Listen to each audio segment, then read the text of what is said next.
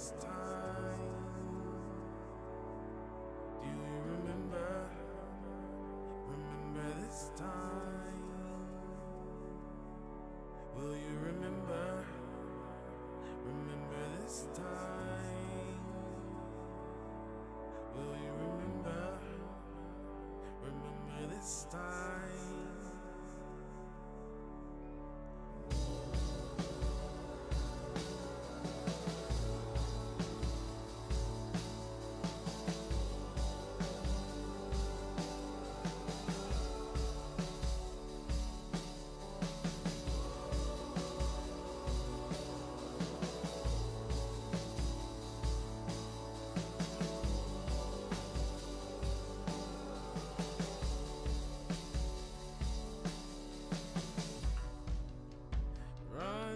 At space,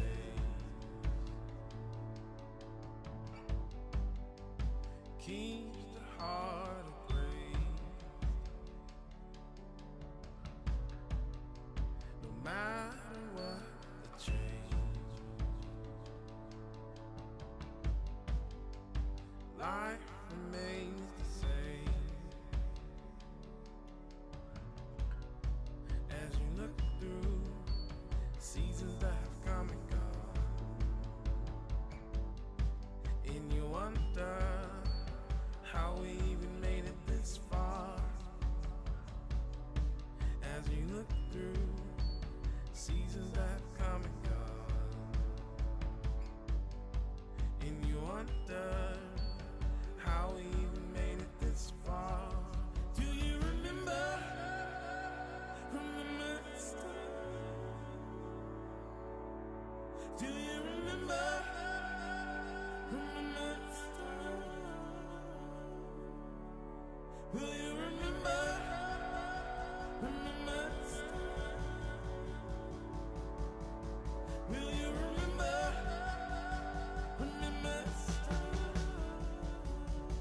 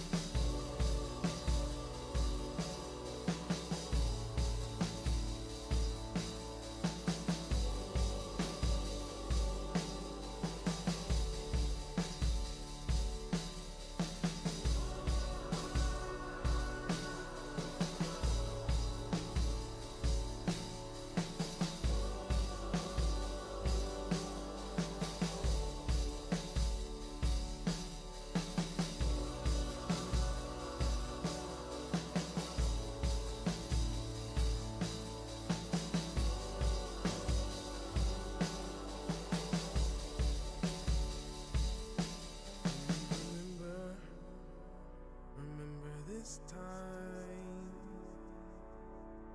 Do you remember? Remember this time? Will you remember? Remember this time? Will you remember? Remember this time?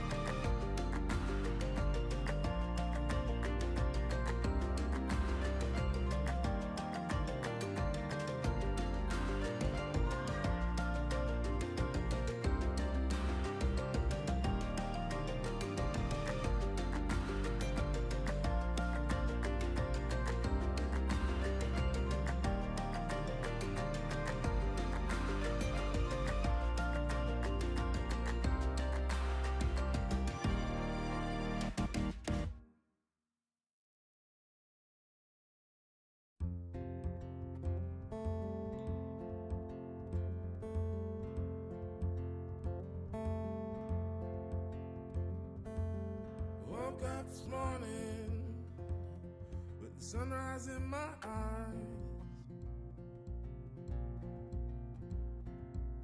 just like a new day, a breath of fresh air in my life.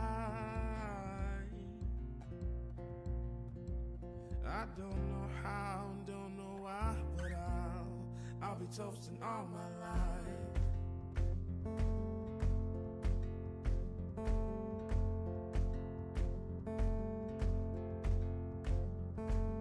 My boots and briefcase are waiting at the door.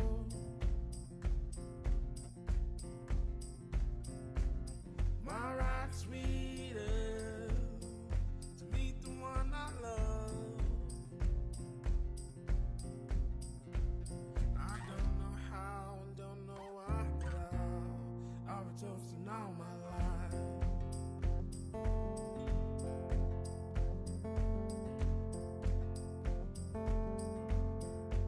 Oh, it's sweeter the first time around.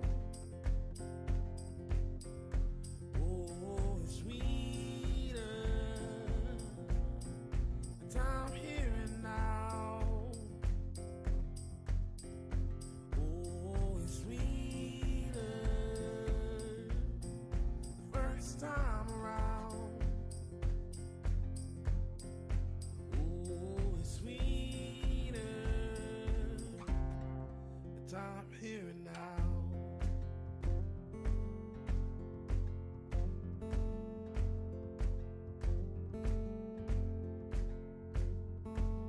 I played the dice right and let the good times roll. One knee and one ring, forever it's our show. I don't know how and don't know why, but I'll be toasting all my life.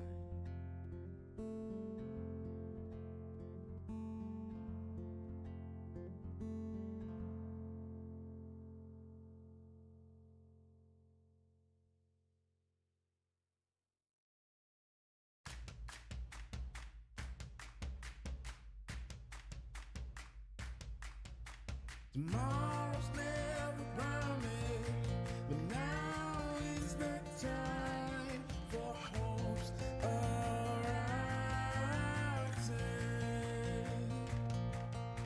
Tomorrow's never promised, but now is the time for change that starts today.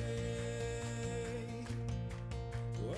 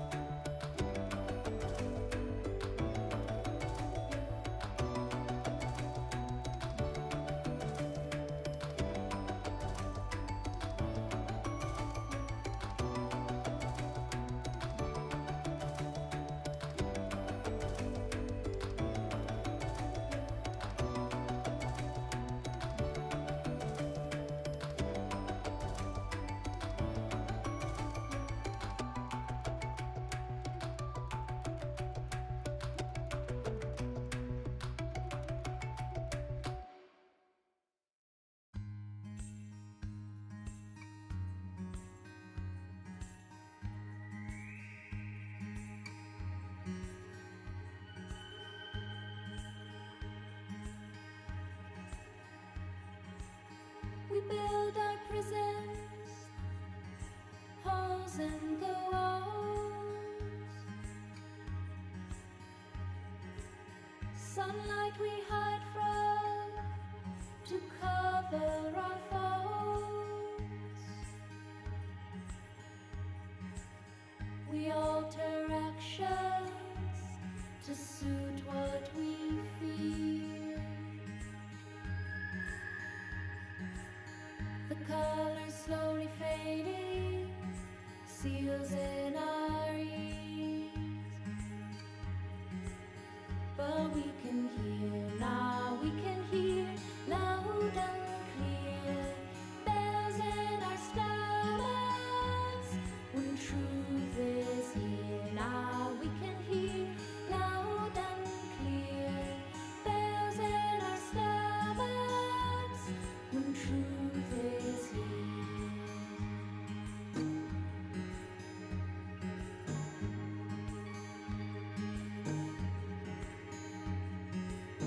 Possessions hold us, fall to the brim.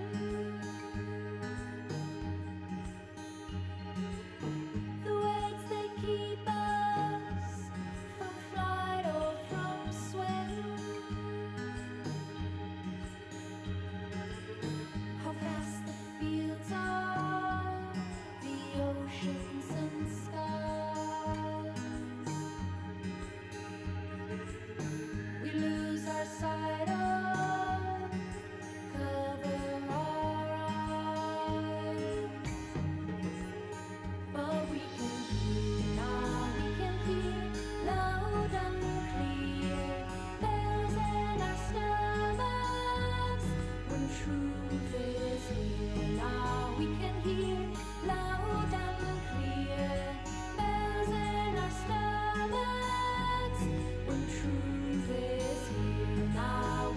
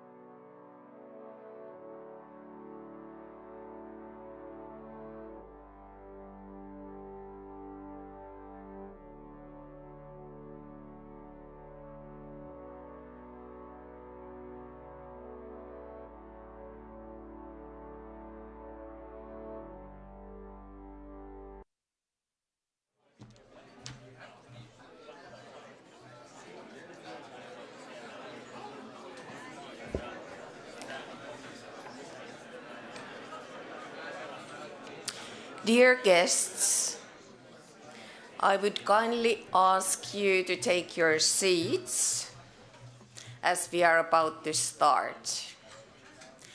While we are waiting for everyone to take their seats, there is probably one pressing question that everyone has in their minds, and that is, of course, the password for the internet. So if you don't have it in your folders, the network is called Pikku Finlandia, Pikku for little in Finnish. And then the password is Finlandia with capital F 2024. And my name is Titta Majaluoto. I am Director General for Development Cooperation and Development Policy here in the Ministry for Foreign Affairs of Finland. And it is my pleasure really to welcome you all to Helsinki. With some of you, we had a possibility to exchange notes already last night, and I am very grateful that you have arrived here in such plenty of numbers.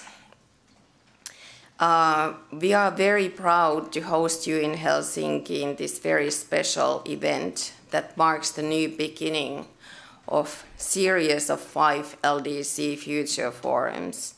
We are, of course, especially warmly welcoming our distinguished ministers, Madam Undersecretary General, and Excellencies that have arrived in Helsinki already now. And I know that some of them will be arriving in the course of today. As you know, last year in Doha, Finland announced that we will organize 5 annual LDC Future Forums in partnership with the UN Office supporting least developed countries.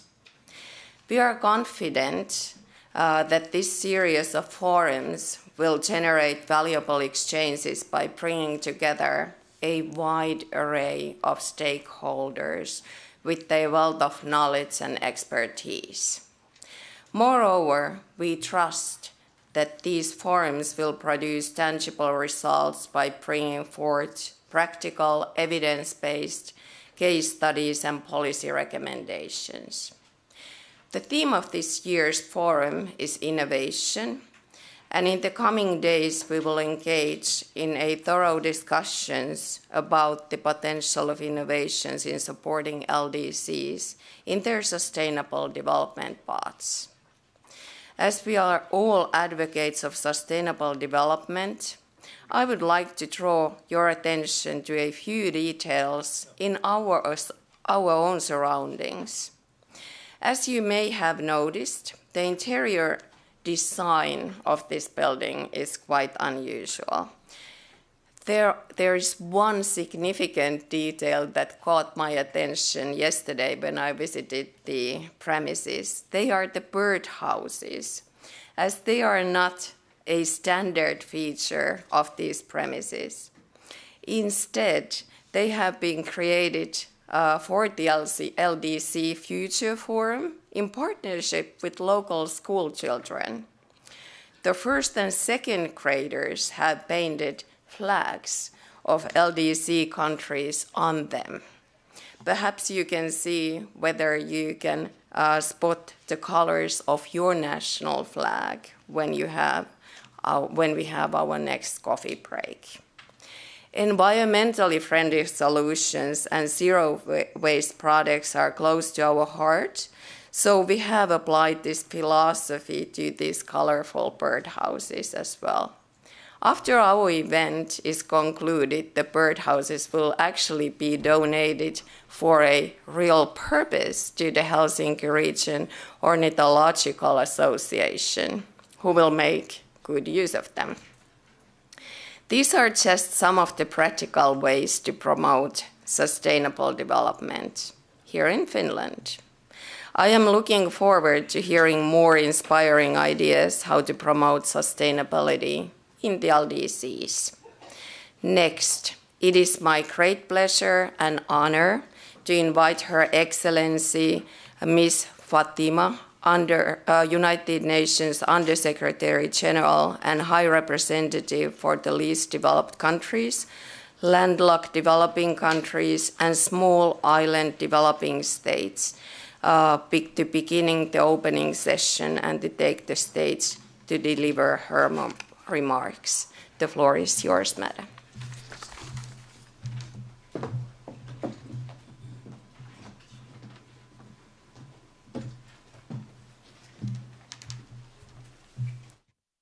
For the record, I think I have the longest title in the United Nations.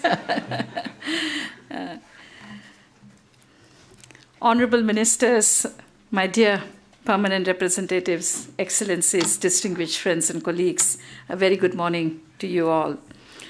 I'm honored and pleased to join our hosts in welcoming you all to the second LDC Future Forum here in this beautiful historic city of Helsinki. At the outset, I express my deep appreciation to the government and the people of Finland for their warm welcome and generous hospitality and for the excellent arrangements made for this important event. We commend Finland's unwavering commitment to the LDCs, and we thank you for your leadership in creating this important platform, which brings together the researchers, practitioners, and policymakers to address the pressing challenges and priorities of the LDCs. The theme of this year's forum, Innovation for Structural Transformation in LDCs, highlights the close interlinkages between two important focus areas of the Doha Programme of Action, STI and structural transformation. We wish to dedicate the next 2 days to discuss the challenges and identify practical and innovative solutions to help the LDCs overcome their structural impediments and achieve the SDGs. Excellencies, distinguished colleagues, the 45 LDCs in the world are far behind in leveraging the benefits of science, technology, and innovation. For instance, only about 54.75% people in the LDCs have access to electricity. The proportion of youth in LDCs using the internet is only about 54% compared to the world average of 79%. The share of employment in agriculture in LDCs is as high as 50.60%, more than half the population, which speaks of the lack of structural transformation in these countries. And the LDC's contribution to published scientific and technical journal articles is only 11 per 1 million people, while in OECD countries, the number is as high as 100,000 per million. And making the situation worse is the lingering impacts of the COVID-19 pandemic and other overlapping crises, which are disproportionately impacting the LDCs. There are, however, some bright spots. The working age population in the LDCs is expected to double by 2050, rising to 1.2 billion people. And if the LDCs can harness the full potentials of this burgeoning youth and reap the benefits of this demographic dividend, they can bring about rapid and transformative structural changes. STI can be a powerful catalyst for driving this change. This can reshape societies, industries, and institutions for ensuring high productivity and increased job opportunities. Robust global partnership will be critical in this regard. Equally important for the LDCs will be to ensure an enabling environment to support research and development, nurture entrepreneurship, and facilitate the adoption of new technologies. Allow me, Excellencies, to share a few specific thoughts in this regard. First, changes must come from within. For structural economic transformation to gain required momentum in the LDCs, it is imperative to adopt necessary reforms to encourage innovation and boost productivity. There must be clear and consistent national policies to incentivize research, knowledge generation, and creativity to foster STI in agriculture, manufacturing, and services sector. The STI actors also need to be supported to innovate and participate effectively in global value chains. Our own analysis show that LDCs that have adopted such innovative policies and reforms over the past decades have gained rich dividends. They have been able to substantially increase their share of manufacturing and services sectors vis-à-vis agriculture in their GDPs. These reform measures, however, need to be strongly supported by the development partners, the United Nations, and other stakeholders to ensure technology transfer and share good practices. Second, the LDCs must reap the full potentials of their human capital. They would need to invest heavily in education and skills development to tap into the opportunities of the evolving global STI landscape. The Doha Program of Action has envisaged establishment of an online university for LDCs to bring about transformative changes in graduate and postgraduate studies in STEM, science, technology, engineering, and mathematics in LDCs. My office has undertaken a feasibility study on this deliverable in partnership and collaboration with all the relevant UN agencies and other stakeholders. There should be enhanced focus on harnessing the opportunities of new and emerging technologies such as artificial intelligence, machine learning, and nanotechnology. This will pave the way for creating a workforce which will not only act as agents of changes in the LDCs, but will be an asset for the global innovation industry. Equally important will be to ensure meaningful participation of women in all spectra of economic activities and enhance their access to financing and technologies. We need to remove all barriers to their economic empowerment by ensuring their equal participation in the workforce and, very importantly, also in leadership positions. Third, the LDCs can be both beneficiaries and contributors to the new and evolving green technologies. With the necessary financial and technological support, they can build their growth momentum by utilizing green technology and reducing greenhouse gas emissions. And there are already some very good examples of such homegrown innovations in the LDCs, which needs to be further scaled up. The development partners need to provide adequate support to the LDCs in this regard. While the international financial flows to other developing countries in clean and renewable energy have doubled since 2010, the LDCs received only 12% of that share. There should be more targeted and comprehensive approach to support the LDCs to achieve this transition. And I believe that the private sector can play a critical role in this regard. Excellencies, fourth, the LDCs must overcome their dependence on limited commodities and lack of market diversification. Given the fact that MSMEs make up the bulk of their entrepreneurial sector, there must be more investment to spur further innovation in this sector. LDCs would, however, need to carefully navigate through the potential impacts of automation on job markets. As the garments and footwear industries, for example, start utilizing robots for assembly line work, many low-skilled workers are likely to lose their jobs. We would need to find innovative solutions to these challenges. LDCs also need to have enhanced focus on more complex manufacturers and digitally enabled services.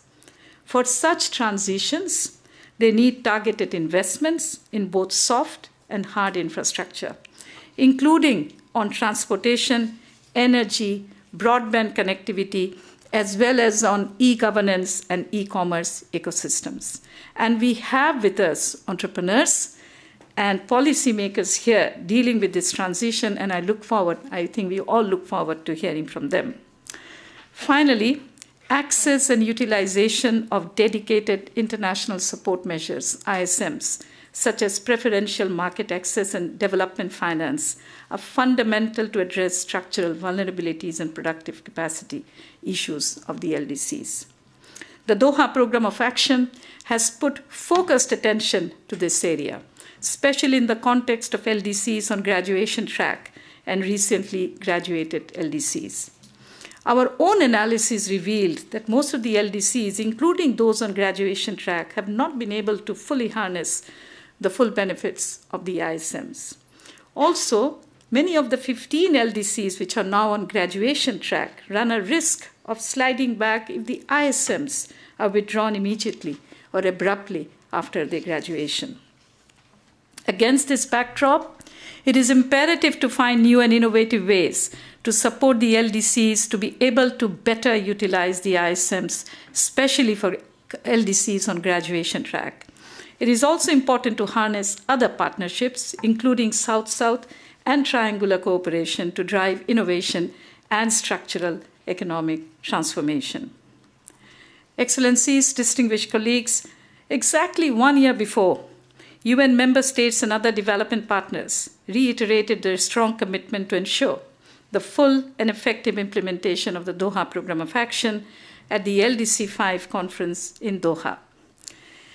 The DPOA's strong commitment on focus on STI and structural transformation have paved the way for our focused deliberations on the interlinkages and interplay between these two issues in this forum. In 3 months from now, we are going to hold the 3rd United Nations Conference on the landlocked developing countries, LLDC 3 in Rwanda, Kigali, Rwanda, and the 4th International Conference on the Small Island Developing States, SIDS 4, in Antigua and Barbuda. 15 of the 32 LLDCs and 8 of the 39 SIDS are also LDCs. As the Secretary General of the LLDC 3 and Special Advisor of the SIDS 4, my office is making every effort to ensure the success of these two very important once-in-a-decade conferences. These conferences offer opportunities to highlight the unique situation, challenges, and priorities of the LDCs and integrate those in the new programs of actions of the LLDCs and the SIDS. Given the overlapping priorities between the LDCs and these two groups, the LLDCs and the SIDS, our discussions here are expected to have important bearing on the outcome of these two conferences. We are very grateful for the kind presence of ministers from the LDCs and of the permanent representatives from New York, who are joining an excellent panel of experts to delve into different aspects of STI and structural transformation to bring about real changes in the lives of the 1.2 billion people in the 45 least developed countries. And I'm looking forward to a very productive discussion over the next 2 days. And Honorable Minister, a warm welcome. Sorry we had to start with you, but we are looking forward to listening to you. Excellencies, let me rest it here, and I thank you again for your kind attention.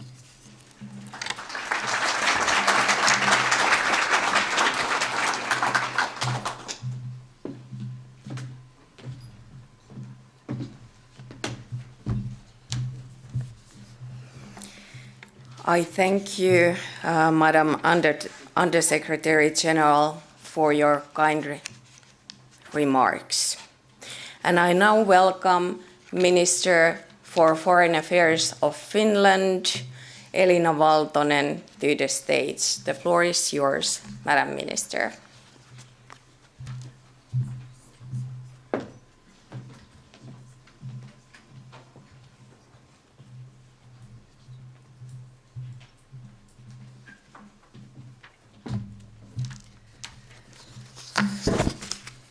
So, distinguished ministers, Undersecretary General, permanent representatives, excellencies, dear guests. It is my great pleasure and honor to welcome you to Helsinki. It is a privilege for Finland to host this LDC Future Forum with high-level policy makers, distinguished academics and other colleagues around the world. I thank you all for coming from near and afar. and sunny Helsinki is, of course, welcoming you all. I would like to take this opportunity to express my gratitude and appreciation to the Under-Secretary General Rabab Fatima and to the Office of the High Representative for co-organizing this LDC Future Forum with Finland. Thank you for the great collaboration and for your hard work. Let me also thank the other partners for your time and efforts to make this forum a success. Ladies and gentlemen, the theme of this year's forum is the role of innovations in structural transformation of LDCs. It is a particularly fitting theme for Finland, which has its own story of developing from a poor, agrarian and war-torn country to a Nordic social welfare state through social, economic and technological innovations. In the course of this forum, we are happy to share our experiences on how, with innovation and inclusion, we conquered poverty in our country. We made it a principle to leave no one behind. The LDC Forum series is about our collective future and about sharing innovative solutions, best practices and policy approaches to accelerate sustainable development in your countries. Already in 2021, when we organized the first LDC Future Forum, the rationale was to bring together different actors from policy making to science, from decision makers to private sector, and to provide a platform to find concrete solutions together. Due to several reasons, least developed countries are more vulnerable to the ongoing and the newly emerging challenges. Yet LDCs also represent an enormous human, cultural, and natural resource potential for sustainable economic growth, social well-being, peace, and prosperity. What is needed is a transformational change driven by innovation and strong private sector participation, supported and enabled by the public sector.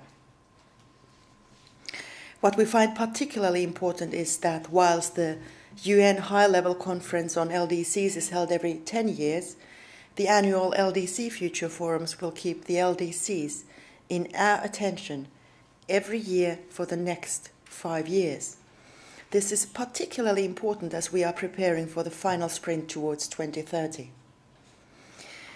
Excellencies, dear guests, as we are faced with global challenges in varying magnitude, one should not forget that each day the world offers at least as many opportunities as obstacles. I want to state Finland's strong commitment to multilateralism and rules-based international order.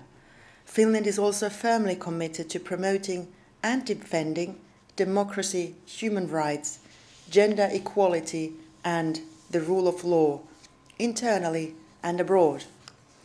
The cornerstone of a well-functioning multilateral system is the common set of rules.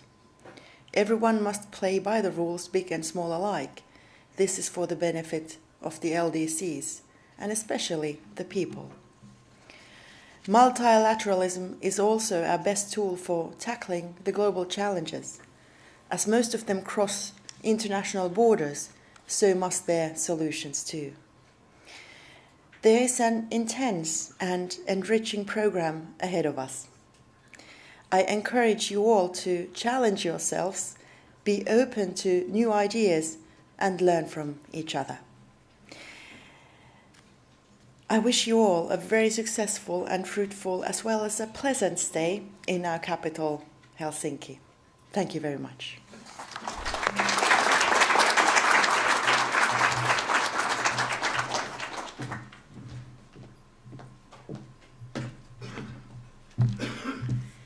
Thank you, Your Excellency, for these insightful words.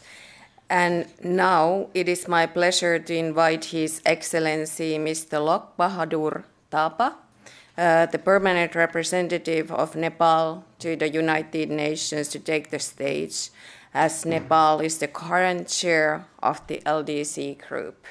The floor is yours.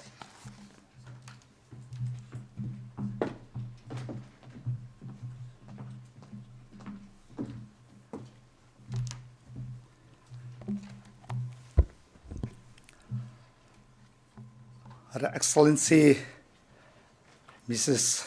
Elina Baldunen, Foreign Minister of Finland, Her Excellency Madam Rabab Fatima, High Representative and Under Secretary General of the United Nations, Honorable Ministers, Excellencies, my dear colleagues, PIA Permanent Representative, distinguished delegates. It is my distinct honor to deliver this statement as the chair of the LDC group. At the outset, I would like to express my sincere thanks and gratitude to the government and people of Finland for the warm hospitality extended to us. I also thank USC Rabab Fatima for her unremitting efforts in holding this forum. As we gathered here for the second time, allow me to express our sincere gratitude to Finland for its noble initiatives to convene the LDC Future Forum, as well as for its unwavering support to the cause of the LDCs.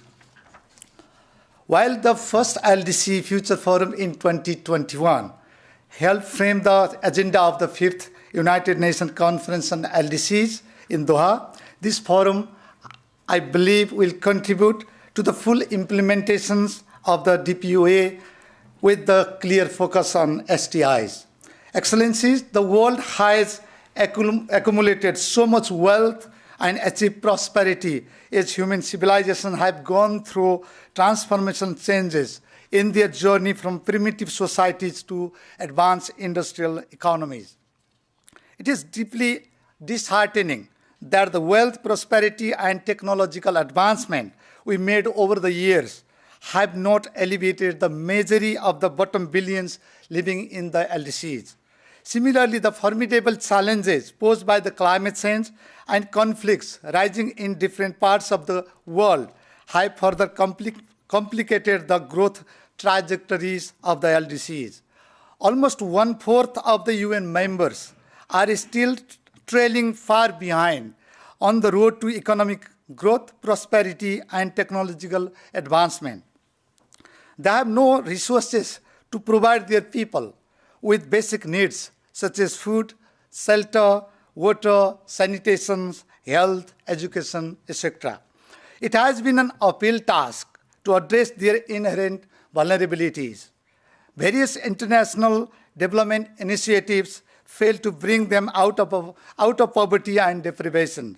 Graduation from the LDC status to developing countries has remained an illusion to them, as most of the promises made in the successive program actions have ended in peril. Only 6 LDCs have graduated so far since 1971, which speaks volume about our development history.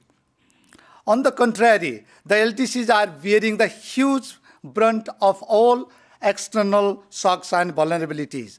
They are the ones hardest hit by the pandemics and other epidemics.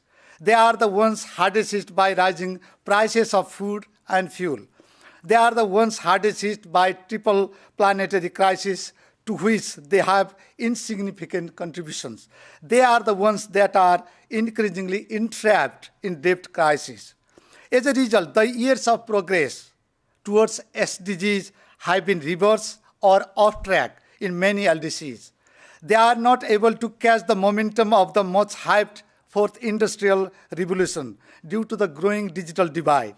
Therefore, I call for full and effective implementation of the Doha Program of Action to address the multidimensional vulnerabilities facing the LDCs, to get them out of the vicious cycle of poverty and underdevelopment, to provide people with hope, aspirations, and optimism for their lives in the present and future, to support them in achieving SDGs and attaining the 2030 agenda. More importantly, to enable at least 15 more LDCs to graduate from LDC category in the coming decades. Ladies and gentlemen, The only way of tackling these issues is to address them collectively with innovative ideas and an integrated approach.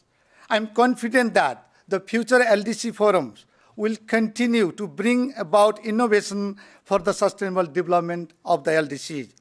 The TPOA is our partnership venture. We must own and implement it collectively. History has witnessed that without the progress and prosperity of the poor people, our vision, commitment to peace, security, development, and human rights will remain unsustainable. There lies a silver line of hope. We are encouraged to see an increased level of support from the international community for the cause of LDCs in recent days in different international forums, including the SDG Summit. The spirit and momentum must be maintained. Excellencies, since science, technology, and innovations have huge potential to unlock growth prospects and overcome multidimensional vulnerabilities in the LDCs, STI will be a game changer in LDCs to boost their productive capacity, increase competitiveness, diversify economies, industries, and service sectors, and add value to agriculture.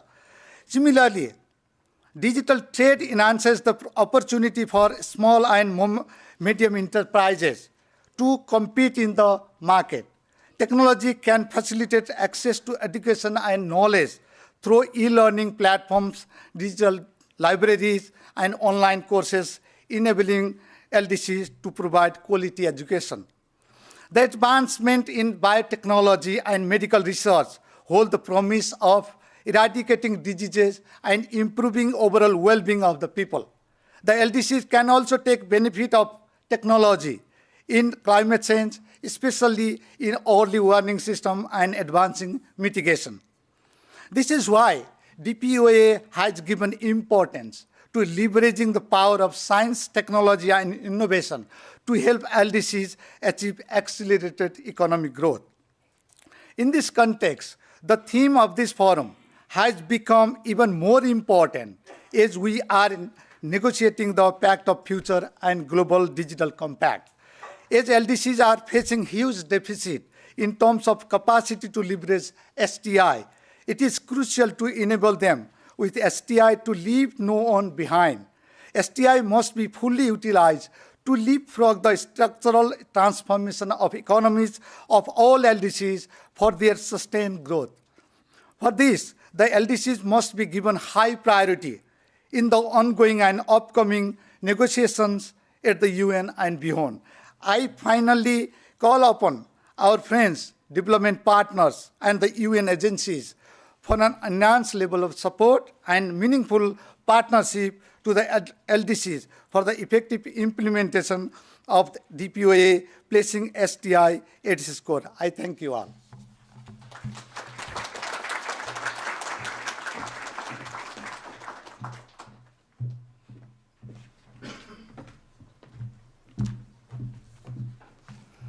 Minister Valtonen, Madam Undersecretary General, Your Excellency, thank you very much for your insightful remarks and opening of this important event. Thank you. Now, it is my great pleasure to invite my colleague, Mr. Pasi Hellman, Undersecretary of State for Development Policy at the Ministry for Foreign Affairs of Finland. Mr. Hellman will be moderating this ministerial dialogue on strategies to accelerate innovation and structural transformation. I am honored to welcome His Excellency, Mr. Felix Mutati, Minister of Technology and Science of Zambia, to join Mr. Hellman on stage. In addition, we have Her Excellency, Ms. Kayo Miveder Zambiani, Minister of Commerce, Crafts and Local Consumption of Togo, joining us virtually. Please.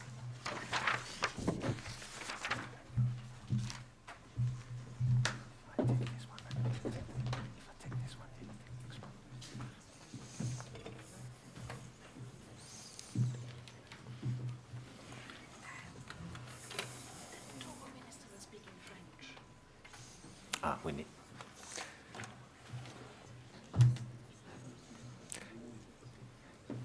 Good morning, esteemed ministers, Undersecretary General, Excellencies, ladies and gentlemen. It's really an honor for me to moderate this ministerial dialogue on strategies to accelerate innovation and structural change. We are very pleased to welcome Honorable Minister Felix Mutati, Minister of Technology and Science of Zambia, present here. Welcome. Thank you. And also welcome, bonjour, Her Excellency Rose Kai Mivedor Zambiani, Minister of Trade, Handicrafts and Local Consumption of Togo, hopefully online with us. Madam Minister, I hope you can hear us. We have been faced with some unfortunate challenges and developments in the recent hours and days, and our panel looks a bit different and smaller than was intended yesterday and some days ago. But even more so, we have good opportunities to make strong interventions by the two ministers. And thank you for the organizing team to have accommodated all these changes that have become at short notice. Excellencies, it is important for us to understand the factors that contribute to the transfer from labor-intensive activities to a capital and skills-based economy, from an agrarian society to manufacturing, and then on to services and innovation. It is often said that growth goes hand in hand with an increase in trade. But I think that domestic trade, when it is a necessary beginning for building economic base, but in order to create sustainable growth, also regional and international trade and integration are a necessity. Connecting to the world economy entails the creation of a favorable business environment, which essentially means solid and well-maintained infrastructure, functioning market institutions, a healthy business competition environment, and also a skilled workforce, among other factors. The LDCs have yet to tap into the opportunities presented by global trade, as their share of global exports is less than 1%, and the majority of LDCs produce raw materials and agricultural products that are exported, often unrefined, to foreign markets, where the refining and value addition often then takes place. Now, regarding today's topic of innovation and structural change, all countries need to adapt their economic strategies continuously. Investments in innovation capacity are needed through education, science, and technology. A sophisticated innovation ecosystem can boost new ideas and bring them to the market as commercially viable and profitable solutions. Now, the lessons learned from Finland's own development, as also mentioned by Foreign Minister Valtonen in her opening remarks, our development from a poor agricultural country 100 years ago into a competitive innovation economy underlines that many elements of development must be in right place at the right time. In our case, the foundation was laid by investing in basic education, followed by secondary education and higher education. But we strongly believe that development also requires predictable, transparent governance and legislation based on respect for human rights, as well as a culture of trust and cooperation. For us, integration into the global economy has been important, as has been openness to new ideas and funding of innovation activities. Nowadays, our public services in Finland are highly digitalized, and dynamism are indispensable for us to be able to provide effective public services in education, healthcare, and social security. These lessons have also been fundamental for Finland's development cooperation and guiding priorities in our both multilateral and bilateral development cooperation, including with LDCs. To adapt continuously, which I mentioned, remains true also for Finland. As an example, some recent studies have estimated that in order to guarantee economic and employment growth in the future, it is necessary to increase the overall funding of research, development, and innovation activities to 4% of our national GDP by 2030. The aim is that public financing could represent approximately a third of that number. Bolstering Finland's national research, development, and innovation investments in accordance with the aforementioned studies has really become a government priority. Ladies and gentlemen, I hope that this panel, this dialogue, can provide a fruitful opportunity to discuss key actions and steps to bring about structural change and innovation in economies. We are here to hear from your experiences and learn from them, share them, and we welcome that. And I would now like to ask Minister Mutati if you would like to give your opening remarks to this panel. Thank you. Thank you very much, moderator. In the opening session, I learned a couple of things. That structural change, innovation, must come from within. Two, I also understood very clearly that you have got to be clear, consistent, and in the Zambian context, be methodical about the structural change that you want to embark on. And three, that whatever structural change that you want to undertake, you can't achieve the end game without collaboration and partnership. And for LDCs, ultimately, structural change and innovation must be our daily oxygen. It must be our way of life.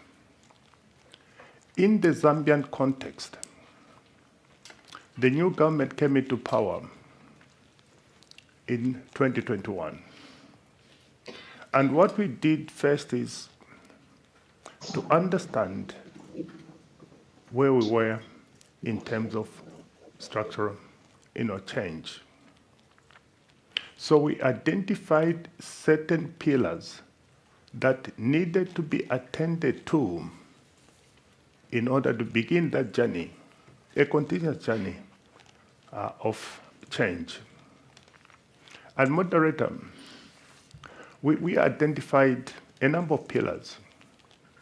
The first pillar that we identified was to address ourselves to putting in place an enabling environment in the country. And in the enabling environment, we looked, one, what strategy do we need to deploy as key? Number two, to look at what would be the underpinning legal framework that we needed to embark on. And three, what are the practical people outputs of change that we needed to have going forward? In terms of, moderator, the strategy, we said we can't do it alone. So we asked UNCDF to work with us in terms of understanding the changes necessary, particularly in putting the economy in the correct direction. So through that process, we developed what we call the Digital Transformation Structural Strategy. And this strategy indicated to us at that time, in 2021, that in terms of innovation, as a country, we're only at 34%. So therefore, we defined where we were and what we needed to do in order to improve. That was important. But much more important, it also pointed out the areas in the legal framework that we needed to attend to. So we have undertaken changes in the legal framework to support the structural changes that we need to have. And then at the people level, we said it doesn't matter what journey you travel. What matters at the people level is the issues of access, availability, and affordability. And we called it the 3 A's. And these are people output. Now, in terms of access, we addressed ourselves to digital infrastructure. What do we need to have in digital infrastructure in order to enable access? The limitation that we found was the cost of investment, among others.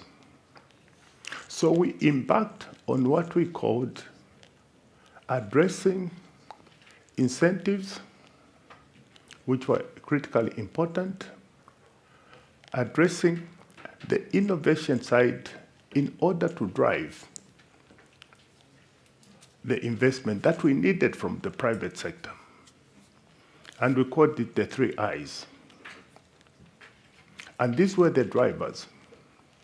You won't believe that with the tax concession and incentives that we provided in 2023, we saw an exponential increase in private sector investment in digital infrastructure. We saw an increase in internet penetration. We saw an increase in fiber connectivity to the extent that Zambia, being a landlocked country, we are now connected by fiber to 8 of our neighbors. And this was purely because we provided the necessary incentives to the private sector to undertake that critical investment. So all I'm saying, moderator, is that you have got to be clear, you have got to be consistent and methodical in terms of implementing the changes, the structural changes that you need. But ultimately, you must be able to say, for who am I doing this change for? It's changing the lives of the people.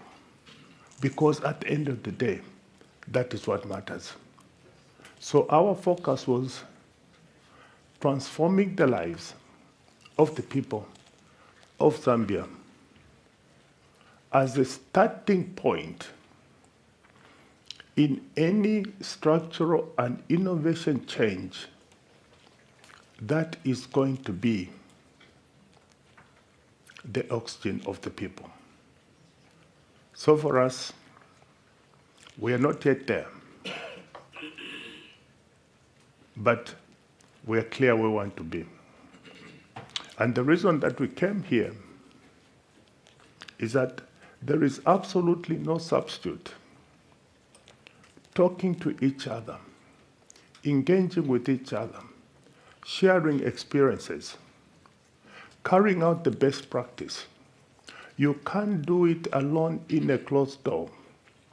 You need to open up to other shared experiences. Only then can it begin to be the ingredient that continues to drive these structural changes, creating friendships, partnerships. And we're hoping that by the time we go back, from a Zambia perspective, that we shall actually arrive home structurally changed. Will no longer be the way we came to Finland. Will be a totally new body going back. And we hope that will show. So, moderator, we are here for structural and innovation baptism that will take us back to Zambia. Thank you.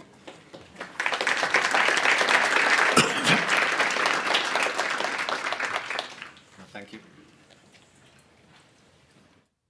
Thank you very much, Minister, for these words. Very impressive achievements when it comes to structural change in digital transition, in innovation ecosystem in Zambia.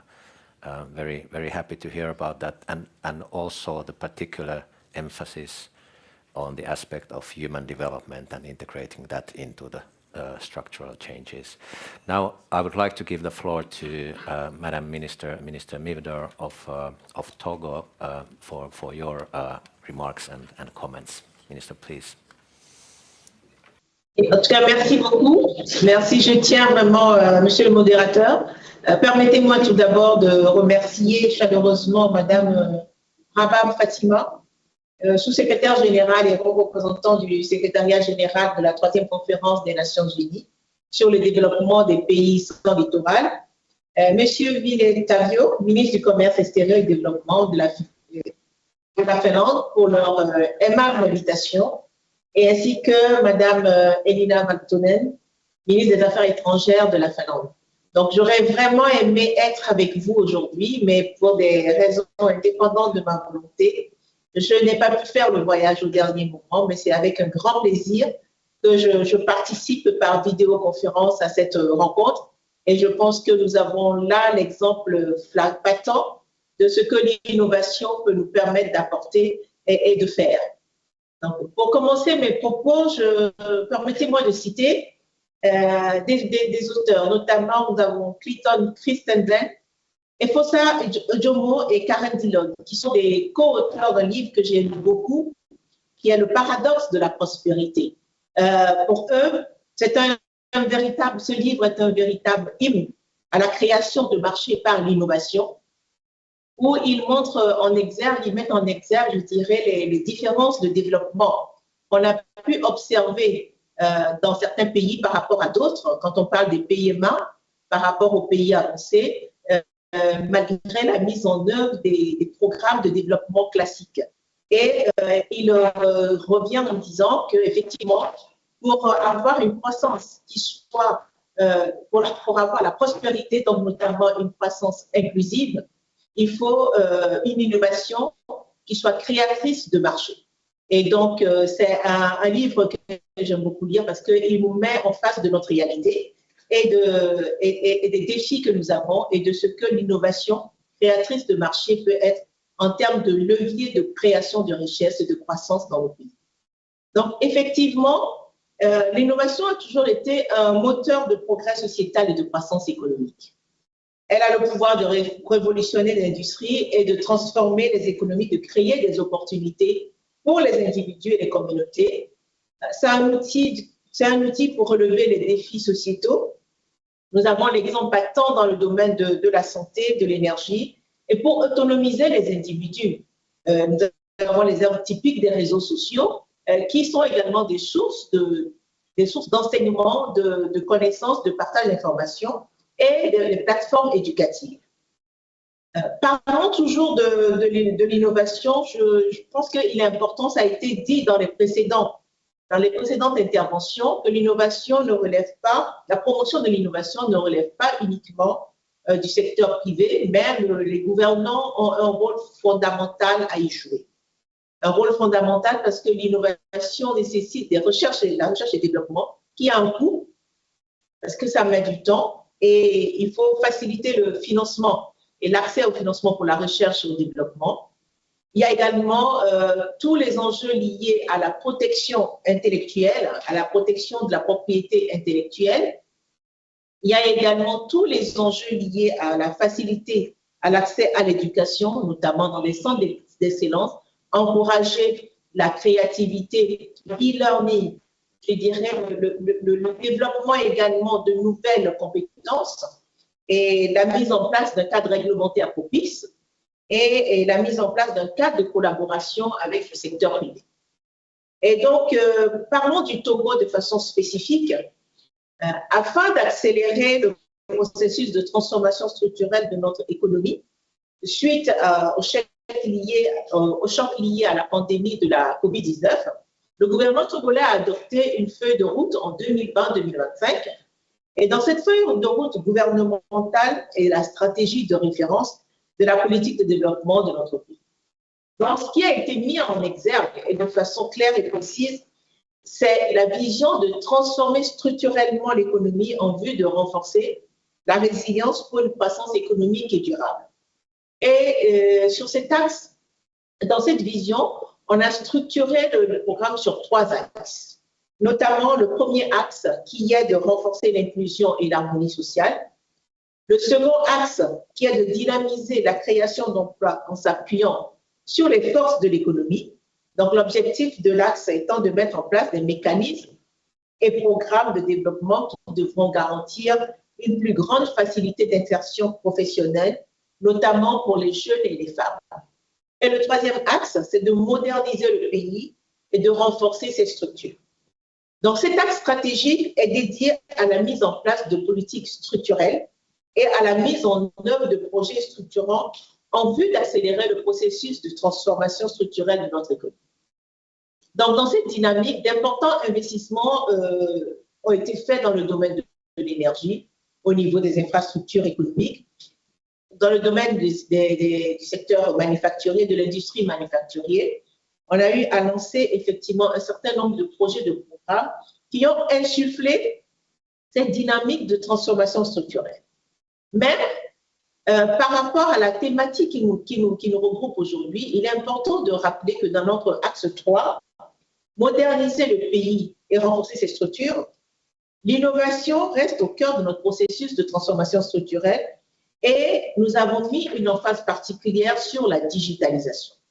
Pour nous, la digitalisation a un effet démultiplicateur, accélérateur et disruptif. Donc, on a mis en place au niveau dans le cadre de la mise en œuvre de l'axe 3, une stratégie ambitieuse de digitalisation de notre économie avec la mise en place d'un cadre adéquat, d'un cadre réglementaire adéquat. Donc, il y a eu tout ce qui est texte relatif à la cybersécurité, la loi sur la protection des données personnelles, la loi sur les prestataires de services essentiels et sur les prestataires de confiance. Et on a également mis l'emphase pour développer l'écosystème approprié pour le développement des startups. Ça, c'était le premier levier. Le second, c'est des infrastructures de recherche et de développement, aussi bien au niveau des instances publiques qu'au niveau du privé. C'est-à-dire en sachant qu'il fallait qu'on ait, je dirais, cette mise en commun des efforts pour qu'on puisse capitaliser sur les innovations qui seront créées et qu'on puisse avoir une prise en main après du secteur privé pour la mise en œuvre, la valorisation de ces innovations. On a également mis en place, toujours dans cet axe 3, qui est un des piliers de la feuille de route gouvernementale, un cadre de financement et d'accompagnement de l'innovation qui est également essentiellement porté par des institutions publiques et par les partenaires techniques et financiers. On sait que l'innovation coûte, il faut de la patience et il fallait qu'on puisse avoir un dispositif qui puisse accompagner cela, aussi bien dans le dispositif porté par les institutions publiques pures que par les structures privées en collaboration avec le public. Et on a également un dispositif de protection de la propriété intellectuelle pour pouvoir permettre à nos inventeurs de pouvoir vivre, de pouvoir jouir des fruits de leur invention. L'implication du secteur privé également a été également un élément fondamental dans notre feuille de route. Et pour pouvoir l'encadrer, on a voté un texte de loi qui réglemente, je dirais, les partenariats publics-privés. Ça, c'était le premier aspect. Le second aspect qui a été mis en place, c'est de décliner clairement dans la feuille de route cette volonté de partenariat avec le secteur privé. Et donc, en termes d'ingénierie financière, de structuration, il a été retenu que 50% du financement de la feuille de route viendra du secteur privé. Ça nous permet corrélativement de pouvoir mettre en place tout le dispositif d'accompagnement en termes d'infrastructure, en termes d'incentives, en termes de facilité, pour que le secteur privé puisse enclin à aller vers des secteurs bien identifiés et qui sont des secteurs phares dans le cadre de la mise en œuvre de la feuille de route.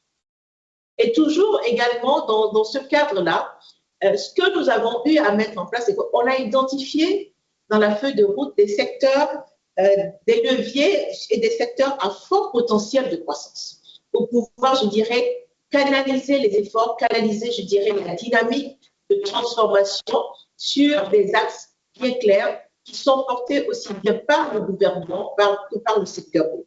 Et donc, en train de canaliser l'innovation et son effet créateur, il a été identifié des secteurs à fort potentiel de croissance, comme je dis, qui serviront de levier et de relais de croissance. Et dans ce cadre, nous avons remis l'emphase sur la digitalisation de l'économie avec toute la déclinaison qui va en termes d'infrastructure, en termes de facilité d'accès je dirais, à tout ce qui est digitalisation, aux équipements, en termes de facilité pour la connectivité des structures privées, des sociétés privées, en termes d'accompagnement pour la formation dans le domaine du digital. On a transformé, je dirais, les centres d'excellence qu'on avait en polytechnique pour pouvoir, je dirais, encourager la formation des jeunes sur tout ce qui est e-learning, sur l'engineering, les data science, etc. Et donc, tous ces éléments nous permettent, je dirais, de pouvoir créer un écosystème qui accompagne ce premier levier qui est la digitalisation. Toujours dans les secteurs à fort potentiel de croissance que nous avons pu identifier, il y a le développement de l'agriculture et de l'agro-industrie par la mécanisation et l'amélioration des rendements agricoles. Et là également, mettons le digital pour pouvoir accompagner ce secteur, pour faciliter l'accès à l'information, pour faciliter, je dirais, tout ce qui est information de base qui vont accompagner l'amélioration du rendement. Donc, nous mettrons également le digital à ce niveau-là.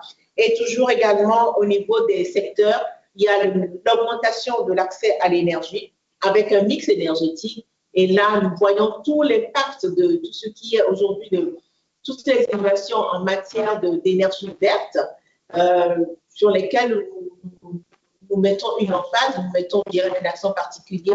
Ça nous permet de pouvoir régler notre objectif et notre ambition de donner l'accès à plus de 50%, l'accès à l'énergie à plus de 75% de la population, que ce soit aussi bien en zone urbaine qu'en zone rurale, et cela en misant sur l'innovation de la technologie. Donc, ça nous permet d'accéder aux populations dans les plus reculées. Et nous avons également, dans le domaine de la santé, qui est également un secteur phare, et là, nous avons tous les avantages liés à la télémédecine, qui aujourd'hui nous permet de pouvoir, je dirais, donner accès à une médecine à des traitements de qualité aux populations. Et donc, c'est un plan également que nous sommes en train de dérouler avec l'amélioration des infrastructures sanitaires aussi bien à l'intérieur du pays que dans la capitale. Et nous avons également le volet éducation et accès de l'eau. Et donc, comme je dirais, pour nous, je dirais, notre transformation structurelle, comme je l'ai dit, elle repose sur 3 piliers fondamentaux. Et un des piliers, nous mettons l'emphase sur la digitalisation pour être un catalyseur. Et dans le cadre de la mise en œuvre de ce pilier, nous avons mis en place tout le dispositif en termes d'accompagnement financier, en termes d'accompagnement, les incubateurs, des centres de recherche pour pouvoir accompagner l'innovation dans ce secteur. Mais je pense qu'il a lieu également de rappeler qu'il y a des défis qui restent. Le défi qui reste aujourd'hui à relever est, nous constatons toujours quand même qu'il y a une certaine déconnexion, je dirais, entre les chercheurs les innovateurs et le secteur productif économique. Donc, ainsi, nous constatons, quand nous voyons un peu les statistiques en termes de brevets déposés et en termes de licences, qu'il y a de nombreux résultats et produits par les chercheurs et inventeurs qui sont peu valorisés pour certains et qui contribuent, je dirais, de façon marginale au développement du pays. Donc là, c'est un des défis sur lesquels nous sommes en train de travailler pour connecter, je dirais, les chercheurs, les inventeurs au monde économique. Et enfin, je dirais que nous avons aussi décidé de rentrer dans un programme avec un des partenaires, notamment avec l'OCDE, pour pouvoir bénéficier, apprendre, je dirais, de tout ce qui a été fait par des pays pairs comparateurs et des pays pairs aspirationnels. Et cela va nous permettre également de contribuer à accélérer, je dirais, le processus de transformation structurelle qui est l'ambition de la feuille de route gouvernementale. Donc, je pense que je vous ai brièvement présenté un peu ce que nous essayons de faire au Togo et ce sont ces éléments-là qui guident un peu nos politiques et nos programmes gouvernementaux dans le domaine de la digitalisation, dans le domaine de l'innovation, avec un impact direct sur la transformation structurelle de notre économie. Je vous remercie.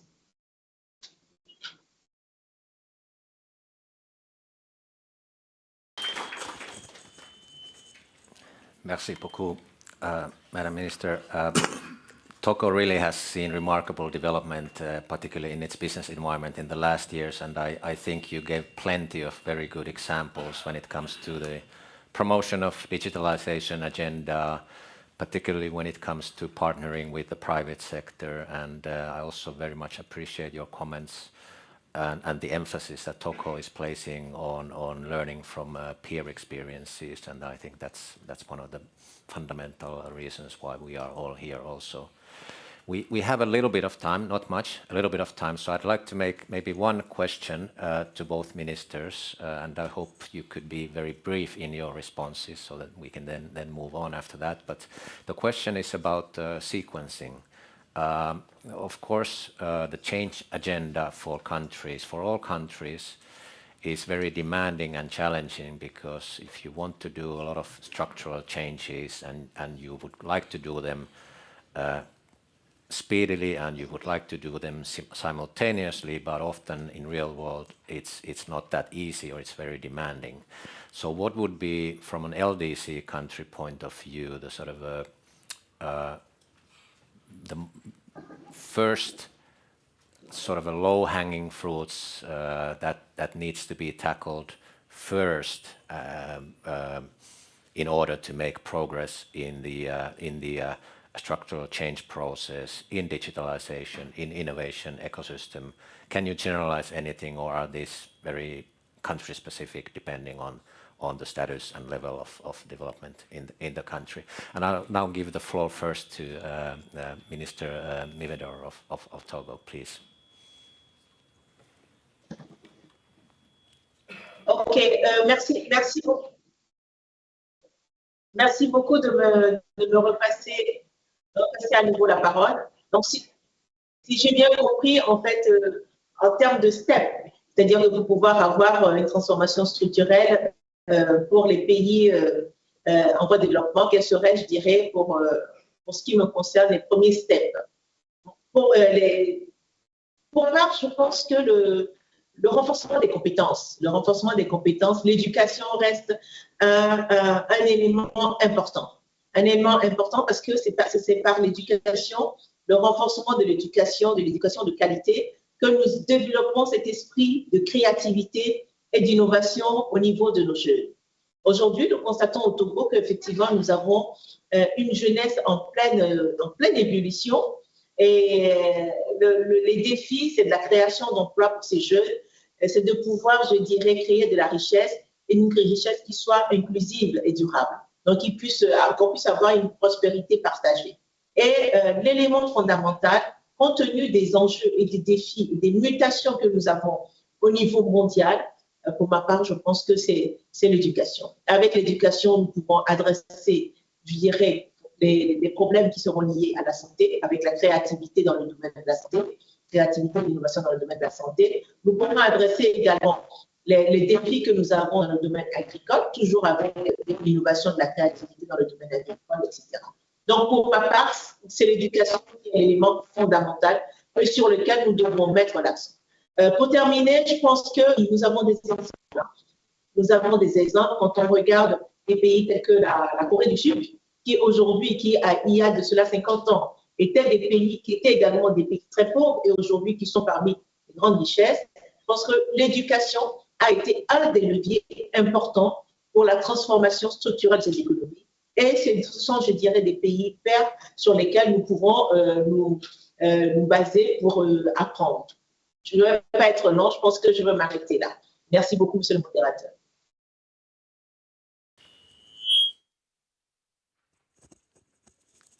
Thank you again. Thank you again, Minister. Thank you very much. Strong emphasis and support for education there, skills and education, particularly of young people. What about Minister Mutati? Thank you very much. Let me just take on the angle of education and skills. Again, sharing the Zambian experience. One of the first things that we did in terms of education is that we put in place a policy called free education. Free education, what has happened now is that in the last 2 years, we have increased the number of pupils attending school by 2 million, and therefore an increment in 2 million in 2 years, bringing a total to 6 million, a third. So it is indispensable. So issues of access must be tackled first. So we are focusing on access in education. In the skills, dimension, again dealing with the access, we are providing free bursaries to those that have finished school to be able to attend to skills development institutions. And we have seen this moving from 34,000 to over 90,000 in under 2 years. So these are issues of access. So you need to deal with access. Again, complementing access, you need to deal with infrastructure. In terms of infrastructure, in the education alone, we have been able to expand the classroom spaces. We have also been able to expand the delivery of desks. We have, in the last 2 years, dealing with the issue of quality, because once you deal with access, you have got to begin to deal with the next issue of quality. In education alone, in the last 2 years, we have been able to employ an additional 54,000 teachers to help us deliver education. So that begins to address the quality issue. To supplement quality, we are now addressing the tools and equipment that are necessary to deliver quality education. And the third layer that we are pursuing in education is partnership and collaboration. For example, we have partnered with Liquid Intelligence, where they are connecting all the secondary schools in Zambia to internet. They will be connected to internet. And the connection to internet is to change the delivery of education across. So the three-layered approach, you deal with access, which you have dealt with. We are dealing with quality, teachers, infrastructure, and tools. And the third one, which is partnership and collaboration with the private sector and other players. I'm just giving you that as an example. So again, you have to be clear, you have to be consistent, and you have to be methodical in order to tackle any transformation that you have got to have in any country. So, moderator, we have been very clear.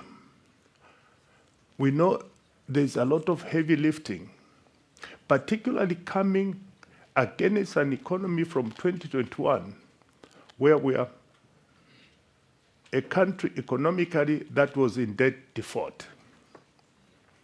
So from 2021 to now, we have been working on getting back to sanity in terms of economic restructuring to support the transformation journey. We have now reached a debt restructuring, the first in Africa in terms of restructuring. So the economy is beginning to breathe again. We are beginning to have resources to be deployed in access, in quality, and then strengthen our partnership and collaboration to be able to address the education as they transit into the skills in order to deliver that child who will no longer be dependent on the state, but the child that will contribute to the lives of another child. That is what we're doing. We have also begun to work with the private sector under a program we're calling Public-Private Development Forum, sitting with the private sector and say, what is it that we need to do together in order to effect the necessary structural change in the economy? So the private sector will tell us the things that they need. Engage with government in one room and be able to say, can we create a common platform going forward, prioritizing the things that we need to do? And what we have found, that engagement, dialoguing with the private sector, most of the issues that were raised were bureaucratic, the bureaucracy in government in terms of dealing with issues, whether it's licenses, whether it's regulation, and so on and so forth. And these were low-hanging fruits, which by me, the minister, sitting, for example, under my ministry, have regulation for the ICT sector. And the private sector sat with me and said, Minister, it is difficult for us to be able to erect towers because it takes us 3, 4, 5 months to get an environmental certificate to plant a tower. So, sitting together with the Minister of Environment, we said, let them plant the tower and you assess afterwards. And in the process, the towers are being planted faster. But you can only get to that level if you sit together, government and private sector and other partners. So we have felt that this, quarterly sitting together with the private sector is a lot more effective in terms of structural transformation. Unless the economy breathes, you cannot be able to lift your education, you cannot be able to lift your skills at a pace to register transformation. So private sector in this equation is indispensable. Talking to each other, engaging with each other. Sometimes you do nothing, but private sector says, yes, they listen to us. Yes, we are partners. Yes, the problem is ours together.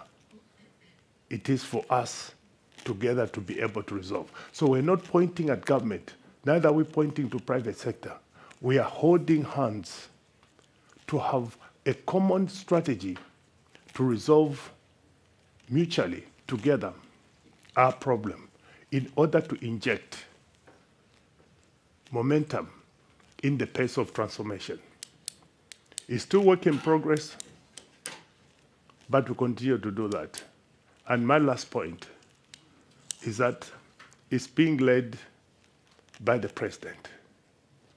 So this private sector forum, the chairman is the president, and decisions are made in the forum.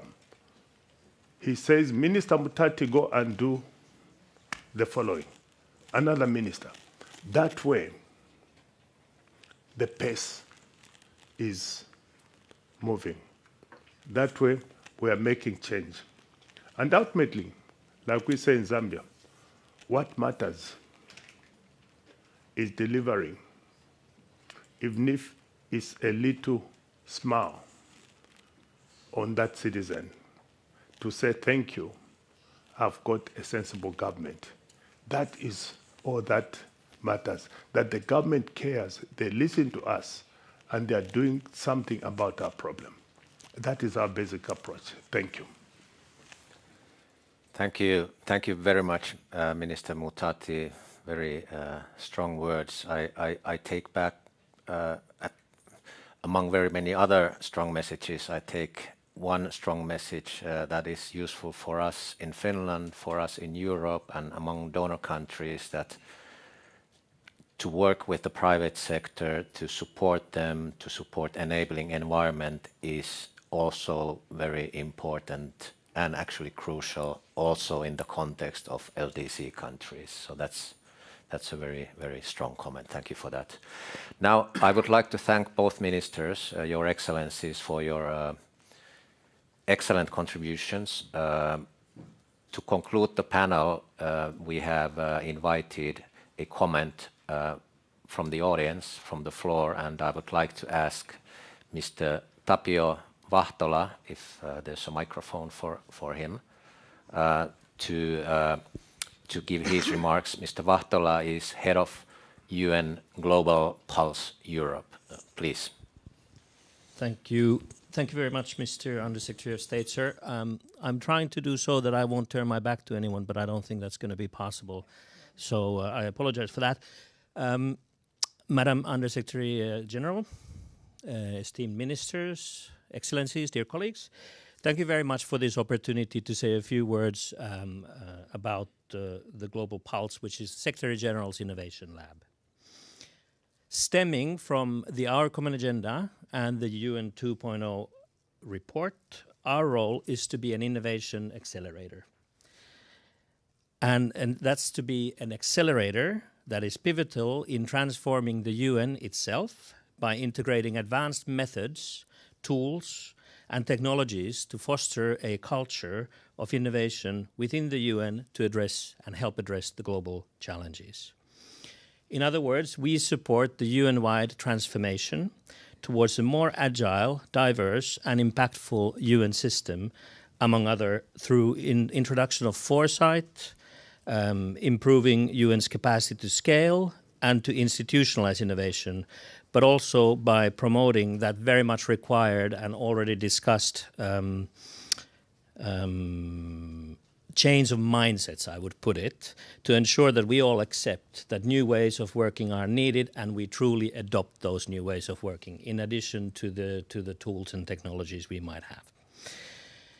So we do this within the UN so that our colleagues across the organization can then better provide that support that the LDC countries and other member states in their similar efforts currently need and ask for and call for, to be better equipped to support the kind of work that we have just heard about throughout this morning, as a matter of fact. The way we do this is through simple methods of capacity building, skills advancement, such as trainings, workshops, knowledge sharing sessions, but we also do engage in those very important collaborative projects and external partnerships. So just a few examples. In 2024, together with the UN Futures Lab, our team will bring foresight expertise to a cohort of UN country teams across the globe to support better planning of their own work in collaboration with the host governments. At the same time, our team here in Finland is prioritizing the launch of the new UN Global Pulse Scale Accelerator, which is a groundbreaking initiative to help UN teams to scale promising innovations to their full potential. The kind of a challenge I believe that most of us have been experiencing for a long time, as the UN and others continue to pilot innovations but don't find a solution to the scaling problem. Similarly, in 2024, we will support our Asia-Pacific hub in their efforts to support Pacific Islands to make better use of data for development planning, while our data insights for humanitarian and social action, which is one of the UN's largest multi-partner AI initiatives, will scale up responsible solutions to enable data. So these were just a few examples of how we are aiming at supporting different UN entities to be better equipped to find solutions with you and other member states to the many global challenges that we all face. It's a great privilege to be part of this kind of an initiative and this effort. And I do want to take this opportunity to thank the government of Finland for their generous support to our work. And it is also great to be doing this work out of Finland. And this has already been said as well, but I think it's really, really important to repeat it. Finland is a country which has become what it is today, much thanks to its own social and other innovations. This Finnish innovation ecosystem continues to evolve and grow, and it is something we too want to build on as we are aiming to make the UN a more efficient organization for the benefit of us all, by fostering innovation and supporting the UN's objectives towards achieving the SDGs through collaborative, forward-thinking strategies. So thank you again for this opportunity, and I look forward to discussing this further with the many of you in the course of the coming days. Thank you so much.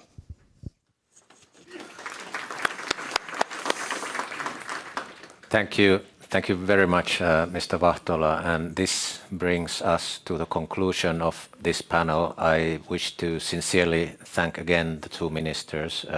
Minister Mivador, thank you very much for joining us online. We regret that this time you were not able to come to Helsinki, but we look forward to the next opportunity. Thank you. And Minister Mutati, thank you for your great comments, and I look forward to discussing more over the course of today and tomorrow. Thank you for your attention.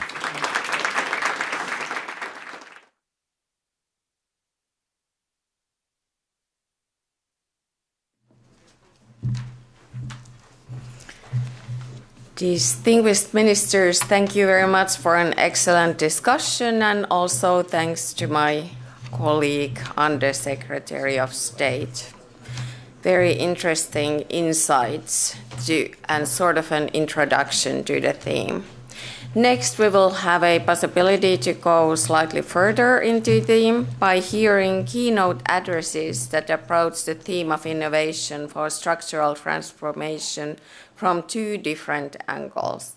We will first hear from Dr. Birhane.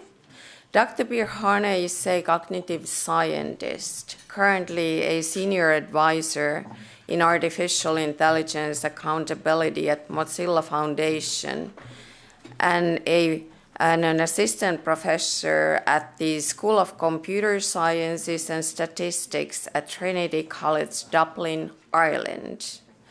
Dr. Birhane researches human behavior, social sciences, social systems, and responsible and ethical artificial intelligence, work for which she recently featured in Wired UK and Time 100 Most Influential People on Artificial Intelligence list. Dr. Birhane also serves on the United Nations Secretary General's Artificial Intelligence Advisory Board and a newly convened AI Advisory Council in Ireland. So, Dr. Birhane, the floor is yours.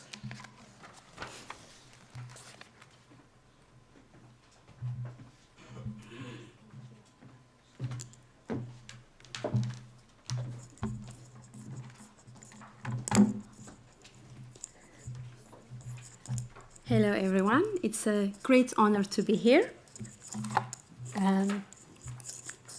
I am here to talk a little bit about my research and mostly I'll go ahead and start. Just a little warning that some of the presentations will contain images that might be a little unpleasant and upsetting. Unfortunately, that's what happens when you work with large-scale data sets that are used for training AI. So this is just a little heads up. So in November 2022, ChatGPT was released, and it really took the world by storm. Within just 2 months of its release, we had over 100 million active users, and this was a report from MIT Tech Review just 2 months after the release of ChatGPT. And with the AI revolution, then we also have other very notable generative models such as Stable Diffusion, Mid-Journey. Maybe they are less known in the general public, but still as important and as influential within the AI community. And with the AI revolution and with the release of these extremely impressive generative models, we've seen a lot of conversation around societal impacts and the ethical questions, concerns surrounding these systems.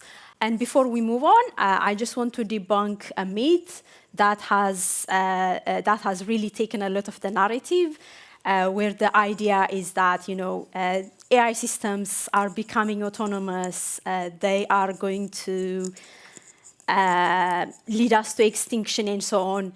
So much of that claim is unfounded. If you actually work in day to day in AI, you will realize, far from being autonomous, these systems actually need extreme human attention. They cannot exist without human maintenance and without constant human in the loop. So a lot of this existential risk comes from invested groups that somewhat benefit from such narratives. And unfortunately, as these unfounded kind of hypothetical risks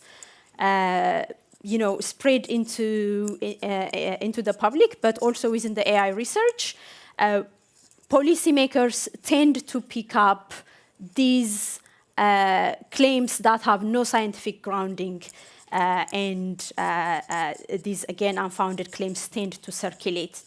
Again, this is just to show you how the media uncritically reports on these unfounded claims.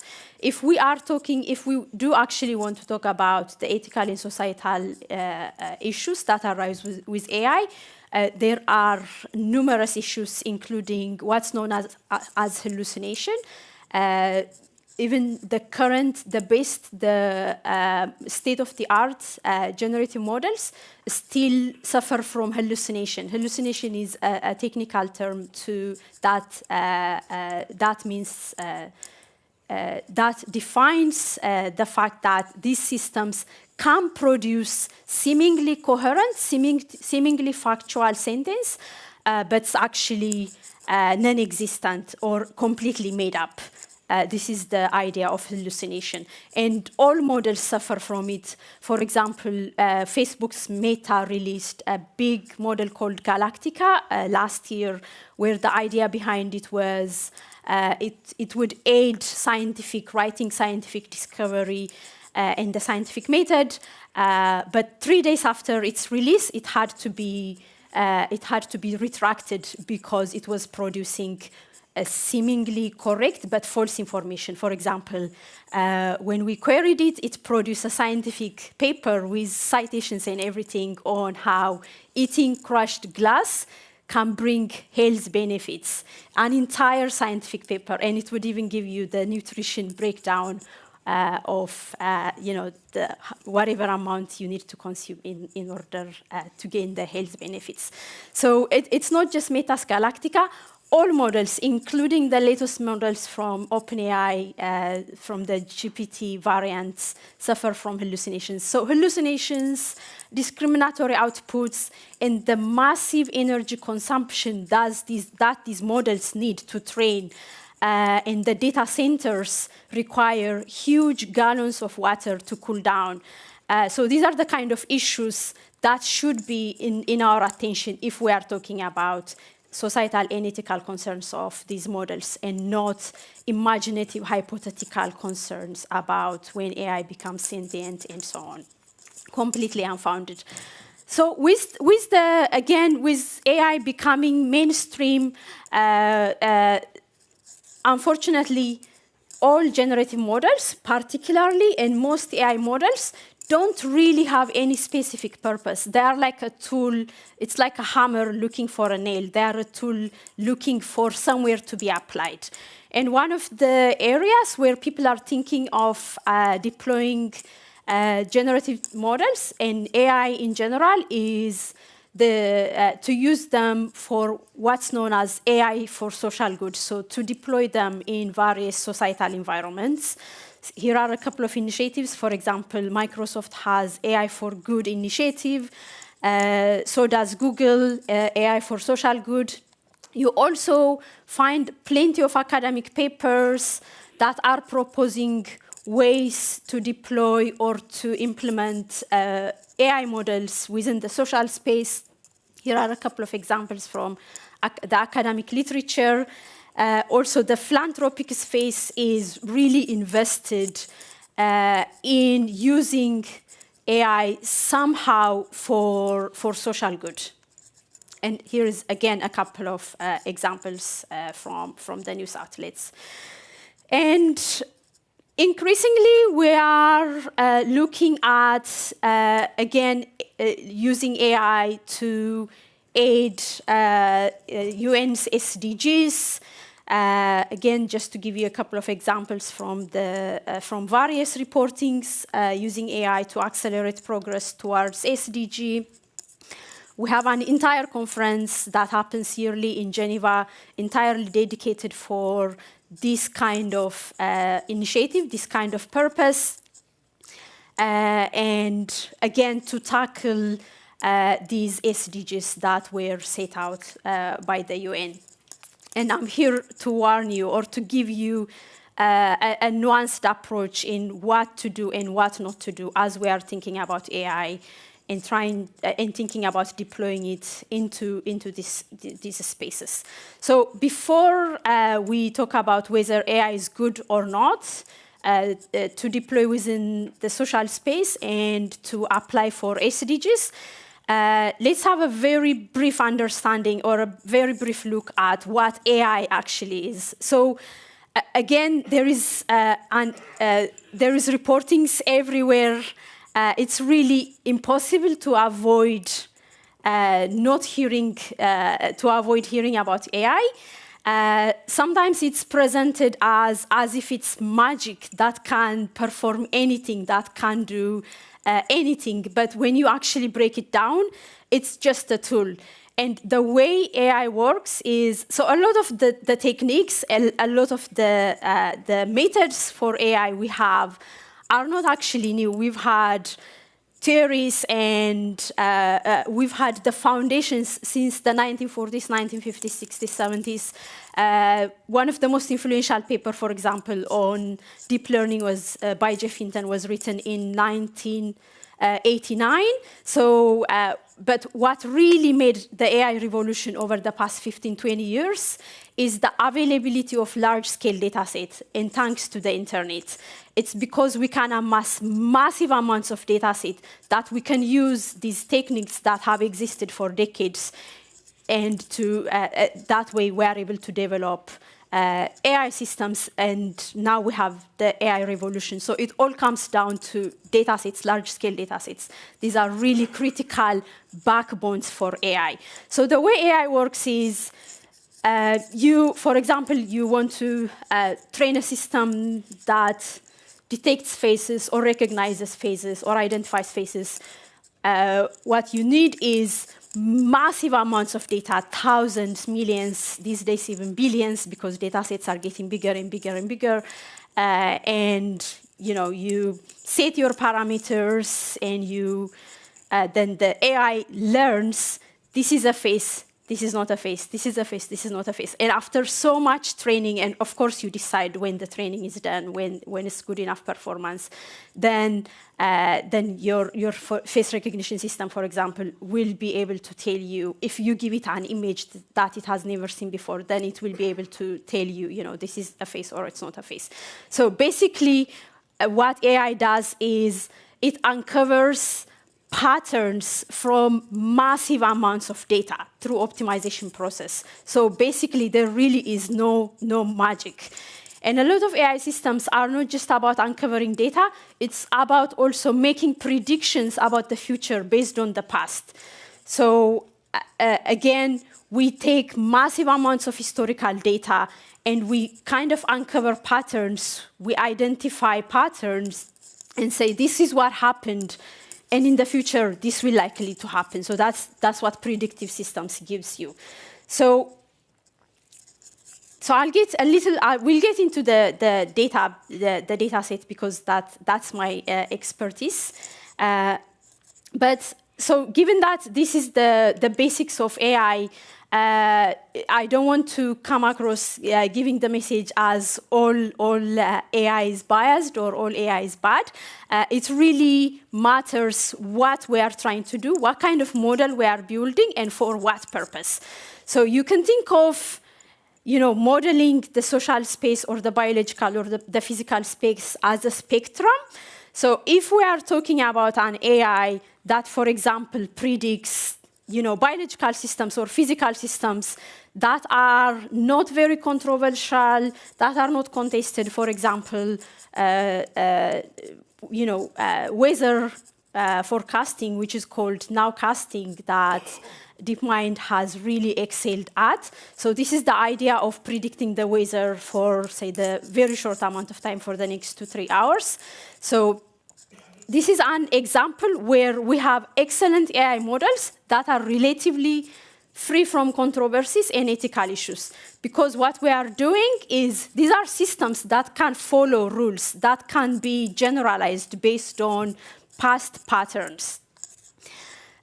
Again, protein folding, we are again dealing with biological systems where we can generalize, when we can find, you know, these are the rules, this is the data, this is what we need to follow.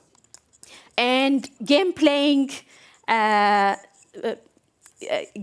is another area where AI has excelled, but we don't hear it anymore these days on the news.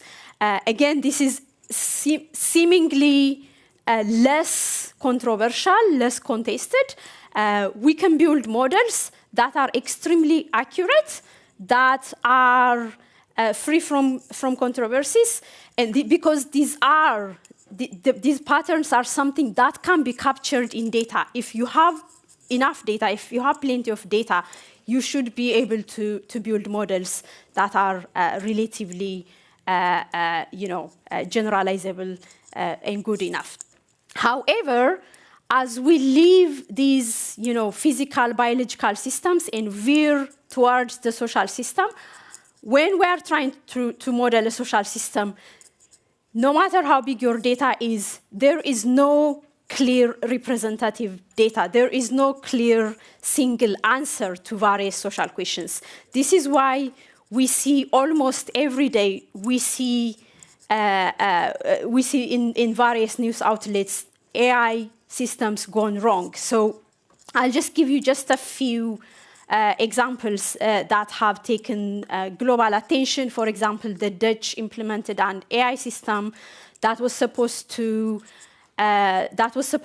catch fraudsters that are taking advantage of the social welfare system. And I think a couple of years into its deployment, they did some audit and they discovered that it was actually failing. Over 100 people died, and people that should be getting benefits were left alone, and they discovered the system was really just not working, and it was unfair, especially on the most marginalized in society, and the algorithm has to be retracted.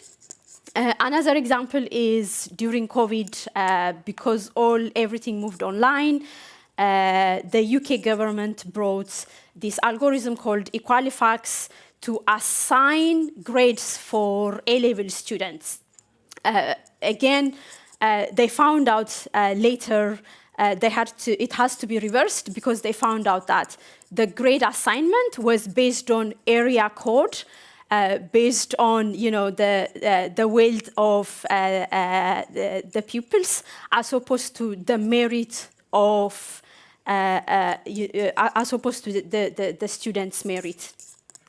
Another notable example is face recognition systems that are continually misidentifying, especially people with darker skin tones.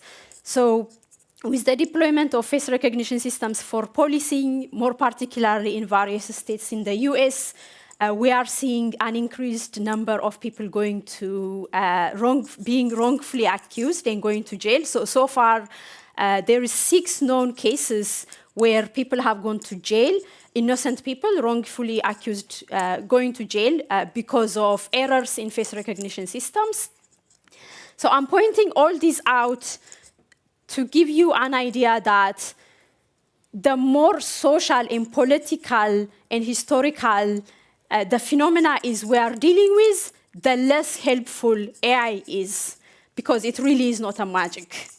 So this is just to capture. So the more socially complex the problem is, the less capable the functionality deteriorates and the accuracy also deteriorates, but also the ethical and societal questions are dire, including loss of healthcare, people being jailed, people sometimes even dying due to medical algorithms making errors. And all algorithms, all AI models make errors. There is no, if you actually, most of the time you are spending, if you work in these spaces, most of the time 95% of the time is spent trying to get the system to actually work, far from. So another dimension of the current AI environment is, despite this talk of AI for social good and so on, at the end of the day, the AI industry is a business that is where the main purpose is to maximize profit. So sometimes, well, most of the time, this contradicts with social goods and social values. So just to give you an idea, I'll briefly talk about the research myself and my colleagues did a couple of years ago, where we looked at the most influential 100 papers from 2 of the top venues, ICML and NeurIPS. We wanted to analyze how the AI research, but also industry and application, how it's becoming captivated by big corporations. So if you compare the data here, for example, back in 2008 and 2009, 77% of the most influential papers were authored by academics and scholars from diverse backgrounds, including scholars coming from non-elite universities, scholars coming from the global south, and so on.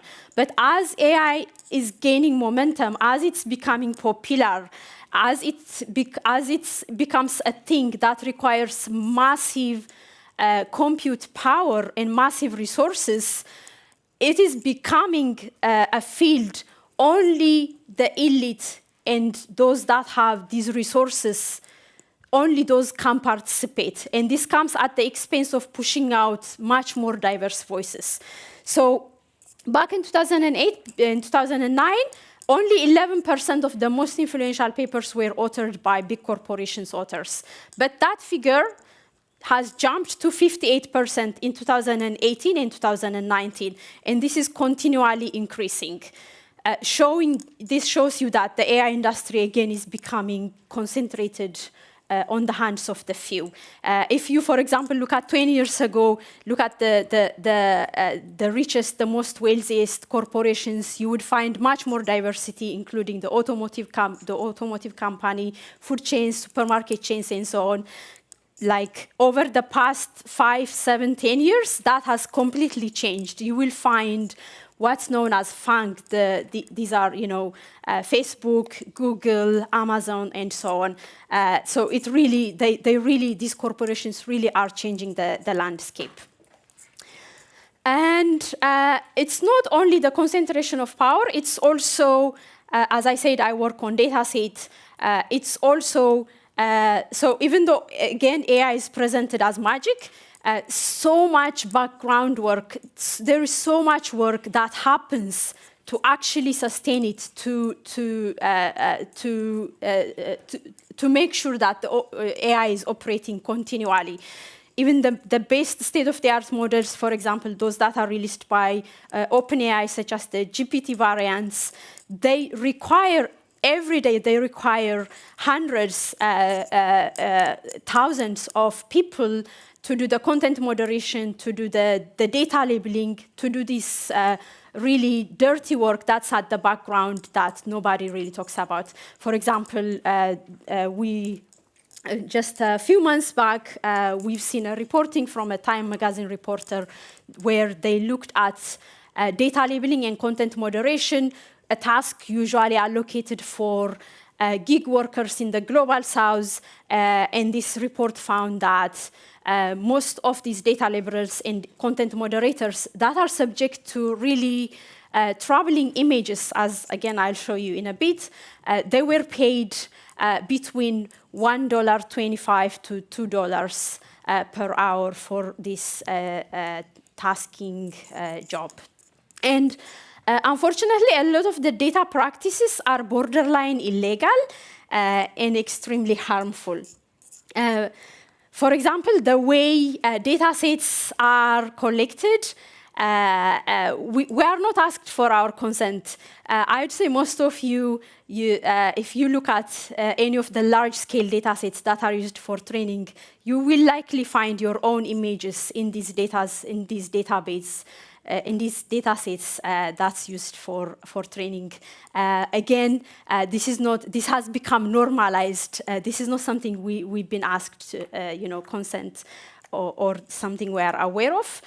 So it's not only the way the data sets are collected, it's also the content of the data sets that is extremely problematic. So this is one of the audits that myself and my colleague did back in 2020, 2021, where we examined one of the biggest academic data sets called 80 million tiny images. And we found that the data set had thousands and thousands and thousands of images containing, the B word, the C word, the N word, all the words that I have provided in asterisized. As you can see on the image here, I have blurred the images just so they're less disturbing. So this is the first 25 images that were labeled with the word N. And thankfully, following our findings, MIT took down the dataset and they asked AI researchers not to use it. But this is not a problem that's solved. This is another audit that myself and my colleagues, again, carried out last year, where we looked at the dataset called Lion dataset. It's one of the latest multimodal dataset, multimodal meaning containing image and text pairs. That is extremely popular. That's used by big companies such as OpenAI, Google, and so on. Unfortunately, a lot of this kind of auditing and investigating datasets, which is like a really tiring, dirty work, is not something that's valued. It's something that's allocated to, people who do the dirty job. So we, again, audited this dataset, and as you can see, when you query the dataset with African, it gives you an extremely tired, cliched representation of the continent, as if African people just roam around partially dressed in, face coverings and tattoos and so on. But compare that with the prompt European. The European continent is presented in a relatively neutral term, as if it doesn't have tribes and cultures. Another sample, again, I have blurred these just so they are a little less disturbing. So the first is beautiful and the second one is handsome. Again, compare it. For beautiful, the dataset returned images of images sourced from pornographic sites and so on. And the last one, you can see terrorist. It gives you, again, the idea here is to show you that these datasets, because they are drawn from the World Wide Web, they always represent identities, cultures, and so on in a way that is tired, in a way that exacerbates societal and historical stereotypes. And the problem with datasets always translates to models. So if your dataset has stereotyping problem, if your dataset has various problems, it will necessarily show in the output of models. This is from the model DALL-E, generative model. The first one is I tried it with emotional author. As you can see here, it gave me images of women looking emotional, whereas when I typed intellectual author, it gave me images of men looking professional and respectable. This is, again, me playing around with a stable diffusion. The first one, as you can see, is African people at work. The second one, European people at work. I won't explain the images to speak for themselves. Again, the underlying message is that these messages perpetuate societal stereotypes. This is another influential model, Midjourney, where reporters from NPR tried to get the model to generate an image of a black doctor treating white kids, and it just refused to do that. This is the image it gave, because it hasn't seen images. It's not, you see the, so it's not, I'm short of time, so I won't go into this, but the idea here is that it's not only images that encode and exacerbate these historical and societal stereotypes, it's also texts within these datasets. Here is another finding from my own recent work where, again, we looked at the line variant called line 5B containing 5 billion image and text pairs. We found that the model contains, or the dataset contains high volumes of hateful content, more particularly hateful content aimed and targeted at minoritized identities and communities. So coming back to the SDG progress, the SDGs and thinking about applying AI to SDGs, this is from the SDG progress report in 2023, stating the fact that in most of the SDGs, progress is falling short or stagnating. And you can understand why we would turn to AI to look for solutions to make progress in these SDGs. This is, for example, the SDG progress report on SDG 1, no poverty. The report itself states that, to address these, governments and stakeholders must target underlying factors. So this includes sustainable social protection systems. And look at here SDG 2, zero hunger. Again, to achieve zero hunger, urgently we need policy solutions to address entrenched inequalities. The same goes for all the SDGs. And the point I want to highlight here is that almost all the 17 SDGs, they are complicated social, historical, and cultural problems. And as we've seen, AI is a simple tool that can only operate in a very simplistic manner. So trying to bring AI into SDGs, especially the ones that are really complicated, that require political attention, can do more harm than it can do good. So this is to give you an example, again, from one of the AI godfathers, Joseph Weizenbaum. He was a French, German intellectual.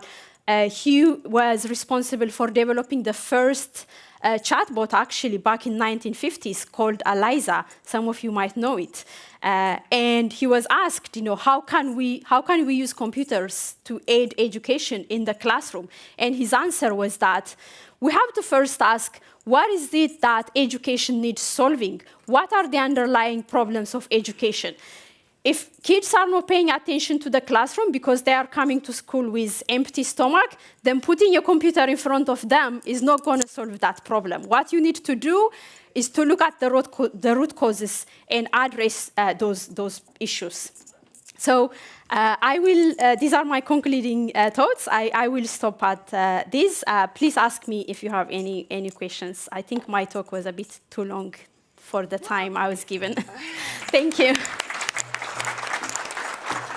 Well, actually, I think what happened, Dr. Birhane, is that your presentation was actually so interesting to all of us that we should have given you more time. This is something that, we certainly think as a lesson learned. There will be ample time during the different session, actually, to address questions to Dr. Birhane and her research work. Very interesting, shows that human intervention is still always very welcome. Next, it is my pleasure to invite Dr. Ritva Reinikka to deliver her keynote speech.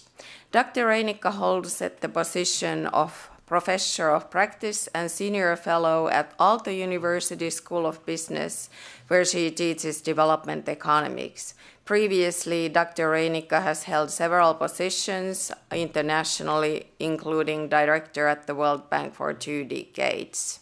And Dr. Reinikka also acts in the capacity of special advisor in education for European Union's Commissioner Jutta Urpilainen, who oversees international partnerships. So, Dr. Reinikka, the floor is yours.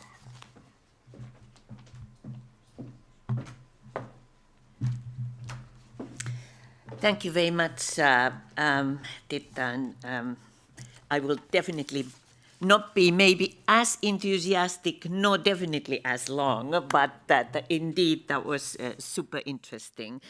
So just, Madam Undersecretary General, it's actually my pleasure to get to know this forum that I really didn't know before, honorable ministers, excellencies, and dear participants. What I will do today is just very briefly, maybe 15 minutes or so, give you a scene setting, also on future, but it's about different topics. It's the good old topic of education. And actually, when listening to the various interventions, I think Madam Fatima, Undersecretary General, you talked about demographic dividend. Demographic dividend requires human capital. You can't take advantage of it. I think productivity in many of the countries here represented, a lot of people have to employ themselves, and productivity depends on the environment, but also on the human capital. And I really liked very much reform comes from within. I enjoyed those comments. And I think even if the topics were different, I think the Honorable Minister from Zambia made a big, I enjoyed your intervention. And some of what I will suggest, maybe we have a conversation one time, because I will push learning much more perhaps than you did in your short intervention. Similarly, the Togo minister brought education, and even in the beginning, our honorable minister from Nepal. So it fits there. So mine is mostly factual, so it's a scene setting.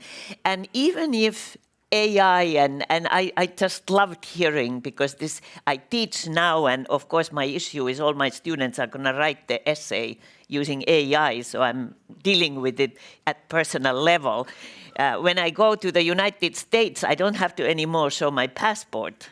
I show my face, and it's somehow for a person who is a bit more senior than my colleague, it's really scary, but it was super interesting. I go really to the education of the whole population.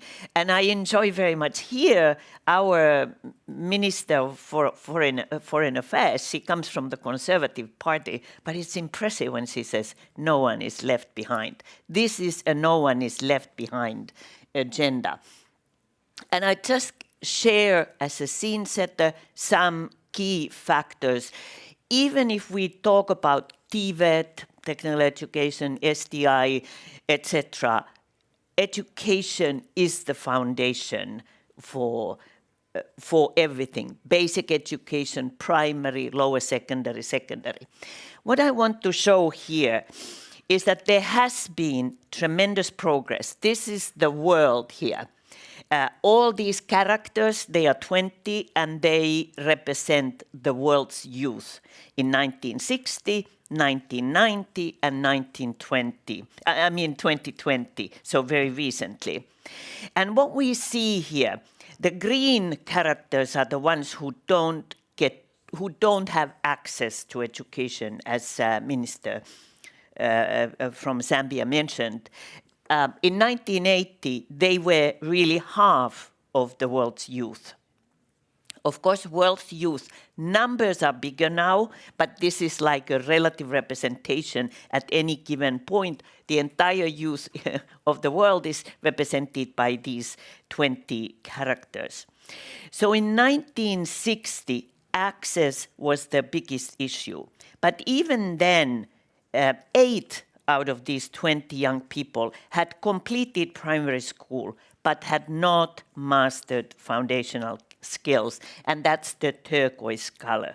And only 10% are those purple 2 characters, 10% who mastered foundational skills and beyond.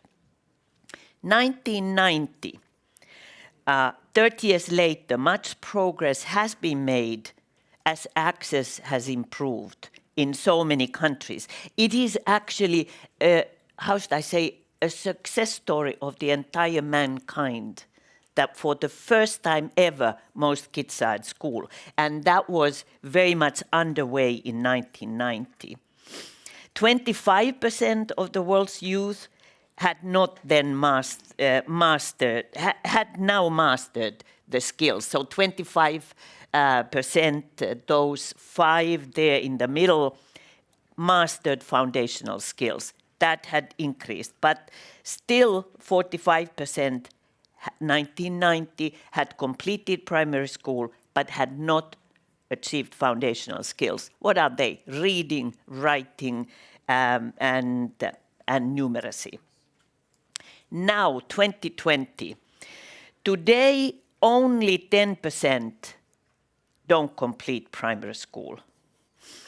50% of the world's youth do not learn basic skills. So this massive extension and expansion of education has increased the share of those who are not able to learn basic skills, and that's really, it's really unfortunate, because when you think that you spent maybe 6 years, depending on the country's system, in primary school, not learning the basic skills. But then, of course, also the super good news, apart from access, is that 40%, 2020, mastered foundational skills and beyond. So clearly, my argument here is that now that most children are at school, the focus needs to shift to ensuring universal learning.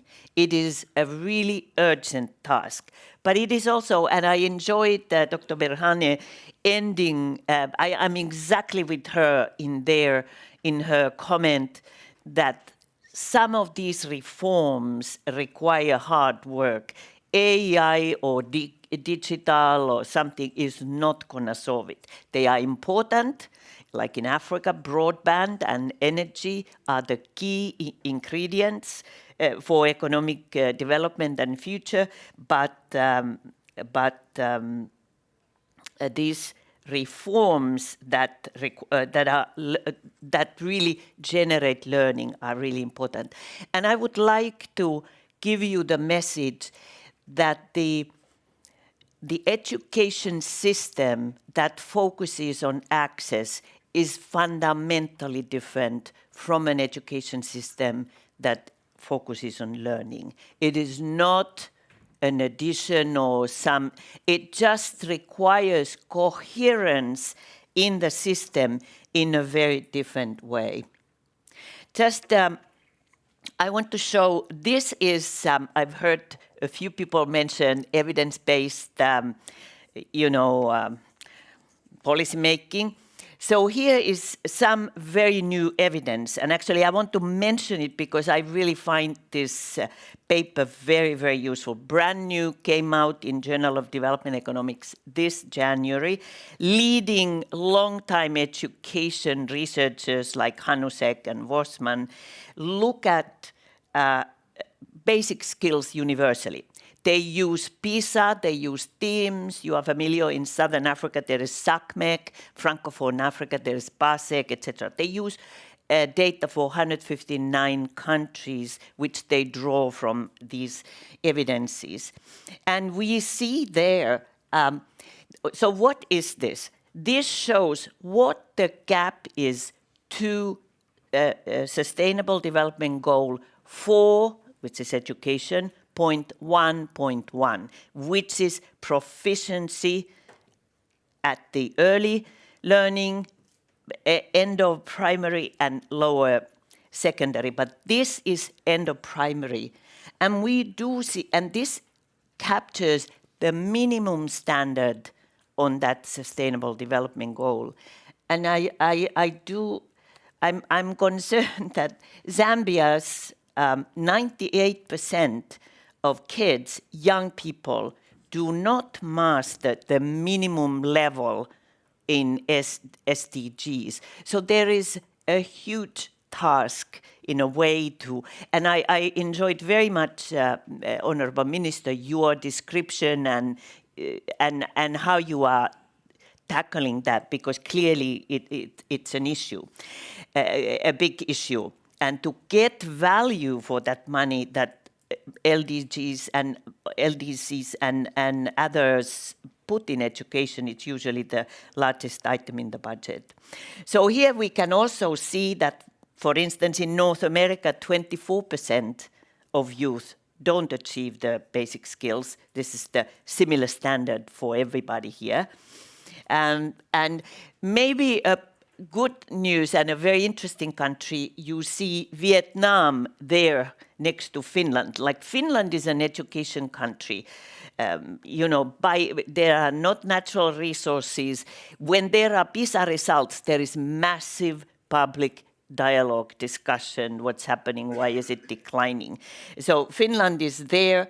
Finland has always been, 200 years ago, you couldn't marry without being able to read. So you can imagine that it has long roots. But Vietnam is really an amazing country that is able to generate learning. And I've been part of research on improving systems of education for many, many years.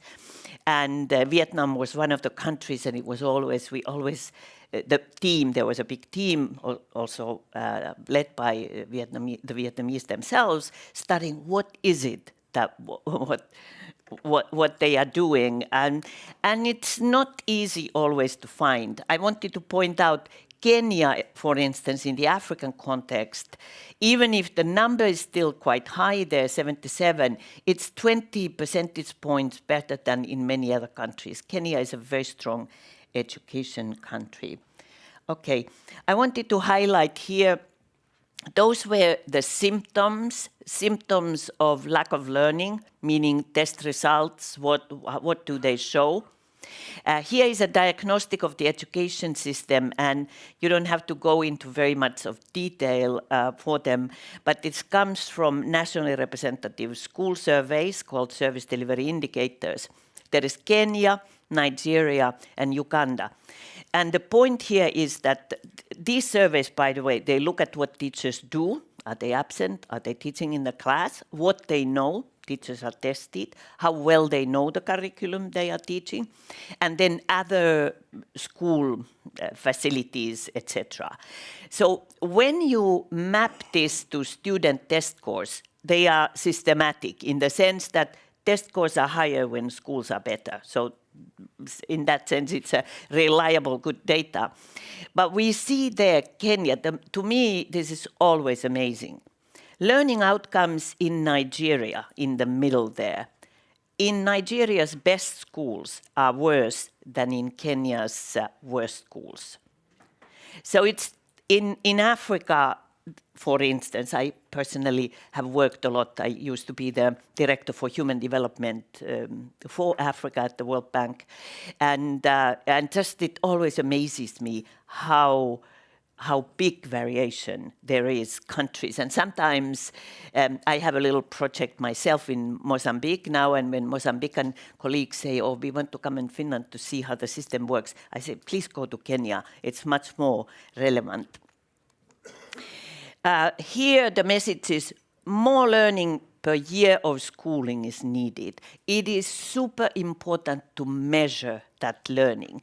And as I mentioned, I work with Edward Montlane University in Mozambique, and also the Mozambican decision makers. You know, there the country has not measured learning outcomes since 2016, and that is my constant appeal. It is absolutely essential to measure that. And per class, so that what do you see here? You, instead of being effective education system going up, you can see that kind of 45-degree line, many systems stay all along below that foundational skill threshold. So really, it's important also to look at learning per class, if not every class, like maybe third and sixth or fourth, to see, are you going, because if Indonesia is another example, it's not part of this country group, but in Indonesia, children nowadays go to school 12 years, most of them, and math skill tend to stagnate at 5.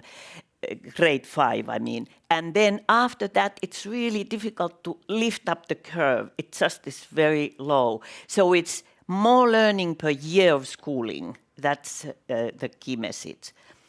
Finances, so what to do? Finance is necessary but not sufficient.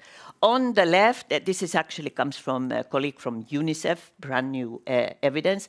On the left, you can see that the more money you have, the less is education deprivation. That's a UNICEF term you have. So it's the relationship is there. The more money, the better educated you are. But then on the right, when you go to countries that have purchasing power parity, $40 per student, up to $700 per student, again, purchasing power parity, the picture becomes quite different, and there is no clear relationship from money to learning. So what it says, it just, money is really important, funds are important, and most of your countries also spend so much money on education. And I'm sure, Honorable Minister, I think you have been previously a finance minister, you must have asked, like, where is the learning for the money that is being given? So maybe just coming to an end. So one key message here is foundational learning is key. If you don't learn to read, write, and numeracy, it is really very hard to go to the heights we are dreaming, SDI, etc. So why is foundational learning so important? It is absolutely necessary to progress with education. It is important for mastering competency-based tasks like the PISA questions are those. And it's important to move beyond memorization. I have done a lot of work myself in Uganda. This is not my work, but this picture just shows you about curriculum, which is an important educational tool, and it's really important for learning. Here is what curriculum says, those big green balls and circles. Then what teaching is, it's completely in a different place. And then you see what exams are. So there is a big issue of bringing coherence between teaching, between curriculum teaching, and then examinations. One of the good things, I was asked to give some good examples also. This comes from Mozambique. This is a grade 1 up to grade 6 Mozambican school system. And Mozambique really tries hard to get into that foundational learning message. They have cleaned the entire grade 1, 2, and 3 out of everything to teach language, bilingual, in some schools, and then in Portuguese, and math, and nothing else. And the others only come grade 4, 5, and 6. So there is an effort into innovation and trying to tackle this. It remains to be seen how well it delivers, but that's one thing that a large country has done. Finally, this is the last trends in foundational learning. I wanted to still highlight that many of you may be familiar with demographic and health surveys, which are for reproductive health and things like that. But they have forever had a question to the women, because it's mostly women, sometimes men.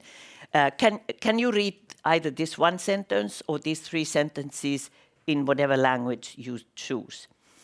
And for instance, here we see Uganda in the middle panel. The women who were born 1950, if they were able to go to school, 85% roughly knew how to read based on those 5 years of education. Now in Uganda, women who are born 98 are in reproductive age, only 42% are able to read now. So there are still more people able to read and having foundational skills, but the efficiency of the school system doesn't deliver, let's say that access would close to 100% translate into learning. Thank you very much.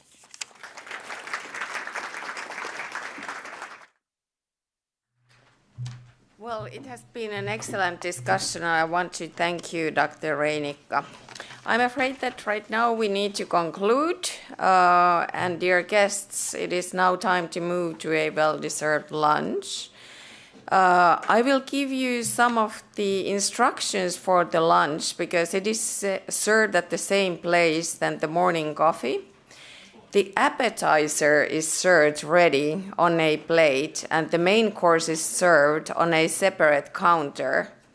By arranging conference lunches this way instead of a buffet, this venue has succeeded in reducing food waste by 65%. So we try to be environmentally sound and friendly also this way. If you have any food allergies, please turn to the personnel at the counter. All food is gluten-free and lactose-free. And please enjoy. We will resume the program at 1:30. Thank you for the morning session to everyone. Thanks.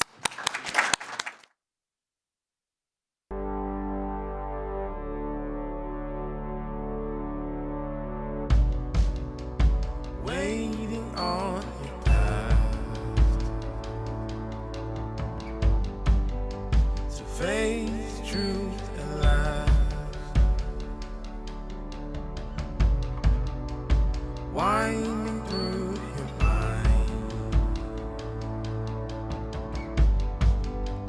Moment, space, and time. As you look through seasons that have come and gone, and you wonder how we even made it this far. As you look through seasons that have come and gone, and you wonder how we even made it this far. Do you remember this time? Do you remember this time? Will you remember this time? Will you remember this time?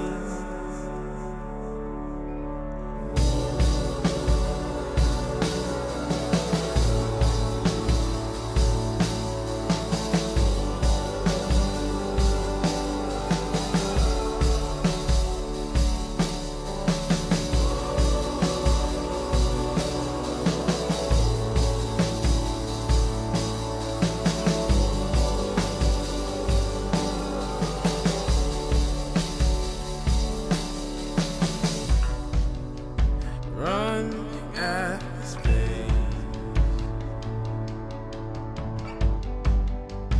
keeps the heart afraid. No matter what the change, life remains the same. As you look through seasons that have come and gone, and you wonder how we even made it this far.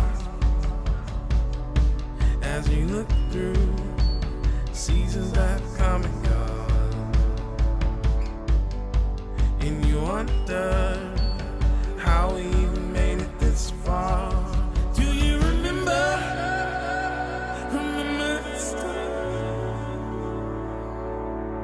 Do you remember this time? Will you remember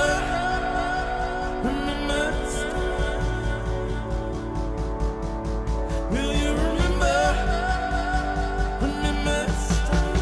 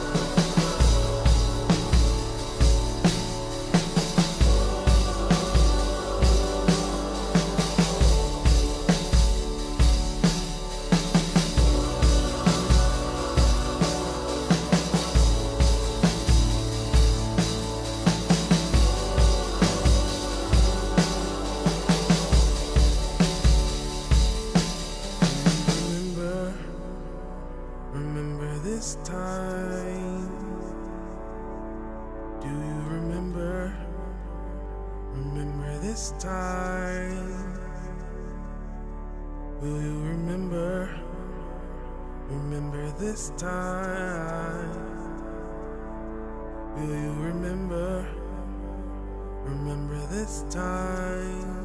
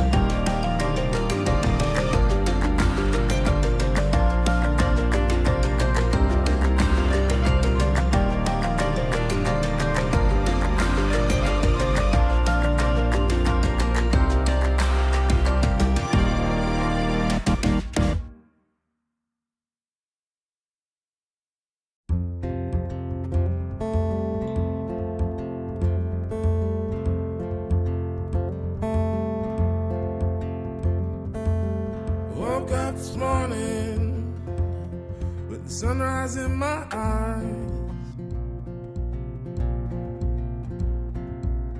Just like a new day, a breath of fresh air in my life. I don't know how, don't know why, but I'll be toasting all my life.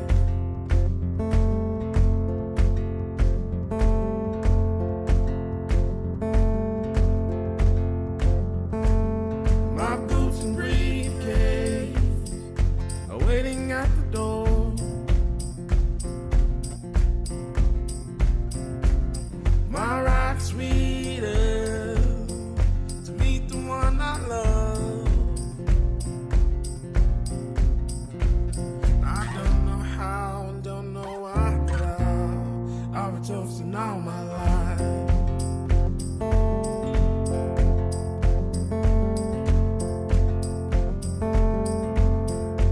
Oh, it's sweeter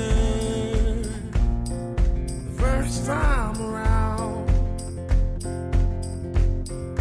Oh, it's sweeter the time here and now. Oh, it's sweeter the first time around. Oh, it's sweeter the time here and now.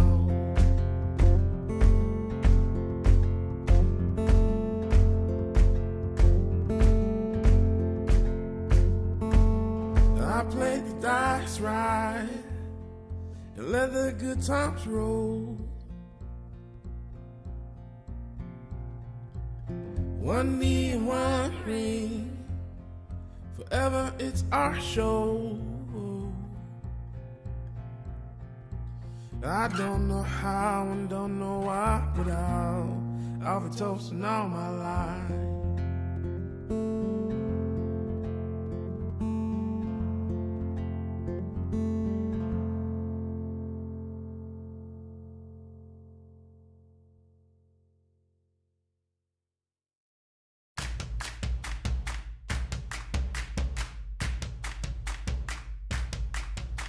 Tomorrow's never promised, but now is the time for hopes arising.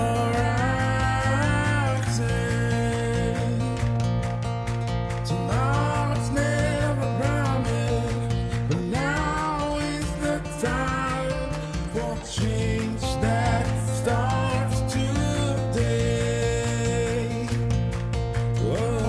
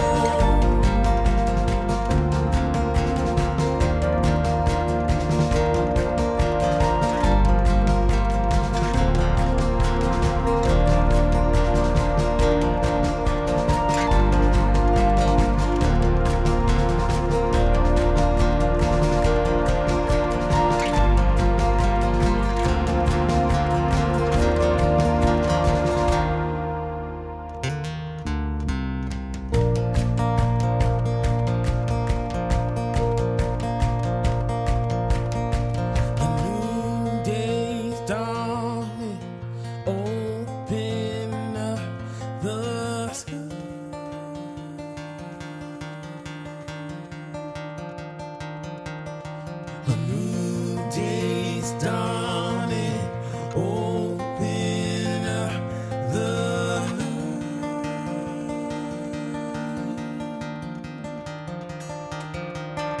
A new day's dawning. Open up the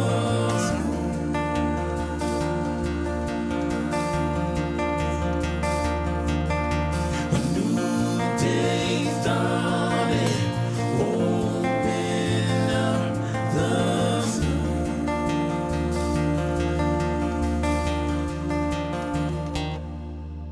A new day's dawning.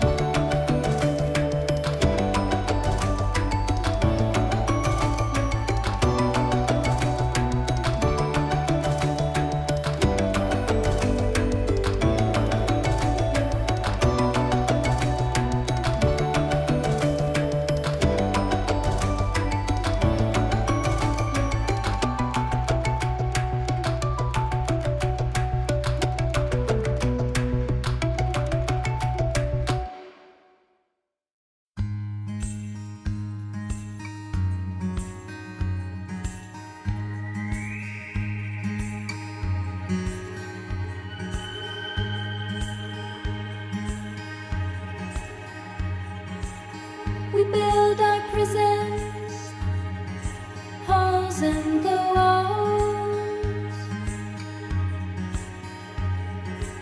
Sunlight we hide from to cover our faults.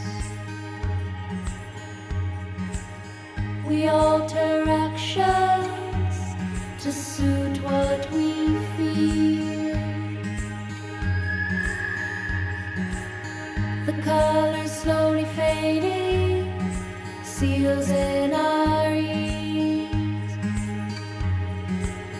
But we can hear, now we can hear, loud and clear, bells in our stomachs, when truth is here. Now we can hear, loud and clear, bells in our stomachs, when truth is here.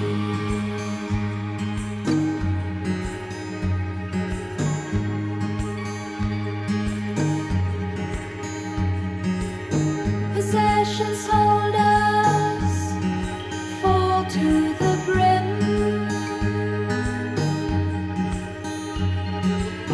The weights they keep us from flight or from swim.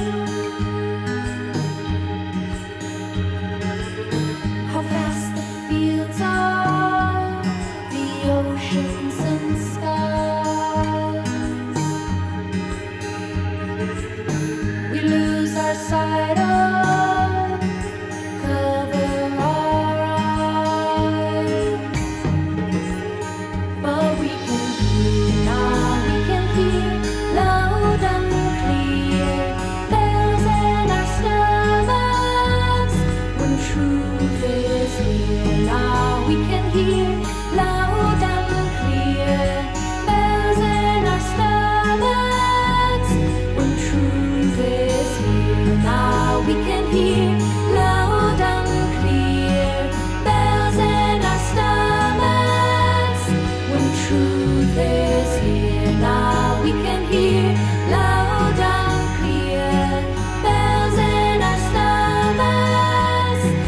truth is here, when truth is here, when truth is here, when truth is here, when truth is here.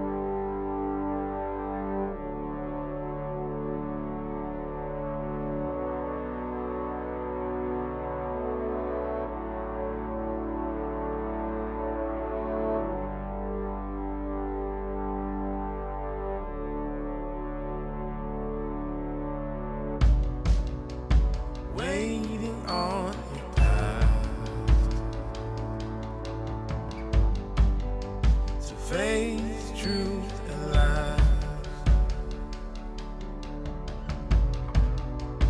Winding through your mind, moment, space, and time. As you look through seasons that have come and gone, and you wonder how we even made it this far. As you look through seasons that have come and gone, and you wonder how we even made it this far. Do you remember this time?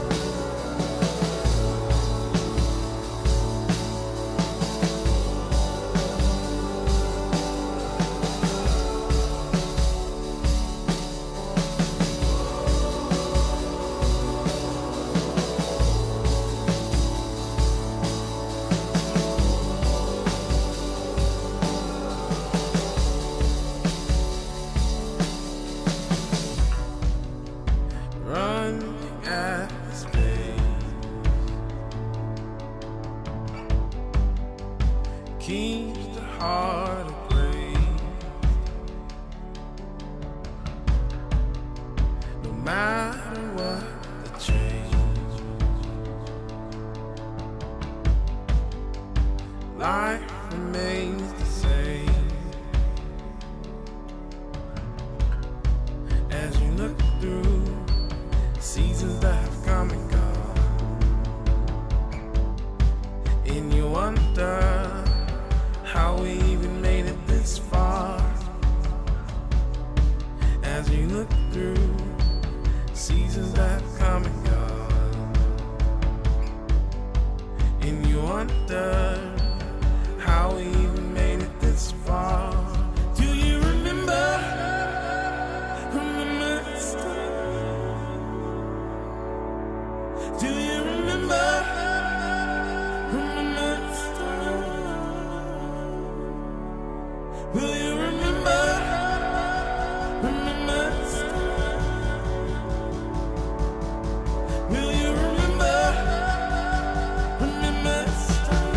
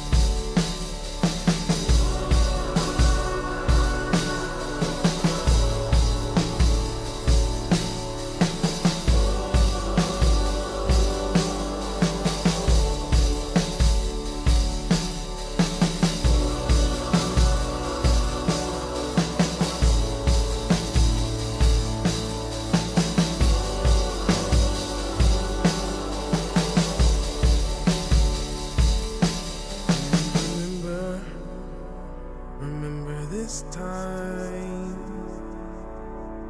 Do you remember? Remember this time? Will you remember? Remember this time? Will you remember? Remember this time?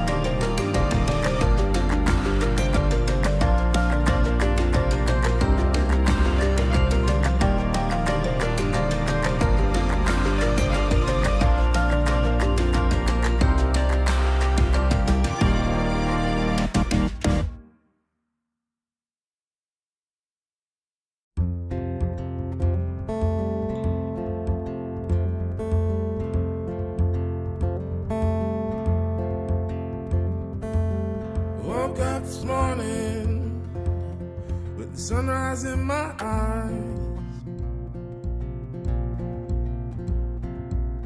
Just like a new day, a breath of fresh air in my life. I don't know how, don't know why, but I'll be toasting all my life.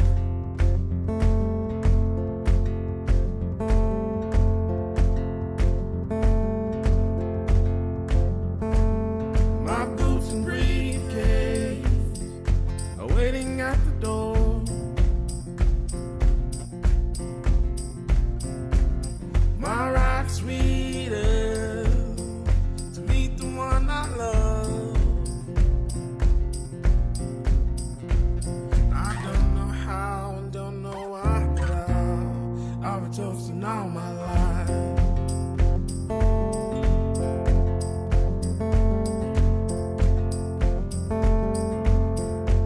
Oh, it's sweeter the first time around. Oh, it's sweeter the time here and now. Oh, it's sweeter the first time around. Oh, it's sweeter the time here and now.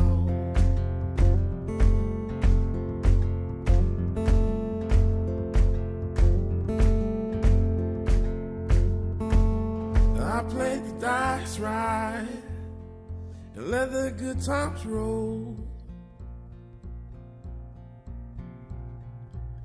One knee and one ring, forever it's our show.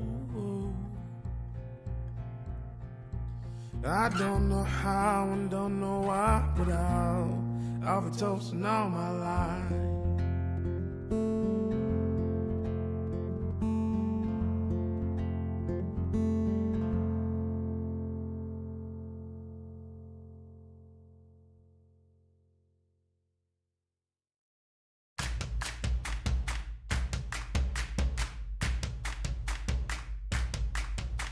Tomorrow's never promised, but now is the time for hopes arising.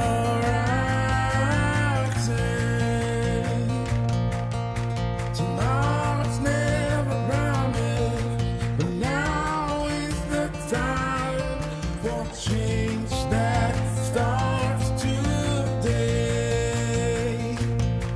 Whoa.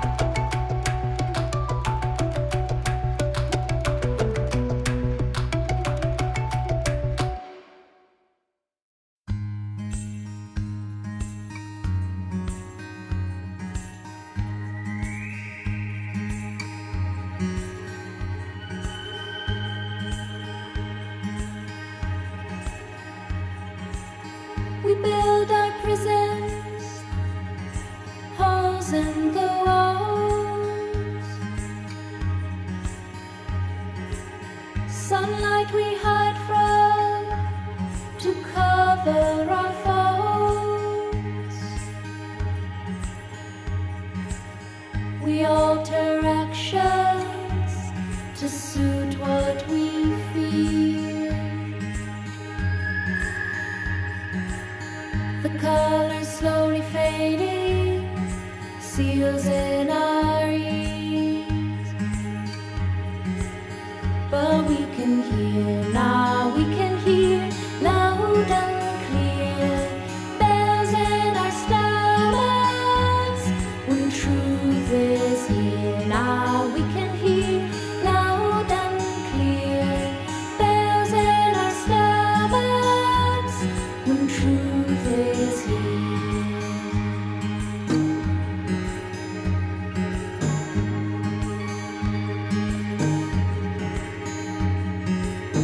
Possessions hold us, full to the brim.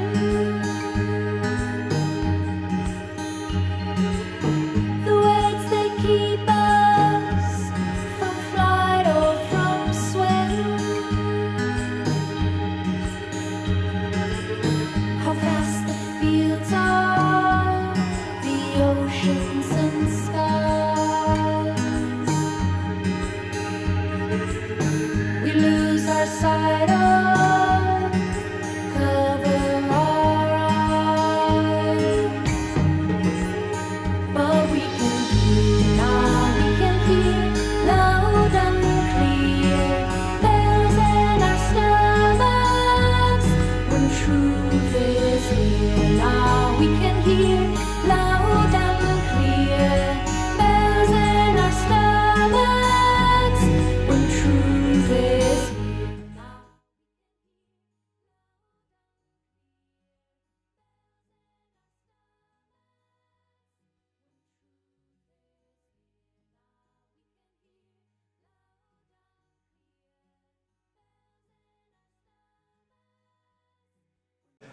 I hope you had a good lunch break in, I'm sure, what was excellent company. We will shortly resume, so can I please ask you to take your seats? Thank you.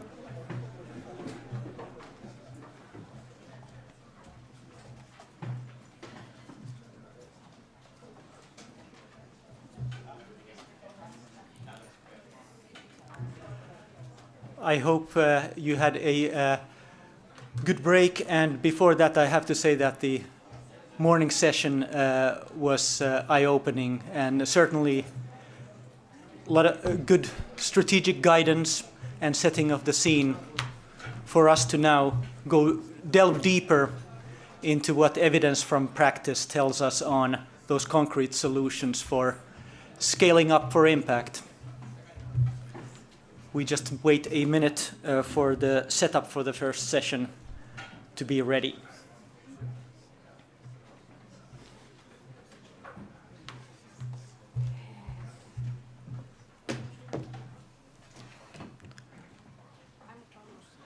Wonderful. We just wait for more participants to come in, and then we'll be ready to start.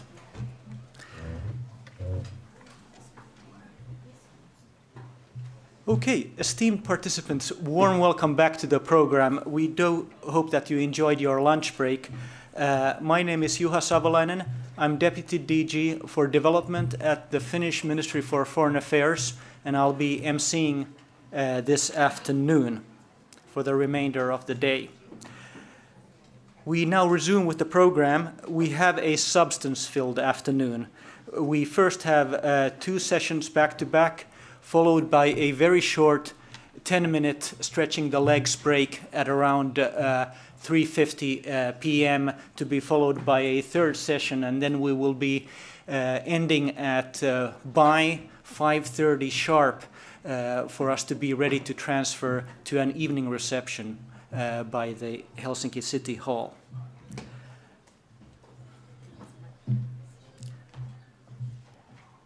Let us get directly into the business. We are up for a special session on the role of the private sector on the transformation of LDC economies, with a particular focus on agri-food systems.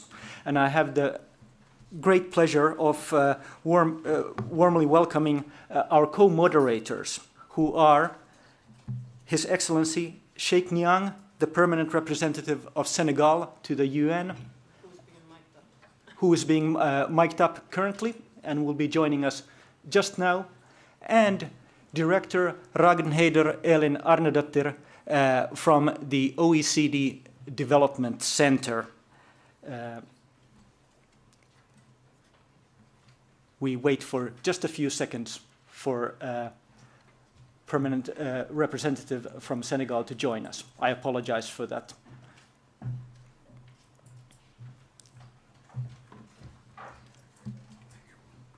Now, Permanent Representative Niang and Director Arnedottir, the floor is yours. Thank you. Thank you very much. Can you hear me? Thank you so very much. I call to order the special session on the role of the private sector in the transformation of LDC's economies with a focus on agri-food systems. Let me take this opportunity to cordially welcome you all to this session. I am honored to serve as our co-moderator together with Mrs. Raga Arnedottir, Director of the OECD Development Center. We both welcome our two presenters and our respondent. The first presenter is Mr. Maximo Terrero, Chief Economist at the FAO. The second presenter will be speaking online. She's not here in the room, and is Dr. Amami Asfour, President of the Africa Business Council, ABC. And after the presentations, we will be giving the floor to my esteemed colleague, His Excellency Francisco Jose da Cruz, Permanent Representative of Angola to the United Nations in New York. Before we proceed, I would like to make some framing remarks. And those remarks are based on both the global agri-food picture and experience of my own country, Senegal. But first, I would like to welcome the recent publication of the roadmap for the implementation of the DPOA, as well as the proposals and recommendations it contains, particularly on the food stock holding mechanism, one of the 5 expected key deliverables of the DPOA. It is indeed not reasonable in this 21st century, with all the technological and financial potential characterizing our world, that large portions of mankind are condemned to malnutrition or hunger because of underperforming agri-food practices. If current trends continue, more than 500 million people worldwide will still be living in extreme poverty in 2030. Already 350 million people live in extreme poverty in the LDCs. And about 250 million people suffer from hunger in the LDCs. Today, the main concern of governments is how to curb extreme poverty. To this end, what we all need to see happen is to ensure access to food in quantity and quality at affordable prices. It is obvious that governments cannot solve this problem alone. For sure, we need other stakeholders, particularly the private sector. In Senegal, with a population of 17 million, the agri-food labor market is faced every year with 300 new job seekers, every year. Other sectors are faced with the same challenges. And in face of this, my government has been led to initiate a comprehensive program of reforms to improve environment and competitiveness, to enhance the economy in all its components. And this program has a direct impact on the agricultural sector. The program aims at four main things. First of all, facilitating administrative procedures. Secondly, further protecting investors' rights. Thirdly, offering attractive tax and customs incentives.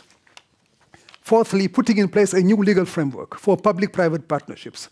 A whole set of laws on local content to support the national private sector and other reforms relating to special economic zones. But beyond these healthy initiatives, I think we need very specific agri-food priorities. I think the first one is to strengthen private sector involvement in diversifying production and supporting regional and national initiatives. But to achieve food sufficiency, we need to increase investment in agriculture. And this was the aim of the second Dakar Summit on Agriculture and Agro-Industry, which was held in January 2023, which resulted in financial commitments of $72 billion. I said commitments. After commitments, we have to deliver. And the private sector has a key role to play. The second priority is to do with the strengthening of the social protection for vulnerable people in the field of agri-food. The third and final priority is agricultural financing and insurance. Beyond these issues, I think we need to think about the sustainability of food systems. The Summit of Food Systems in 2021 had already laid the foundations for this exercise. We also need to pay more attention to open and transparent trade in fertilizers, to halt soaring prices and ensure the continuity of agricultural production, particularly in Africa. These are just some points I wanted to share with you as to frame our discussions. Let me now give the floor to my esteemed co-moderator, Raga, to make her introductory remarks, and after which I will give the floor to the presenters. Raga, you have the floor. Thank you very much, Ambassador. We decided before the session that I would be Raga and he would be Sheikh, because we have difficult names. So please, to the presenters, that would be sufficient greeting. But I'm very pleased to be here in Helsinki today and in such distinguished company with my co-moderator Sheikh and the panelist Maximo Torero-Cullen, the chief economist at FAO, and Amani Asfour, the president of Africa Business Council, who I had the pleasure of meeting only a couple of weeks ago in Addis, and of course the ambassador of Angola, His Excellency Da Cruz. And I want to thank the UN Office of High Representative for the Least Developed Countries and the Ministry of Foreign Affairs here in Finland for gathering all of us here today for this important discussion. I just want to make a couple of remarks regarding the issue that we will be discussing. And I want to focus on outlining some of the opportunities that LDCs have in the agri-food sector. And this is based on the work that we have been doing at the OECD Development Center, where I am the director. Our analysis shows that in Africa, in an OECD forecast for 11 countries, it shows that the food economy could generate 20 million jobs by the year 2030. And in our 2023 edition of our publication, Africa Development Dynamics, we found that agri-food has opportunities to also create jobs in West Africa. Excuse me. And the Africa Continental Free Trade Area can also help develop regional value chains in agri-food. And the question from our side is, how can LDC policymakers seize these opportunities? Our analysis shows that for example, training, and this goes to the conversation that we've had this morning, education and skills, training for young people must align with the employer's needs. some LDCs are already doing this. We heard from Zambia this morning. Senegal has updated curricula to prepare students for real-world agri-food jobs, just to name a couple of examples.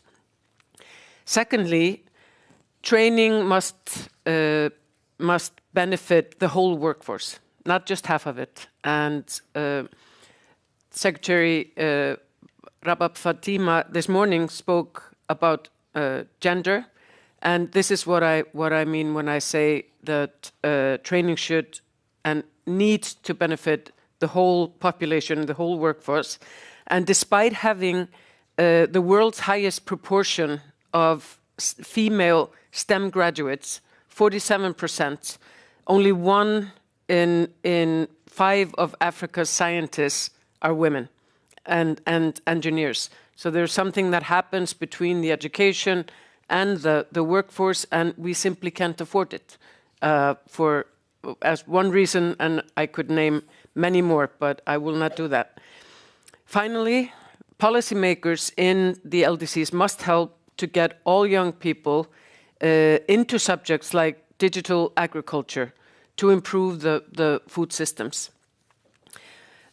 Supporting LDCs is key to our work at the OECD Development Center, and one of the ways we do this is through our LDC 5 monitor, which we launched last year in collaboration with UNU Wider and the Foundation for Studies and Research on International Development, FERTI. It brings together international organizations, research institutions, and interested LDCs to show how LDCs can seize the opportunities of the green and the digital transitions. And we will, on March 7th, in this forum, have a special meeting to define its scope and its uses. And I hope that we can spark the interest of as many countries as possible to participate in that work. But there's indeed much to discuss, and I give the floor now back to my co-moderator, Sheikh. Over to you. Thank you very much, Raga, for your truly thought-provoking remarks. I will now turn to our panelists. I am going to ask to each of them 2 questions. First to Maximo, Chief Economist of the FAO. And the questions to Maximo are, the first one is, what are the main obstacles and constraints faced by the private sector in investing and... That's us for. That's for us for. Yes. Sorry about that. Yeah.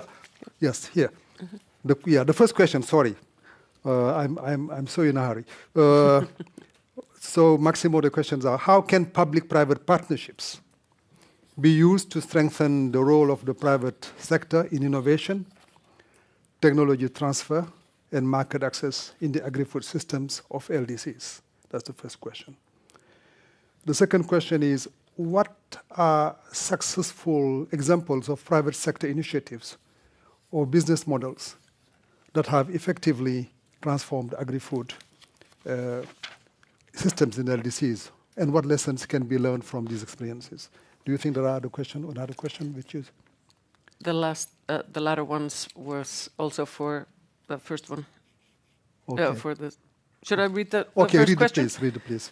How can the private sector contribute to the development of sustainable agri-food systems in LDCs, considering the unique challenges and opportunities in these economies? Okay. I'm sorry to interrupt. Okay. Over to you, sir.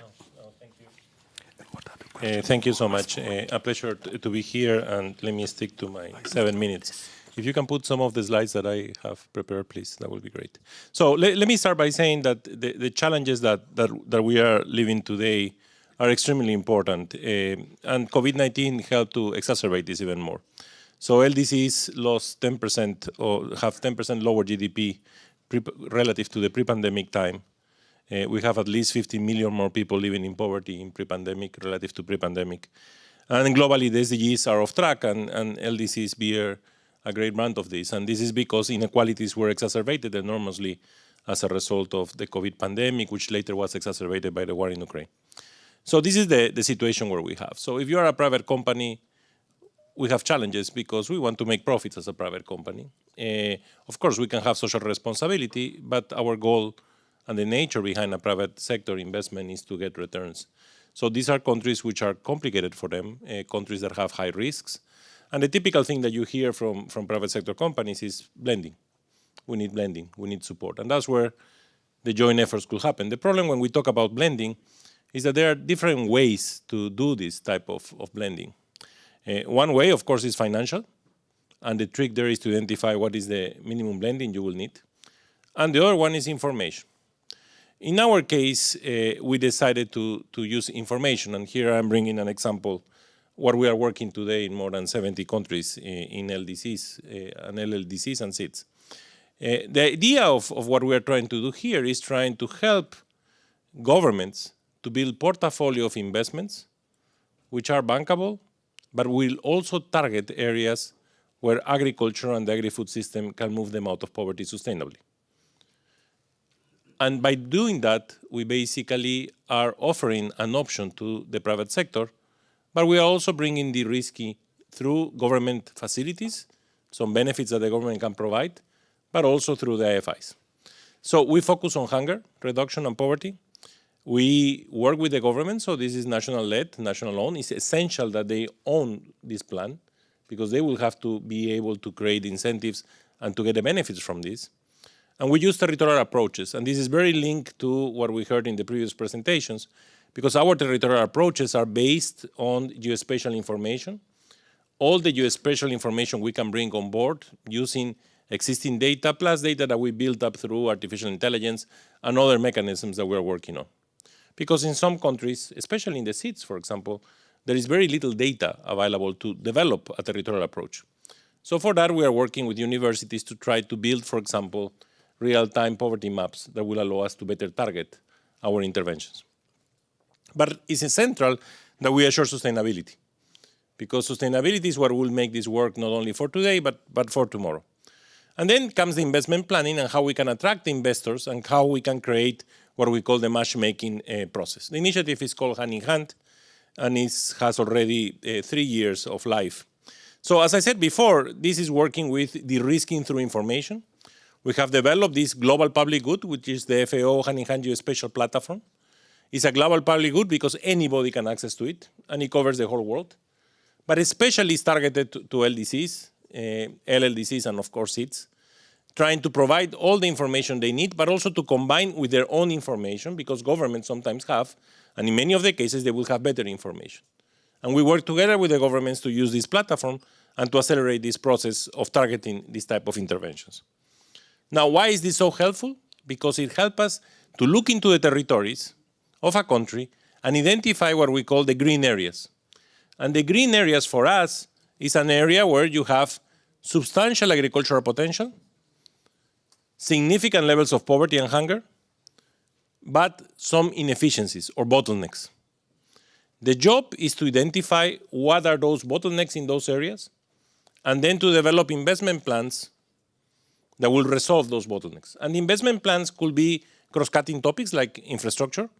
They could be standards. They could be storage facilities, problems of seed certification, many different problems. But we are really targeting the problem that that location is facing. Why? Because then that investment will have a significant return because of the high potential that we have. And in these areas, we can provide $7 per capita per day, PPP, to the farmers if they achieve that potential that they have. Now, it's very different to pick the winners because these are areas that have a lot of poverty and are areas that have challenges, but clearly are areas where agriculture can make the difference over time. That is what we believe makes attractive for the private sector to be part of this, because instead of them having to do the whole process, which normally the private sector doesn't do that, they start to work in markets where they have information. We are trying to de-risk them through information, and then we attract the financial system to also help de-risking with the financial side. Now, the way it works is basically we work with a country, we do a handshake, the country requests this to be implemented, and then we move to all the different stages that will allow us to achieve this. And our target is SDG 2, and SDG 10, which is reduction of inequalities also, and of course SDG 1. That's our major target. And we try to bring this and accelerate this process. Just to give you an example of how this has worked. In 2022, we have bankable projects for $3.4 billion. In 2023, we have bankable projects for $16.5 billion. And now we are going to do the third round in 2024, which again, we have the bigger investment forum happening in FAO. But in all of these meetings that we do and this matchmaking process, the ministers come and present their investment plans, and we attract IFIs, we attract MIGA, for example, of the World Bank to the risk, we attract all the regional banks, and we attract massively private sector to look at these investment plans. Now, the process is not easy. Nobody expects in one meeting they will do the arrangement, but at least they start the process to build up these investments. What has worked most? What works most is when the private sector links with the IFIs and the governments to implement projects on these investment plans. And that has been the successful stories that we have been observing. For example, in Southern Sudan, we have a massive project of rice, where we bring latest innovation, latest technology. We bring IFIs, in the case of the African Development Bank, and we bring, of course, government facilitation of that process. And South Sudan has the capacity, and it has the weather and the land and the level of water to produce rice of high standards. And we bring the innovation from the IRRI, the CIR Center of Rice. That has allowed us now to look for the scaling up of this intervention, which could supply significant rice not only to the country, but to all the neighbor countries.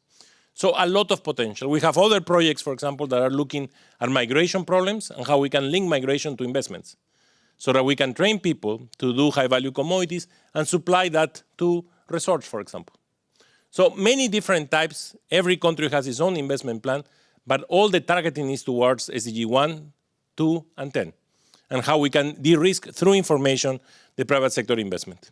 So what we are trying to look at here, and I finalize here, is to look at investment, because there is no way we're going to resolve the challenges that we have today if we don't bring all the different buckets of investment, public, ODA, international assistance, IFIs, foundations, but also we need to bring the private sector, because the gap of the agri-food system transformation that we have is enormous, and that's why we need to attract all these different types of investment. Second, we need to bring innovation. And when we identify the bottlenecks, we are trying to look to different ways to resolve those bottlenecks so that we can cause them. And that's where we attract the best possible innovation that is there that can resolve those problems. This will allow us to increase efficiency, to produce more with less, but also we are careful in assuring inclusivity. Because technological innovation, when we have a world of inequality, will create exclusion, unless we are very careful with the complements. And the complements are data, human capital, and institutions, which are linked to regulation too. Those are essential. If not, innovations like artificial intelligence, the only thing that they will do is increase inequalities. So we need to be very careful to assure inclusivity and to bring the policies and regulations that are in place. But one more thing, and I stop there, is we need to be sustainable. Because the goal here is not only to provide good food for all for today, but also for tomorrow. So the agri-food systems produce the right to food, and normally we forget that. But to do that, it creates some externalities over soils, environment, water, biodiversity, emissions.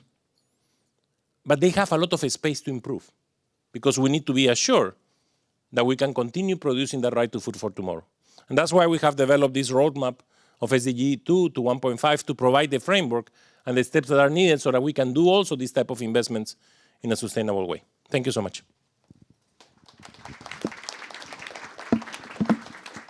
Thank you so much, Maximo, for your very enlightening presentation. Let me now turn to the president of the Africa Business Council, Amami, who will be speaking from afar. We'll see her on the screen. I don't know whether she is online or not. So let me ask her the two questions we have prepared for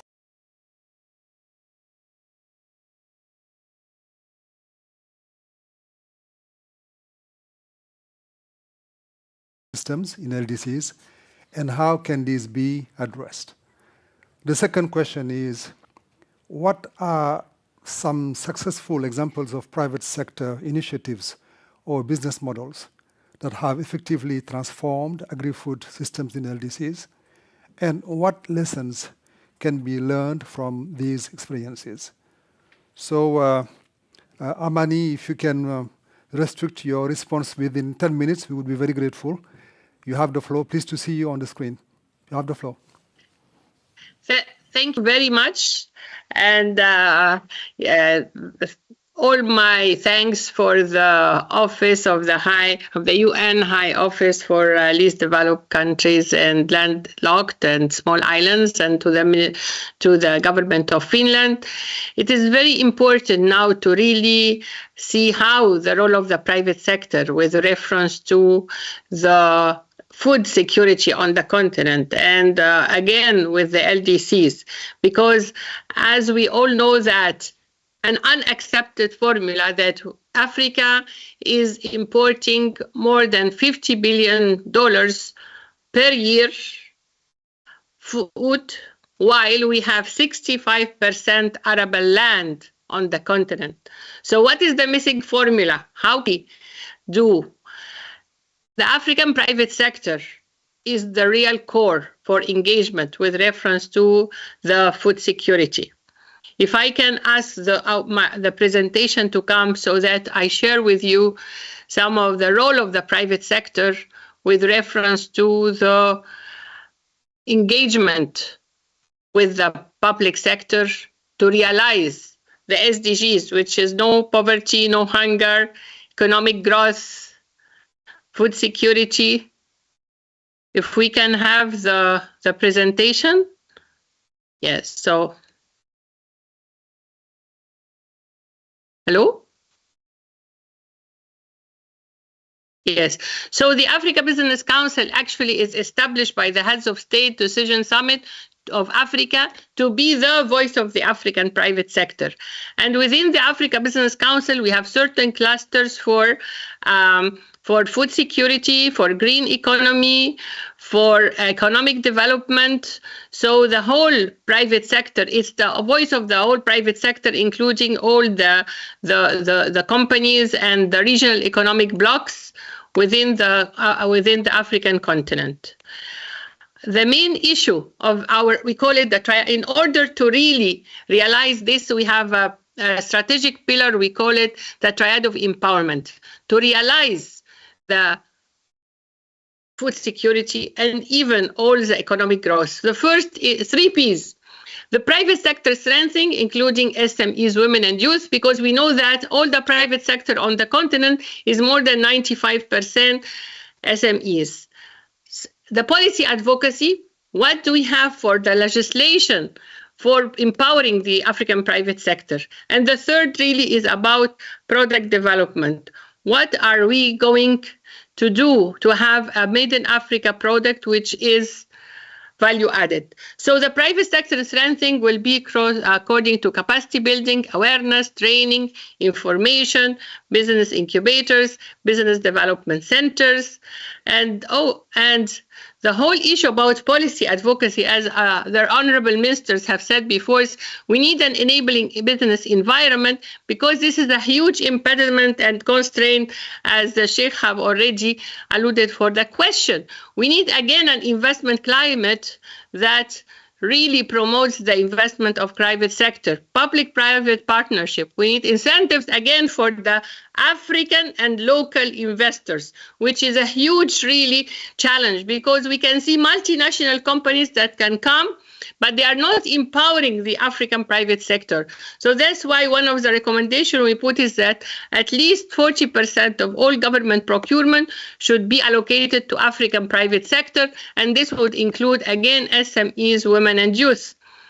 So with also some policies with about the harmonization and the standardization of regulations, about again implementing African Union Summit with allocate 5% of GDP to industrialization, because we need agro-processing, and to have at least 3% with reference to scientific research and technology, which is a huge issue with reference to linking science and technology for agro-processing. We need also product development, a made in Africa product which is strong, competitive, quality, value-added, branded, designed, packaged, to realize the ACFTA. And as it was really said that For us as Africa, it is very important to see how we have a Made in Africa product. And this will be done through industrial designs, technology hubs, special economic zones linking scientific research and technology with the industrialization agenda, a mapping exercise for the resources in Africa. If we have 65% arable land, where is this land happen? How can we really have innovation? How can we empower the human resources of Africa, especially women and youth, which constitutes youth are more than 60% of our youth are less than 25. The whole empowerment. So really the role of the private sector is about economic growth for job creation, innovation of LDCs. It can bring the capital, the technology, the management expertise. Again, agri-food investments in agriculture and food system can increase productivity, improve supply chain, and boost value addition. And market access is about the private sector helping small-scale farmers to access broader market and provide better prices and more stable incomes. Technology and innovation is really core because with modern agriculture practice and improved seeds, efficiency, machineries, enhanced productivity. One of the big campaigns that we had at African Union is put the hand whore in the museum. It was instated by Madame Zuma when she was chairperson of African Union because the majority of women, 80% of agriculture are women in the agricultural. So we really need to see how we invest in empowering our small-scale farm. One, again, of the big projects of the IU Common African Agro Parks, which is the CAPS. And this CAPS is really about how we have regional African agro parks within the continent that will really have a paradigm shift. Because if we know that until now the continent still imports more than 12 million tons of rice, 20 million tons of maize, large amounts of other stable annually, and Africa food import bill is projected to be 110 billion US by 2025, which is not really acceptable. So the whole good news is that there is potential agri-investment destination that offers agriculture and food opportunities because Africa agriculture and agribusiness market set to top about $1 trillion in 2023. So how we really get the investors to get ready to feed and create employment of 1.5 billion population by 2030 and over 2.30 by 2050. So in really doing that, we need to see how we can have this common agro-industrial park, which is a mega initiative to be conceptualized with the private sector to increase supply of locally produced agricultural goods in order to reverse the projection on African food imports, to have value-added processing of agricultural products with a boosting intra-Africa trade. And in order really to offer African food market for the approximately over 1 billion euro that is currently outsourced from the rest of the world. So in doing this, actually, we need to see how we empower our African private sector.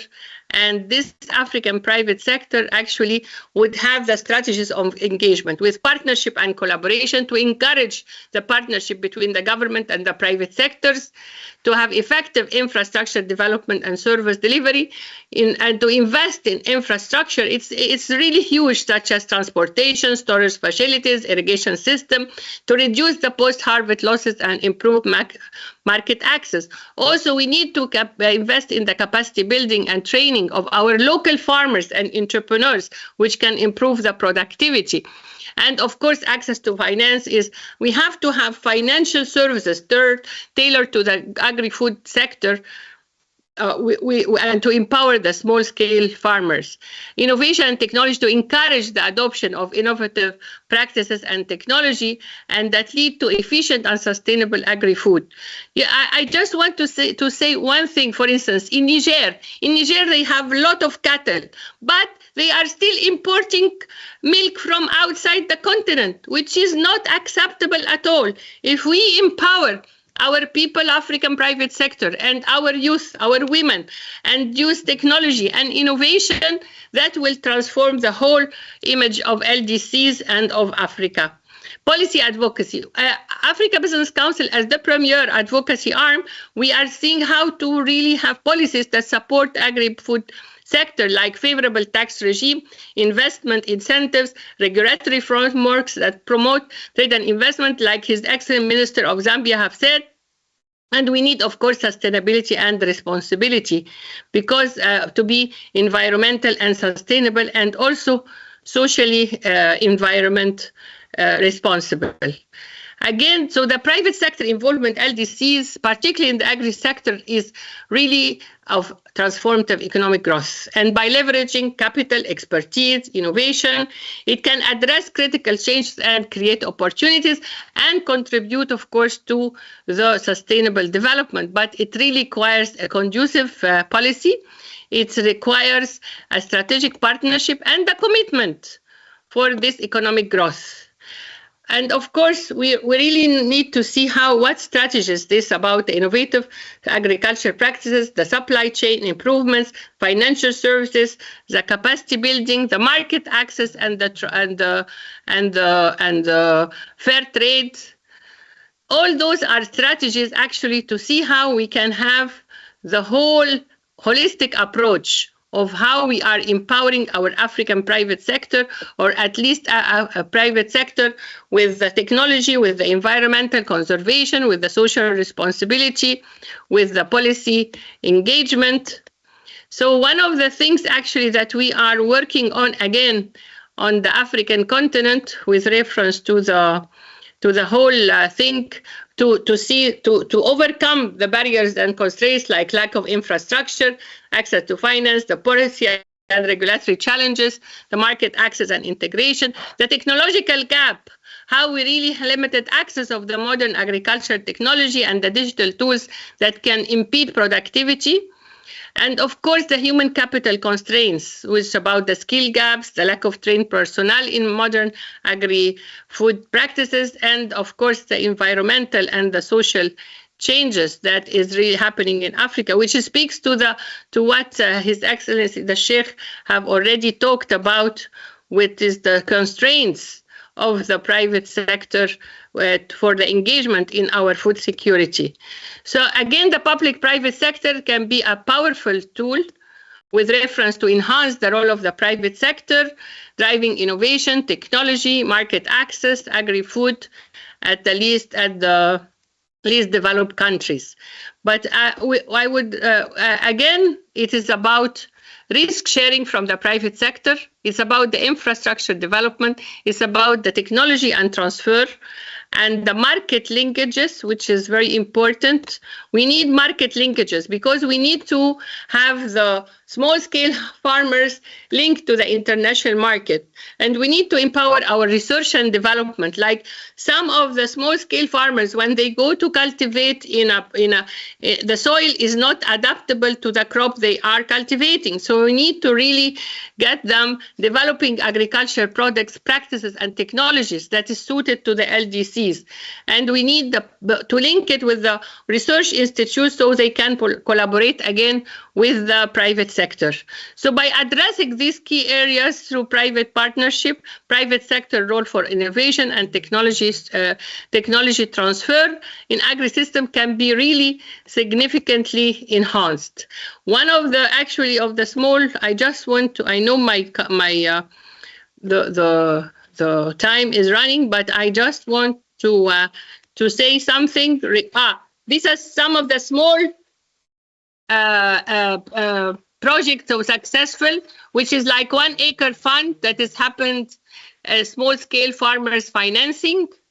And there is the Hello tractor, that's innovative business model in Nigeria. There is the Baban Gona, which is an agriculture franchise model again in Nigeria. There is the East Africa Dairy Development, which is in East Africa country. There is the Apollo Agriculture, which is again in Kenya. So those are small things. And one of the things for empowering women is promoting women and youth in science, technology, innovation to support the agriculture and agribusiness.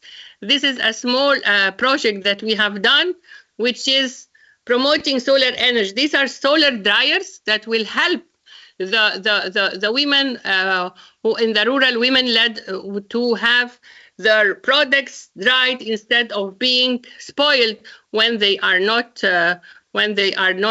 sold. And this again a small a solar dryer that we train the farmers and the small scale holders to do with using solar panels to promote. Again, for the youth, this is again Hunting for Africa's Unicorns. It's a program by the Africa Business Council to support the youth in agri-tech. So those have startup companies that support agri-tech to see how we can really involve the young entrepreneurs into innovation.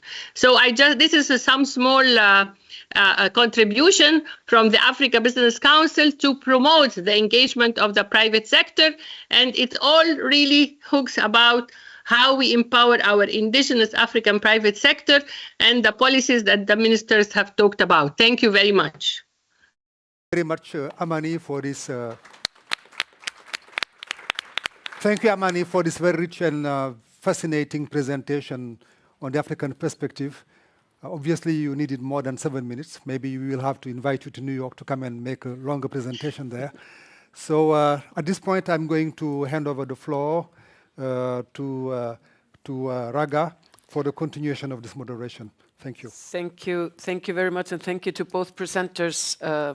As Sheikh said, we could have doubled the time easily, but now there has a lot been said: public-private partnership, education, innovation, taking advantage of the African powers. Really was the message here, and to put it to work and opportunities. What is the response from you, Ambassador De Cruz, maybe from the Angolan perspective as well? Over to you. No, good afternoon, everyone, and thank you for this opportunity to be part of this important panel. Based on what has been said here, allow me to make some comments. The factors impacting on food security in LDCs are deep-rooted and multidimensional. In Africa, multi-global shocks have impacted on the process of transforming food systems. The continent has experienced impediments to have access to agricultural inputs, including fertilizers, which has resulted in an increase of cost of living and the return to a silo approach to food security. Macroeconomic instability, a large debt burden, limited access to finance and high interest rates, limited technical capacities, and the impact of COVID-19 remain major challenges to food system transformation in the continent.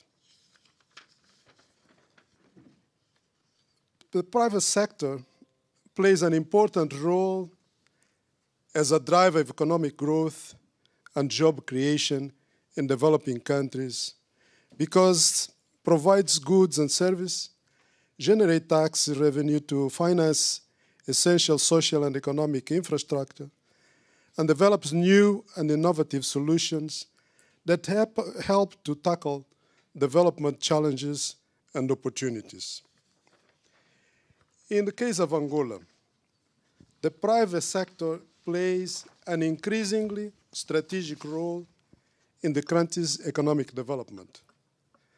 The long-term strategy, Angola 2050, defends a greater attraction of foreign investment, a better business environment, investment, and a vibrant and competitive private market with focus on innovation and human capital and development. For this strategy, it is important that the private sector is capable of taking advantage not only of the various regional and continental economic integration processes in which Angola is deeply involved, but also at the global level, focusing on innovation and human capacity to deliver goods and services.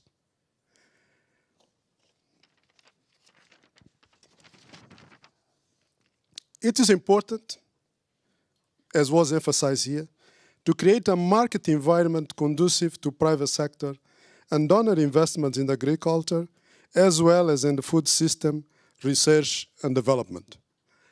Access to new technology should be combined with the preservation and promotion of traditional knowledge, where and when relevant, to involve local communities and enable young people to be drivers of more efficient, inclusive, equitable, resilient, and sustainable agri-food systems. Investments are needed to improve inclusive digital literacy and build the digital competencies of young people. Moreover, relevant and effective policy frameworks and incentives, regulatory measures, and economic and legal instruments should be promoted to ensure equity and inclusion in the development and access to technology and innovation. Agriculture and agribusiness are becoming more and more relevant as food security becomes an increasingly pertinent issue.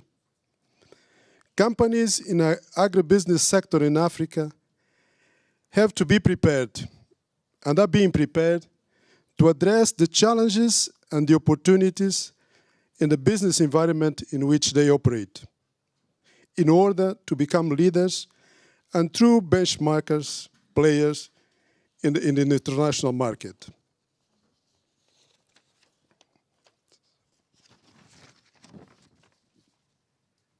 Angola, my country, has the potential to become one of the leading agribusiness countries in Africa due to its fertile and rich soils and favorable natural conditions. The country was once a major producer and exporter of agricultural products, including coffee, cotton, and bananas, which virtually ceased by the 90s as a result of internal conflict that ended in 2002.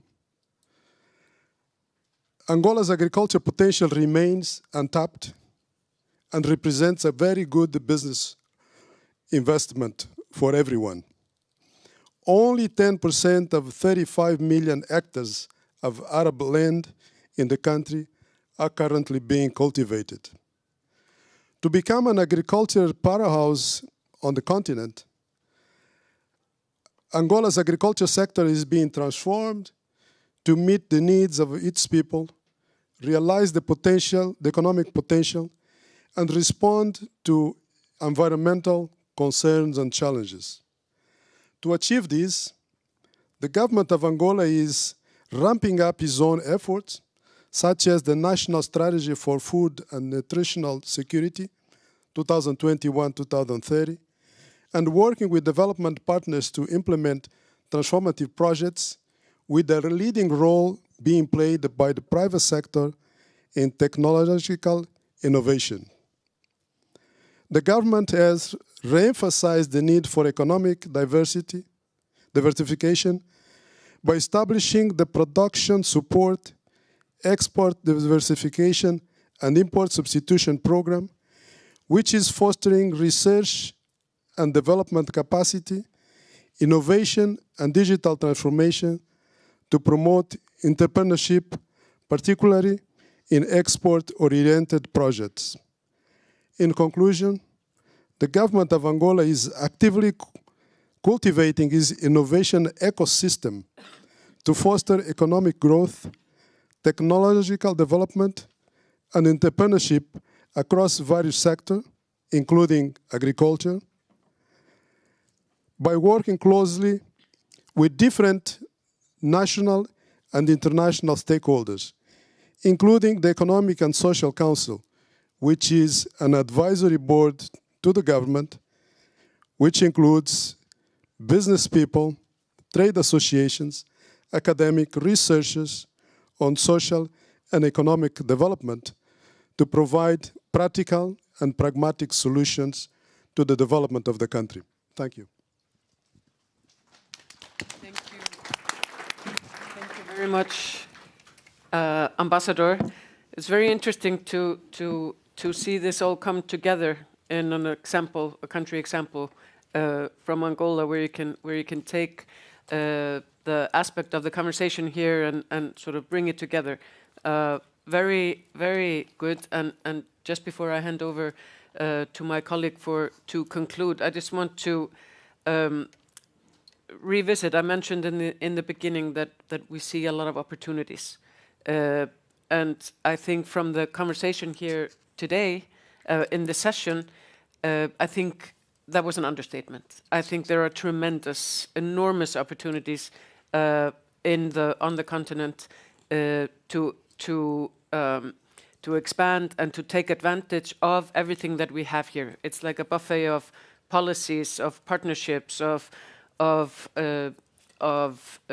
transformation waiting to happen. At the center, at the development center, I will go back with full of ideas of how we can further support. We can take the LDC 5 monitor and supplement it with our initiatives, for example, for policy dialogue on global value chains and production transformation and development. We are doing work, for example, with Togo that we are concluding next month on production transformation policy review, where agri-foods is one of the main topics. So we will take that into that toolkit as well. Finally, we're preparing our next edition of the Africa Development Dynamics, our 24th edition that will be launched in July.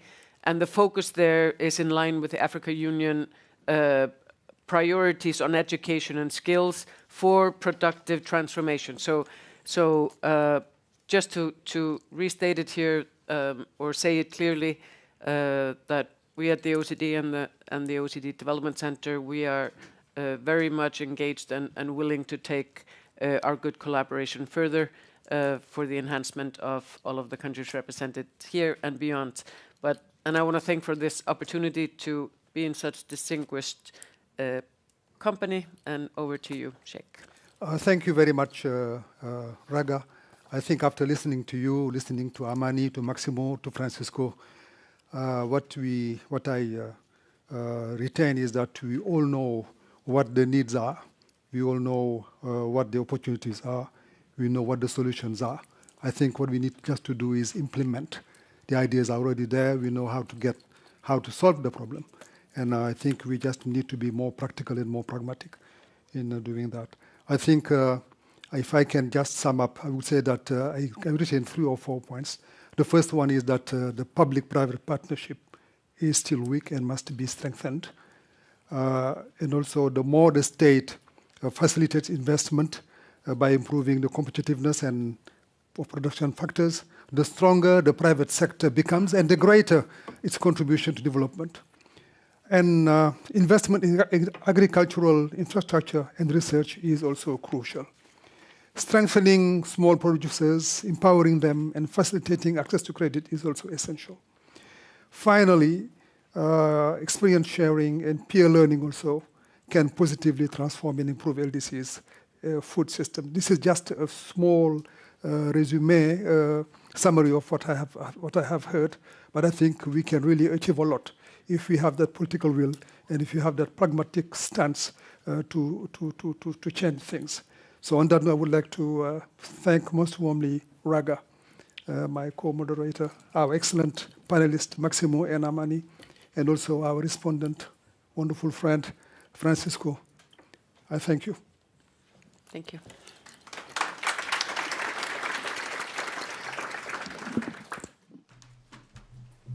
Thank you very much for a truly inspiring panel.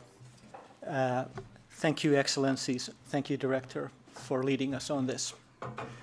We now make the transition right on into our next panel, and it will be the first in a series of thematic panels that will be running for the rest of this afternoon and into tomorrow.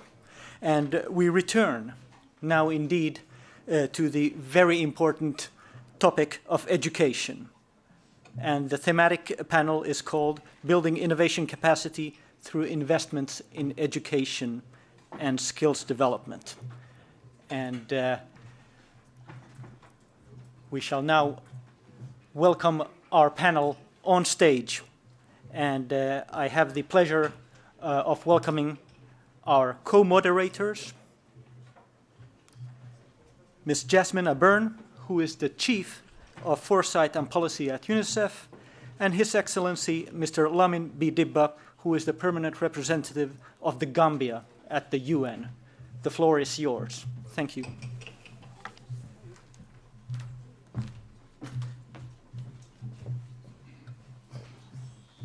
Working? Oh, okay. Thank you so much, MC. Your Excellencies, USG is out. Your Excellencies, ladies and gentlemen, our able chair of the LDC, I think this is a very important forum. And we are saying LDC Future Forum. And anything that we're discussing here, we should not only look at what we have already on the ground, but to project into the future what will be the future of the LDC in the next 10 to 15 years. In that, we all know that the Doha Program of Action has called for investing in people. And that will bring us to introduce the topic that they have selected for us. But because of time constraint, and already we have lost time, we have an array of eminent presenters who will be presenting, but strictly, we will give each of you 7 minutes. And we know that 16.2% of children out of school are within the LDC. And half of the world children that are out of school are from the LDC. This is alarming, and this we should concern ourselves. And this is why the role of investment in education is important. The investment is not coming from only national governments, but also other partners, development partners, and more so the private sector. We have seen in various countries where the private sector is playing a leading role in education. And I believe this is true in most part of our LDC countries. Mr. Moderator, it is important to set the context of these presentations. Building innovative capacity through investment, education, and skills development requires us to reflect on the achievements and the projections. Our population in the LDC is growing, and we need to take care of the education, health, and the feeding of our people. How do we do this? And we believe that education is the surest way and the best tool to eradicate poverty. And we cannot do that without giving quality education to our people. And quality education, many people do not make it through. You look at the transition rate from ECD to lower basic, to upper basic, to senior secondary, and to university, a lot of people drop along the way. So that makes it important for us to have skills training within our curriculums, within our education system, to cater for those who are out of the school. Therefore, I would just give a few examples from my own country. In the Gambia, we have, through the Fast Track Initiative with the World Bank, we have worked on quality education from the lower level to tertiary level. And how do we do this? We look at the quality aspect of education. And we, one, access. We provide access. From 2018 to 2022, we have increased the number of schools. About 571 schools from ECD, about 240 ECD was established, 199 lower basic schools was established, and total of 570 schools was to provide access. Now, the second step, we have provided quality teacher training for teachers to be trained, to be able to provide that quality education that we are looking for. But now the issue of sending teachers out of the urban area, and now we have come up with a strategy called the hardship allowance and hard to reach allowance. Now these motivate a lot of teachers who would want to go, instead of in the urban area, to go, because if you go, the farther you go, the more you earn. So these are innovative ways that we can encourage quality education and ensure that the people in the rural area, if you look at the statistics, the access from urban and rural, we have disparity, and even within countries, we have regional disparities that we need to address. Madam Chair, I know you give me only 5 minutes, but please allow me to complete this. Now, this we have also tested in the health sector, where we do not only provide quality, we provide quality housing at that level to ensure that they are attracted to go and teach in the region, in the local regions. So it is important that we learn these important lessons from each other, as we are here to share lessons and learn important lessons and project into the future. The young people is our future. So let's invest in our people. On that note, Madam Chair, I give you the floor to introduce our panelists. Thank you so much, Ambassador. Very wise words.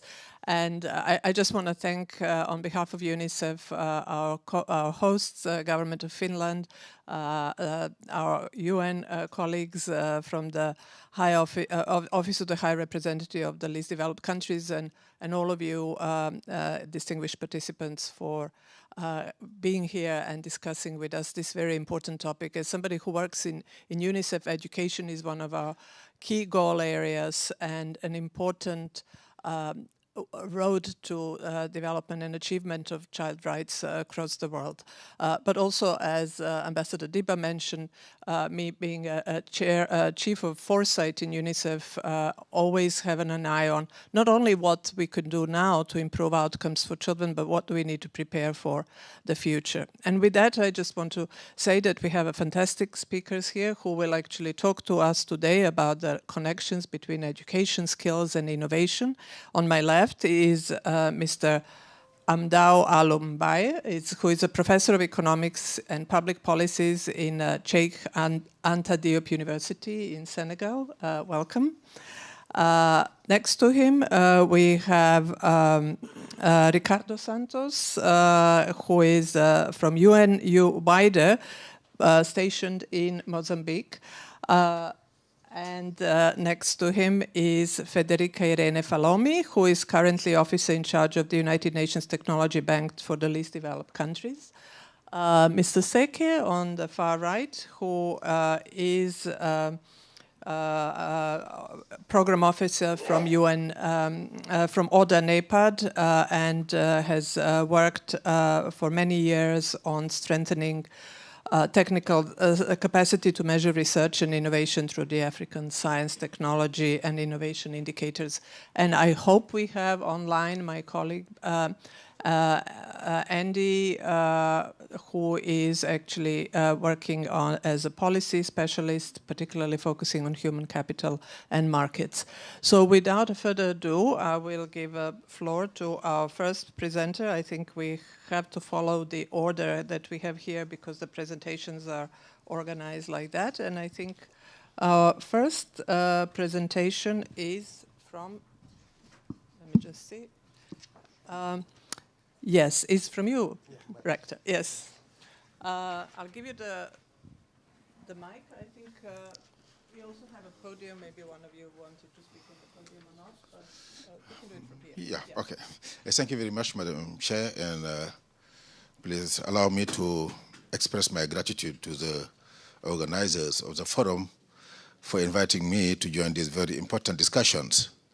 So the topic I'm going to talk to you about is how digital technology can be used to meet the challenges of higher education in French-speaking Africa. And the bulk of the facts and the figures I will be presenting here are from Senegal, but as everyone might know, we have a lot of similarities between Senegal and other African countries, in particular French-speaking African countries. So here is the outline of the presentation. We'll briefly talk about the main challenges facing higher education in Africa, and we'll show how in our approach we use digital technology to address them, and we'll show some milestones of these policies, and we'll then discuss the challenges raised by digital education, and lastly we will wrap up. The main challenge facing higher education in Africa has to do with demography.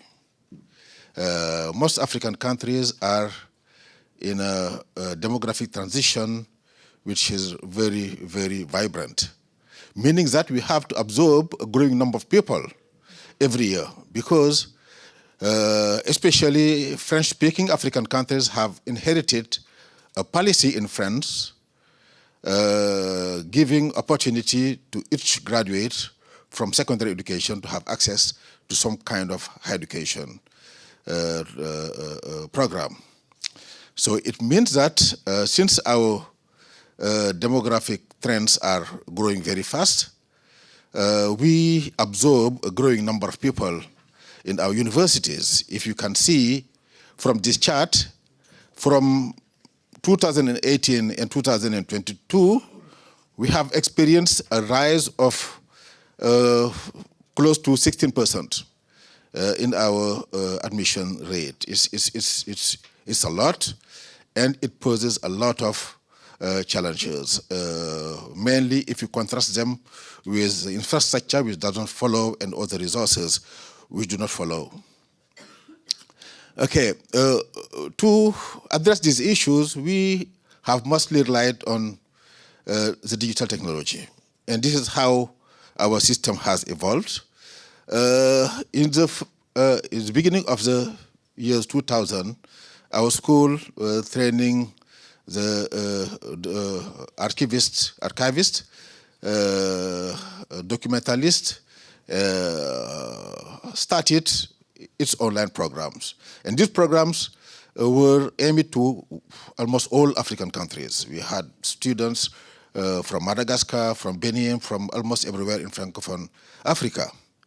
And then in the mid-years 2000, our School of Education followed and used the same model, because the school is providing education not only in Senegal but also outside Senegal in Francophone Africa. And in 2013, we started a program with the World Bank to further strengthen our capacity in this area. And with the COVID, we relied almost entirely on distance learning, and this also was another important milestone, because it allowed us to further develop our infrastructure and our technology. And we have now a strategic plan, a strategic digital plan to further consolidate all these. Okay, so in terms of accomplishments, we have now 24 online learning platforms to provide high-quality education to students regardless of their location or socio-economic background. We want to prevent all students from gathering to Dakar. We would like to provide them with quality education while keeping them in their hometowns or villages. We have more than 632 blended learning degree programs and or short courses aimed at students living in remote areas or with busy schedules or unable for any reason to take face-to-face courses. We have more than 6,000 digital educational resources to improve access to knowledge, support student and reinforce learning. And we have created 2 institutions. The one is is doing research and training in the areas of technology related to the internet. And the other is dealing with distance learning university-wide. This is very important for us because it enabled us to benefit from a very wide array of expertise worldwide, because people are not required to travel to Senegal. They can contribute to our education by staying at their location. And also, this is very important because it allows us to be much more effective in managing our graduate, our calendar, our university calendar. We are a Francophone university, and it means a lot. In particular, it means that we have a lot of strikes from professors and from students. And nobody can go on strike against when digital technology is used. And this is very important for us in this regard. So we have these accomplishments also in terms of the number of students who were trained using this technology, and the number of permanent staff who use the technology in their teaching. And in practical terms, our completion rate has dramatically increased from 46% in 2016 to a range of 53 and 90% in 2022. I'll just skip that. But digital technology has its own challenges per se. And we have here identified 4 challenges. The first one has to do with digital divide. We have an unequal access to technology. The second challenge has to do with the language barriers. Most contents are only available in English, and we would need to develop contents in French and also in local languages. We need to engage more faculty in this technology to give them incentive to adopt this technology. And sustainability also is a very important challenge. So I thank you very much, Madam Chair. Thank you so much. Excellent timing. And it was really telling to see this case study of Senegal and higher education. And Federica, you are going to tell us a little bit more about the work of your agency, particularly in the needs assessment across different countries in the region. What can you tell us about the state of SDI and digital technologies? Yes, thank you very much, moderator, and thank you again to the organizer as well for having me here today and share a bit on the reflections and perspectives that we gathered both from our State of STI report that we published ahead of the LDC 5 conference last year, and from the technology needs assessments that we've conducted in over 12 LDCs.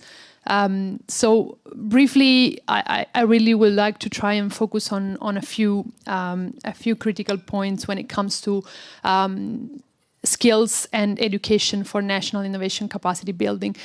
One is that it is not very clear, or it's not a clear-cut solution, what are the determinants and what are the leverages to build innovation capacities. And especially there are not many studies on LDC specifically.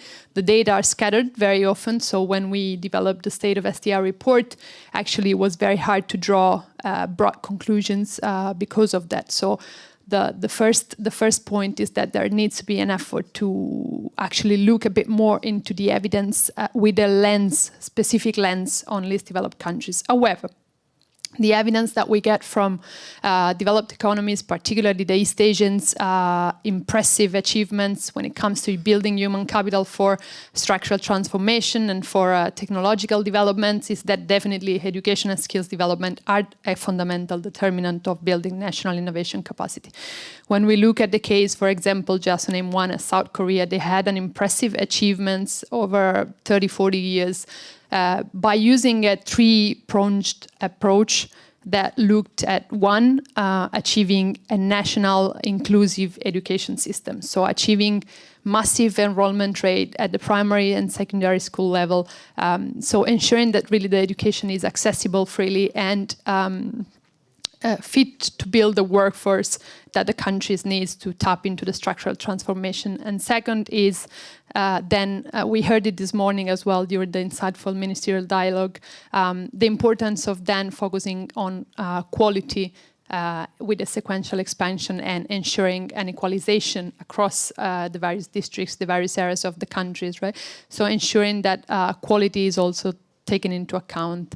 And then second and third is really to ensure that the technical capacity is built through vocational training and at the tertiary level into more advanced human capital development. This was basically in a nutshell what we've seen in a lot of East Asian economies, particularly, for example, South Korea. And then this was actually the main conclusion that that was raised from these experiences, that only the countries that have invested heavily into the formation of skills will be capable of actually catching up, while those that may not have invested that heavily into building human capital are at risk of falling farther behind. And this, I think, it's a very important message that we need to sort of convey in today's discussion, because we're going to look at various factors into the determinants of innovation capacity building and structural transformation. And I think the message here was clear this morning, and I think will be reinforced even during this panel. But I think one point clearly comes out, and is that when we looked at the technology needs assessments across countries, we saw that most of the national innovation systems are still quite incipient. They generate very dispersed innovation activities, and this is reflected in the various indexes as well that are used to measure innovation. The Global Innovation Index and the level of productive capacities shows some constraints as well. But importantly also shows that some of the LDCs are below what is called the efficiency frontier when it comes to transforming innovation input into effective output, which means all the investment is at risk of not generating the desired results. And this is a key message because it tells us that sometimes even the return from investment in R&D, for example, which has been generating a lot of attention in the discussions in the past years through efforts to increase R&D, may not necessarily generate the desired output, because the lack of complementary factors, including human capital, may outweigh the catch-up effect. So what can be recommended from our perspective when it comes to building skills for innovation capacity and structural transformation in the LDCs? Well, what we see is that a lot of the countries, particularly in Africa, are going through what is called premature deindustrialization, a move towards the services sector, but in a low value, low productivity, and low technology use. So that is a risk of course, not generating the deserved and needed structural transformation. So whether the services sector will actually have the potential or not to actually enable higher productivity is something that is yet to be seen, in a sense. But there is an expectation across countries as well as across LDCs that digital transformation and digital technologies may have the potential to boost such productivity increases in the least developed countries, and in particular in the services sectors. However, this even more highlights the fact that developing skills to tap into the digital transformation and to ensure that services are also digitalized and support this process is very important. Now, how to do so? We have seen two important points here that I would like to highlight and wrap up then. One is for sure, as I mentioned earlier, the importance of enhancing public and private spending on education at all levels. Of course, with a focus on STEM, and I know we will hear a bit more on this later, but also with a lens on raising awareness on the importance of STI vocations, STI professions, and ensuring that this is broadly understood by the whole youth population. But second, it's important to note that innovation depends on a broader set of skills, not just technology, not just engineering and technical skills, but also creativity, management, behavioral, and social, because particularly innovation in services has a more important role for the employee-led type of innovation. So we're really looking at 21 21st century skills. And this is why, and on this I will really conclude, at the Technology Bank we're looking at a best practice that we saw implemented in Turkey, which is our host country, and led by the Ministry of Industry and Technology, on really trying to train the next generation on the emerging skills needed to advance technological development. And this is a series of workshops that we are trying to really transform, adapt to the context of the LDCs and make sure it's implemented effectively in that context. Thank you.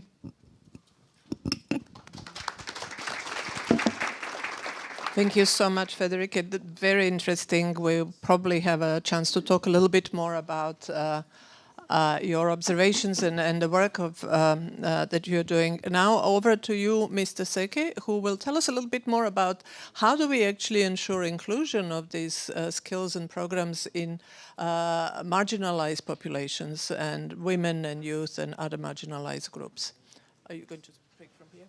Oh, thank you very much. Indeed, once again, all protocol observes. Good afternoon, Your Excellencies, Honorable Minister, and distinguished participants. So I'm going to speak on the increased access to quality education, healthcare, and opportunity for marginal groups. So I'm speaking from the Office of the CEO of the African Union Development Agency. Okay, so from the science, technology, and innovation background for the last 17 years, we have been training at least 43 African Union member countries on how to use indicators to come up with evidence-based policy for development. So I will take you through the outline we have here from Agenda 2063 to Agenda 2030, provision on quality education, healthcare and the opportunity, performance on implementation of Agenda 2063, research and development data on youth and female, general coalition for education in Africa, EU innovation agenda, key enablers, science, technology and innovation, ongoing initiative to empower women, youth, and other. Conclusion will be, especially the African Union term of the year, you know very well, is education. So I believe some of you understand that for us to implement some of our program on the continent as AU organs is to at least have the frameworks. So the main framework that I'll be focusing on throughout my slides, the first one is the one focusing on science, technology, and innovation that we call the Science, Technology, and Innovation Strategy for Africa, STISA 2015-2024, and we are busy preparing the next iteration. And the second strategy we have on the continent is mainly on vocational and education, vocational and training education. So the third one is the one on education, the red one, Continental Education Strategy for Africa. And we understand very well the agenda we have for the next 50 years. As Africa, we are trying to match what we have under Agenda 2063. That is a 50-year vision we had since 2014, as well as the 2030 agenda. So because we are the African Union on the one hand, at the same time we are also the United Nations, is why our editors are always in the US. So we have some aspiration, but when it comes to women, youth, we fit under aspiration 1, where we need to have a prosperous Africa being inclusive in terms of growth and sustainable development. And that takes us as well to aspiration number 6, where we believe that to develop Africa, we need to rely on our women, youth, and also other categories. So when you check now on the one hand, we have the 20 goals fitting under the 7 aspiration, and we have the 2030 agenda where we have quality education and other aspects you could see there.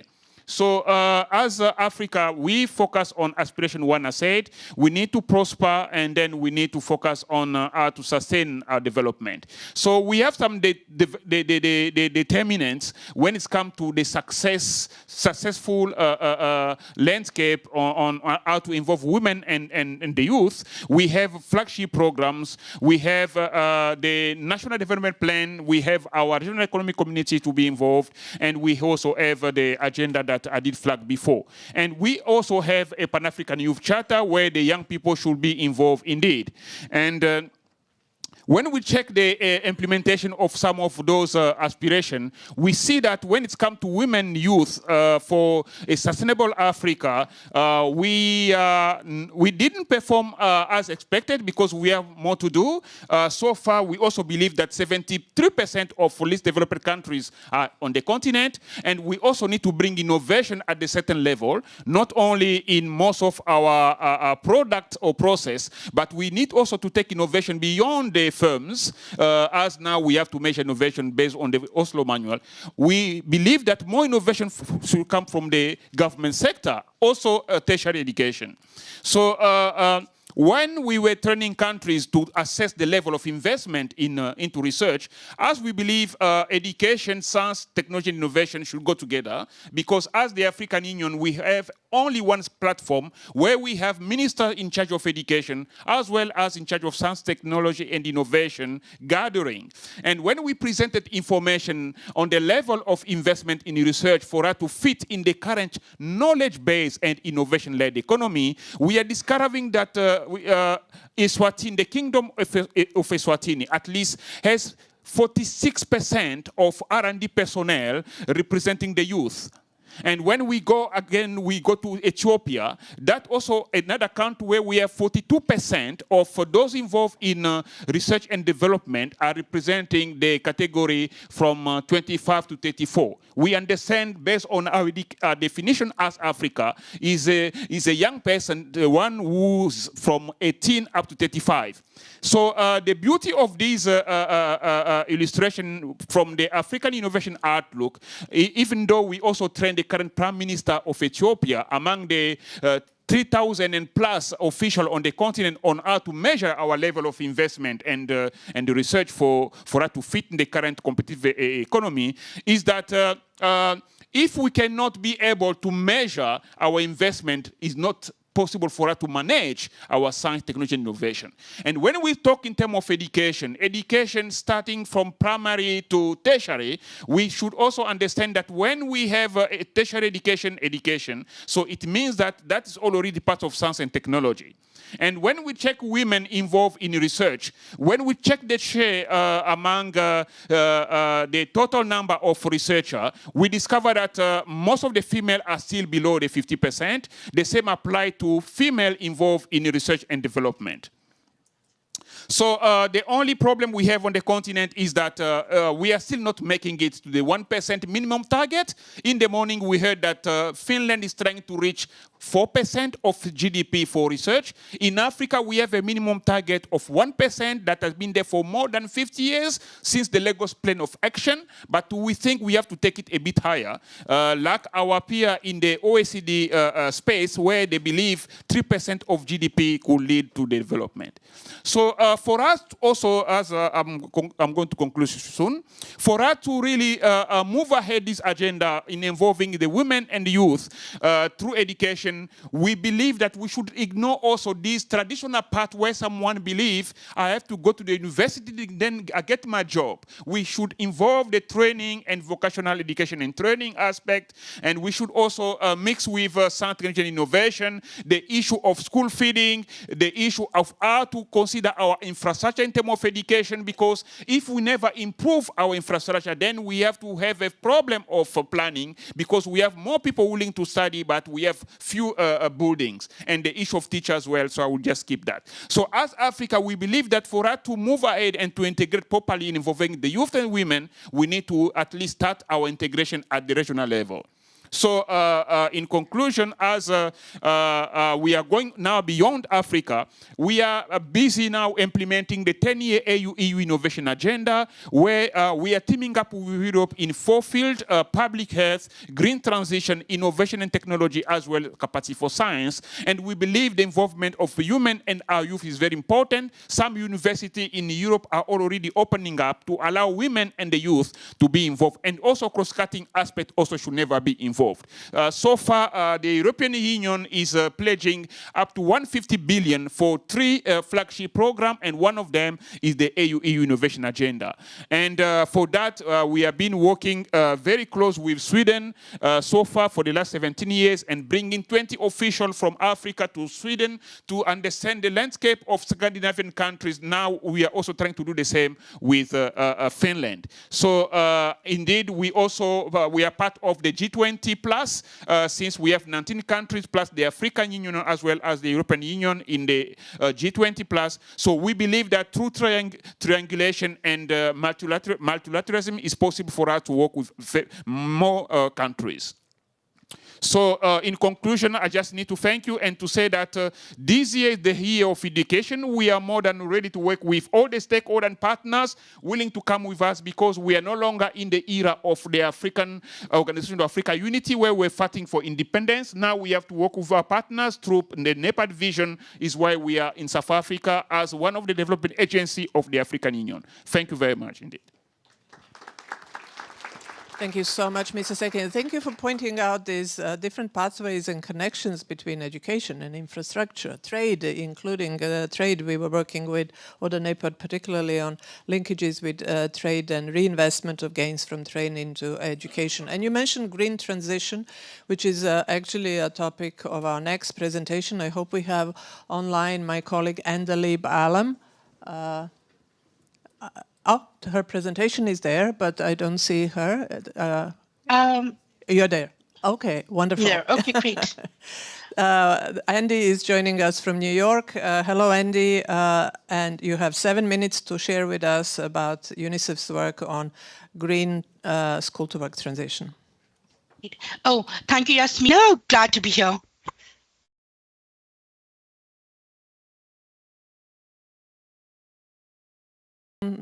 For Andy, or do we have? I can click if you just tell me. Well, I can't see the. Sorry, I can't see. Can you see the slides? No, I can't. I'm seeing this. Okay, I see it now. Okay, thanks. So I'll just click. You just tell me when. All right. Great. I think before we begin, let me just quickly summarize what we mean by the green transition. So when we say the green transition, we're talking about an economic transformation, which is needed to achieve net zero emissions by 2050 to avert the worst of climate disasters. So the green transition comprises many types of economic shifts. It means a shift away from fossil fuels towards clean energy, greening of agriculture, transport, heavy industry, sustainable cities and infrastructure, circular economy, among others. So when we're talking about this kind of this greening of economies or economic transformation, it's going to have an impact on labor markets that young people will be entering. So there will be jobs, for instance, in fossil fuel industries that might become redundant. There will be new jobs that will be created in new industries, or existing job profiles might change because of introduction of green technologies. But I think it's very important to recognize that getting to net zero is just not a challenge to overcome. It's also an important opportunity for economic development and for job creation. So for instance, ILO has done several studies where they have projected that 25 million new net jobs will be created by 2030 as a result of decarbonization of energy and increase in uptake of circular economy. I think in the LDC context, the green transition sort of becomes very important. So LDCs do not contribute a lot to the emissions, but LDCs are also exposed to green policies of a lot of countries because of trade. So I think, different experts in the UN and others have really highlighted the importance of having a green structural transformation in LDCs, move from fossil fuel dependence to higher value-added economic activities, for which the role of education and skills becomes very important. Next, Yasmina. Next slide. Sorry, the one before. The one before. Yeah. Yes.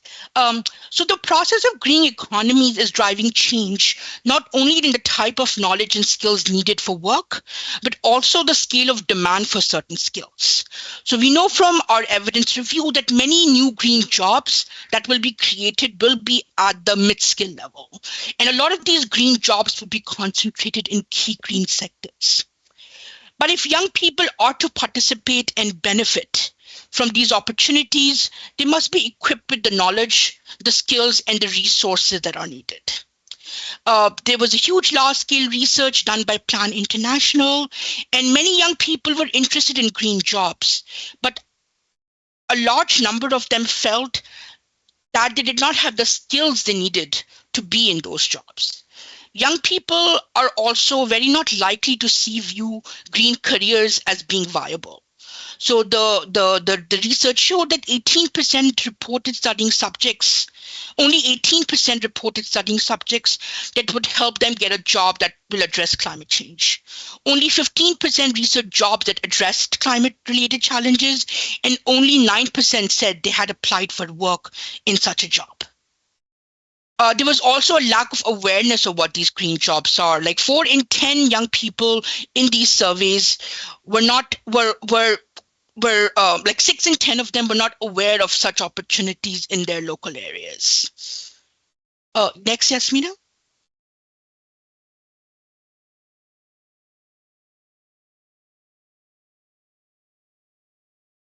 Yes, please. Yes. I think what's very important to recognize is that the debate on what we need to do equip young people is often limited to sort of occupational and vocational skills young people need to acquire. I think the case we make in our latest report is that this is insufficient. What we really need is a broader view of green skills, and we need more integrated and more holistic responses to these green skilling challenges. In particular, we set out a life cycle framework where we identify 7 key elements based on our evidence review, which are essential to accelerate green school to work transitions. So these are focused interventions which are needed to boost the push to green, both at the workforce and the economy level. Next, Yasmina.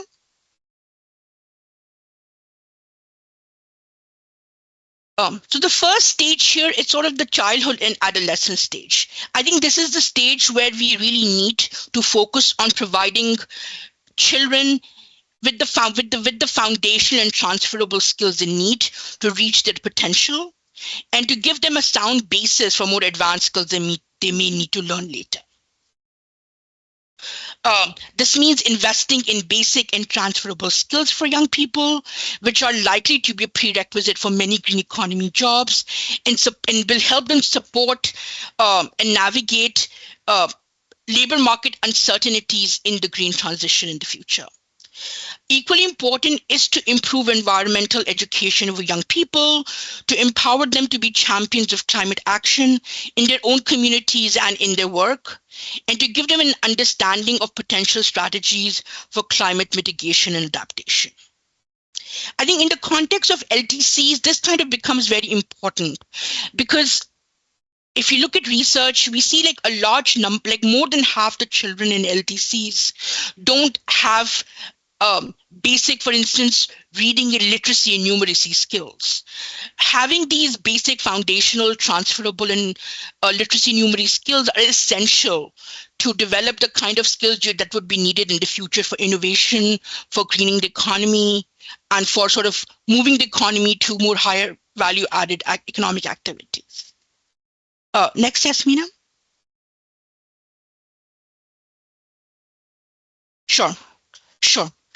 I think then, yes, I think the second stage is where we focus on teaching specific skills for work that are demand in the labor market, but they need to be combined with improvements in career guidance, mentoring to raise young people awareness of what these jobs are and what these occupations available to them. Third, Yasmina. Next, yeah. In the third stage, we talk about supporting young people through the actual transition to work, making it possible for them to use the skills they have developed to earn a living. This means tackling systematic barriers that skilled young people face in entering green jobs. This could mean providing job search assistance, sort of addressing the kind of inequitable hiring practices that young women face in green economy jobs. And I think lastly, it's very important to also have demand side interventions, which will increase the amount of green jobs available to young people. So this means supporting the establishment and growth of green businesses with incentives for youth inclusion in hiring practices. And it also means supporting green youth entrepreneurs and having green public works programs, which has youth inclusion embedded in it. Next, Yasmina, the key policy. Yes, yeah, I think key policy and recommendations. So I think that the key policy challenges we have identified are sort of overarching ones that really need to be addressed. The first is the disconnect between environmental programs and education and employment interventions required to support them. So for instance, if you look at the LDCs, more than half of them don't mention education and training programs. National adaptation, climate adaptation programs also generally don't have a provision for education and training. So this is a clear gap that needs to be addressed. A second is around just lack of resources to scale and sustain green skills and employment policies and programs. So for instance, again, when we look at climate funds, a lot of the allocation is for infrastructure investments, but very little is allocated to human capital investments. Again, this is sort of an entry point in an area that needs to be addressed. I think third is around sort of barriers to gender inclusion and equity. We see that young women and like women in general are very much focused in low skill green sectors, but when it comes to higher paying, medium or high skilled green occupations, that's where young women tend to be in the minority. So again, this is an area that needs to be addressed. Number 4 is just around inadequate data and understanding of what skills and capabilities are needed in the green economy and what are the kind of intervention that really works. So again, a need for investing in data and research here.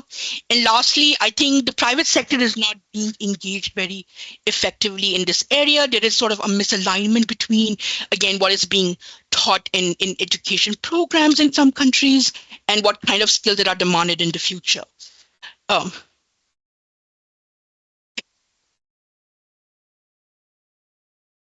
Yes. Report, but please stay with us because there may be some questions for you later on. Thank you for this presentation. And we now have our last panelists who will, Ricardo, talk to us about, we've heard about a whole range of skills that are needed to improve education outcomes. We talked about green skills, but now what about STEM? Can you tell us a little bit about the UN Biden's research about it? Yasmin, can I just ask what to click? Thank you.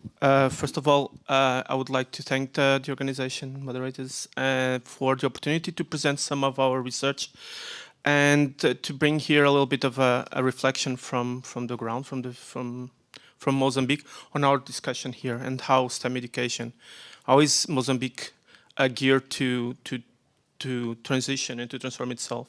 How far is it to transforming itself into the digital economy of this fourth revolution that we talk about, and what's the role of STEM education, where it is right now, and some signals of where it's going.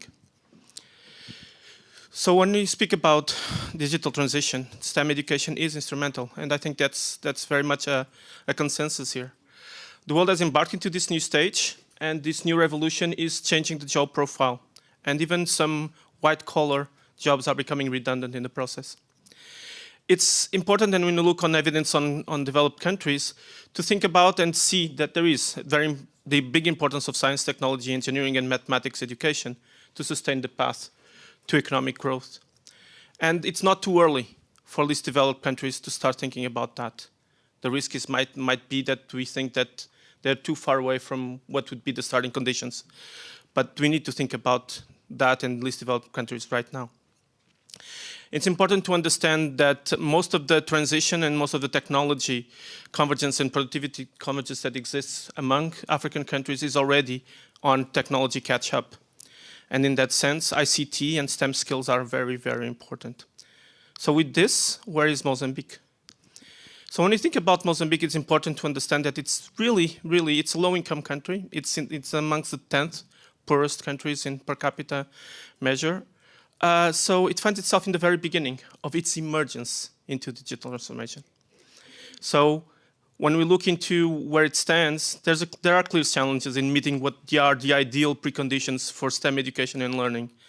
66% of the population of Mozambique at 2022 was living in rural areas. Of these, only 12.8% have electricity for light. Only 0.8% of their households could have had a laptop or a computer. And even only half of them would have mobile phones. So when considering this so big important part of the population where it stands, the preconditions for young children, for young people to actually move into and learning technology or some of the skills that they need where they also require a computer, it's where they start to be facing challenges, real challenges.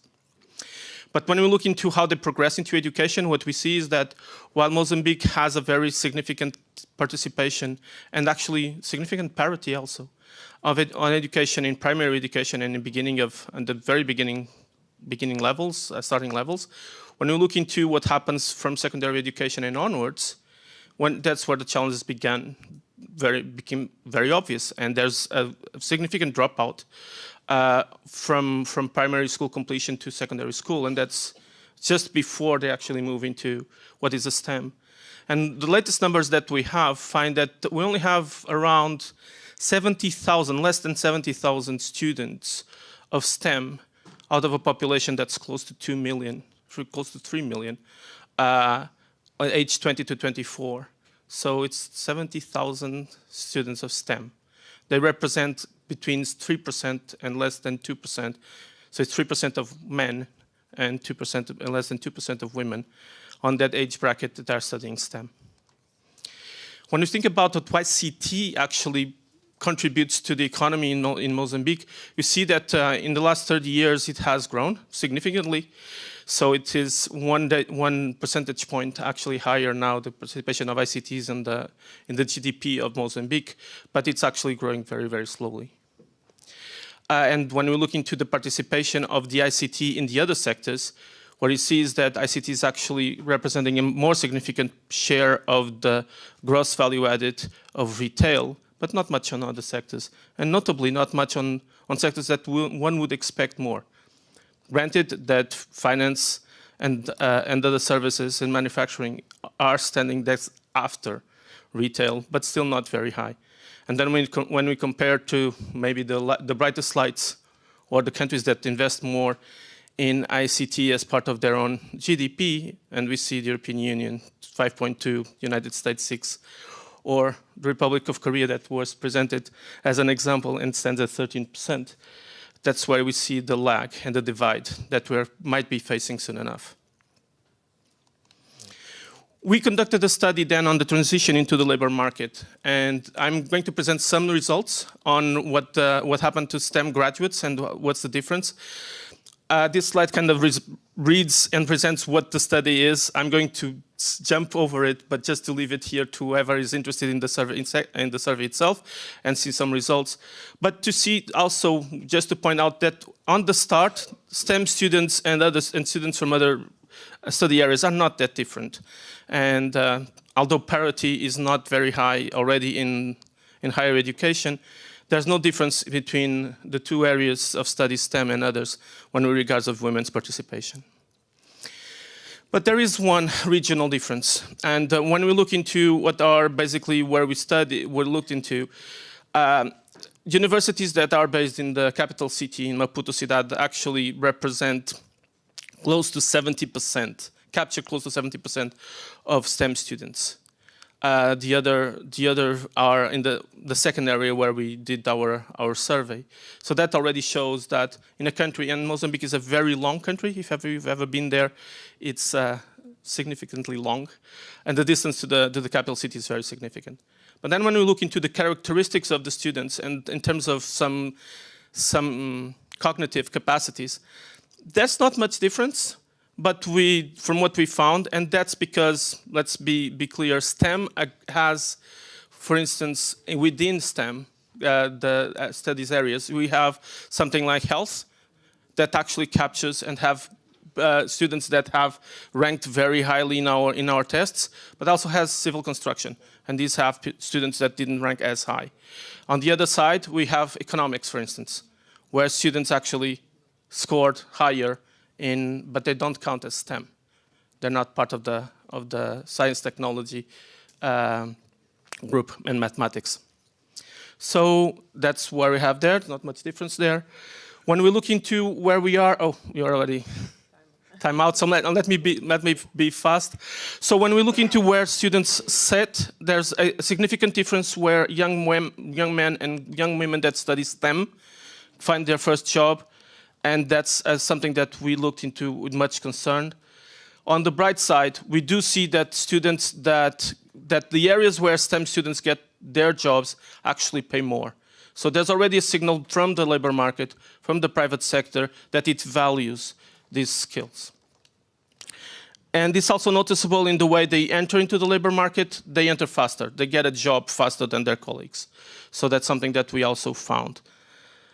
So summarizing, Mozambique's economy is slowly emerging into the digital era, but ICT still represents a very small share of the employment and the GDP. The Mozambican education system is already selecting students for STEM, so the best students are already being selected. But there is regional differences, and that's a concern. And also there are differences in the way men and women get employed after receiving STEM, and that's a risk.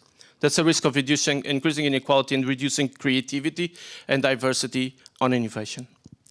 So just to flag two studies that we have, we did found that giving information to young students on their job opportunities speeds up and improves the entrance into the labor market, and that is by providing information, by providing technology.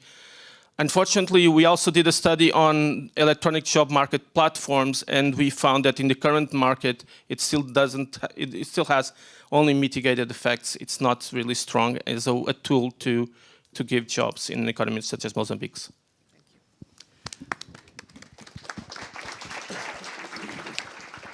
Well, with this presentation, we are wrapped up with a slight delay, but still quite on time with our presentations. And I'm going to give a floor to Mr. Diba to introduce two respondents. Thank you very much. I thank the presenters for a brilliant presentation. We have two respondents in the audience who wanted to react to the presentations. And we have Ambassador Ravish Kumar, Ambassador of India to Finland, and Ambassador Eswin Altuk, Director General of Multilateral Economic Affairs at the Ministry of Foreign Affairs of Turkey. I give the floor to Mr. Kumar.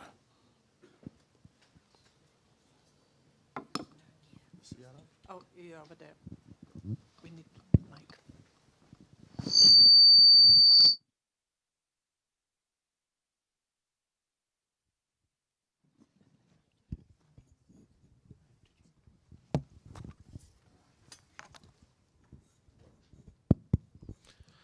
Thank you, moderator, and good afternoon, everyone. I wish to begin by thanking all the presenters for sharing useful insight on the opportunities and challenges faced by least developing countries when it comes to building capacities for innovation. I also wish to congratulate our neighbor Bhutan for its graduation from the LDC status 2 months ago. Coincidentally, we are neighbor in this hall too. India is proud to have been a close and long-standing development partner in Bhutan and remains committed to continuing this cooperation while extending it to the other LDC partners in their journey towards graduation. India itself has seen a fundamental transformation in the last decade, pulling over 400 million people out of poverty, and we are therefore have much to offer in terms of knowledge and expertise to support our friends in the LDC. Since the opening of Indian economies in the 1990s, there has been increasing focus on making sure that our young population is equipped with the necessary skills to not only meet the increasing demand for skilled labor from the private sector, but also able to undertake innovation themselves. Here I am particularly referring to the robust startup ecosystem that India has been able to establish in the last decade through focused programs such as Startup India and Digital India missions. Over the recent years, India Development Assistance in the form of projects, grants and loans and several training programs has started to cover a large number of countries with partnership extended beyond South Asia to Africa and the Pacific region. These development projects are based on the need of the partner countries, and India aims to effectively accompany our partners every step of the way, from concept, launch, and execution to completion. Given the importance of the Indo-Pacific, we are building partnership with other like-minded partners in the region and beyond under frameworks like the International Solar Alliance and the Coalition for Disaster Resilient Infrastructure, but also in plurilateral formats, in order to provide countries in the Indo-Pacific with alternatives that are viable and transparent. Over USD 445 million were given in grants and loans to LDC in 2022-2023 under this partnership. India's flagship capacity program, that is the Indian Technical and Economic Cooperation ITEC program, has seen a large number of beneficiaries from our partners in the LDC. I wish to assure our partners in the group of India continued commitment to further strengthening this spirit of cooperation. I thank you all. Thank you, Ambassador. Thank you very much for that insight. I now call on Ambassador Altuk to also present his reactions. Thank you. Yes. Her reactions. Good afternoon. First, I would like to express my gratitude to our hosts, Finland and the Office of the High Representative. I would also like to thank all presenters at this thematic session for their invaluable contributions. The LDC Future Forum presents a good opportunity to explore how innovation can be harnessed to propel education and skills development in the least developed countries. Turkey is well aware of the nexus between innovation, education, and skills development, and recognizes the important role of that innovation can play in fostering sustainable development. Education has always been a cornerstone of progress and prosperity.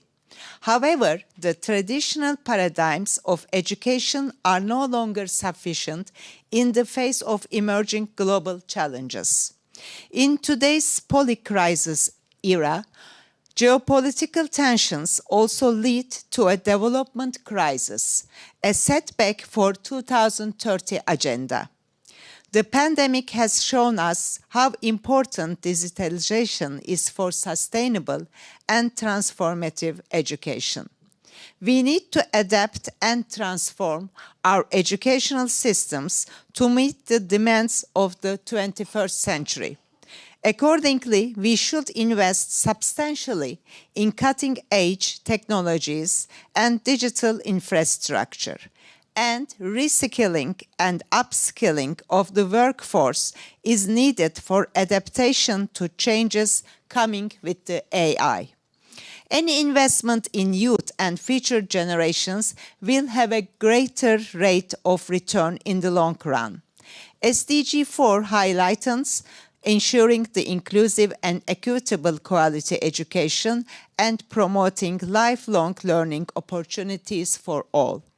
Achieving the SDGs, particularly the SDG 4 by 2030, will be possible only if we can ensure sufficient investments in education and skills development in LDCs. The challenges faced by LDCs in building innovation capacity are multifaceted. However, these challenges also present opportunities for creative and innovative solutions. Turkey firmly believes in the power of international cooperation and solidarity to address all these challenges. As a long-standing and reliable partner of the LDCs, we have been continuously supporting the LDCs in their sustainable development efforts. We are also happy to host and support the UN Technology Bank in Istanbul, Gebze, which is the only UN agency exclusively dedicated to the LDCs. Today, I would like to thank Federica, the now acting director of the UN Technology Bank, for giving us a very informative speech and the work they have done. We believe that the UN Technology Bank has a great potential to contribute to building innovation capacity in education and skills development in LDCs. We will continue to share our best practices via the Technology Bank to make sure that the LDCs can reap the benefits of technological advancement and innovation as well. And thank you once again for all the contributors. Thank you. Thank you. Thank you very much, Excellency. Thank you very much, Excellency. At the beginning, we were afraid that we may go out of the ceiling. But I mean, fortunately, we have 15 more minutes. And if anyone has any reaction, question to the panelists to quickly react within the space of time, we can give that. We have a hand over there. Can you introduce yourself, the institution you are representing? This is Salim Raihan. I'm Professor of Economics at the Dhaka University, Bangladesh. Excellent presentation, excellent discussion.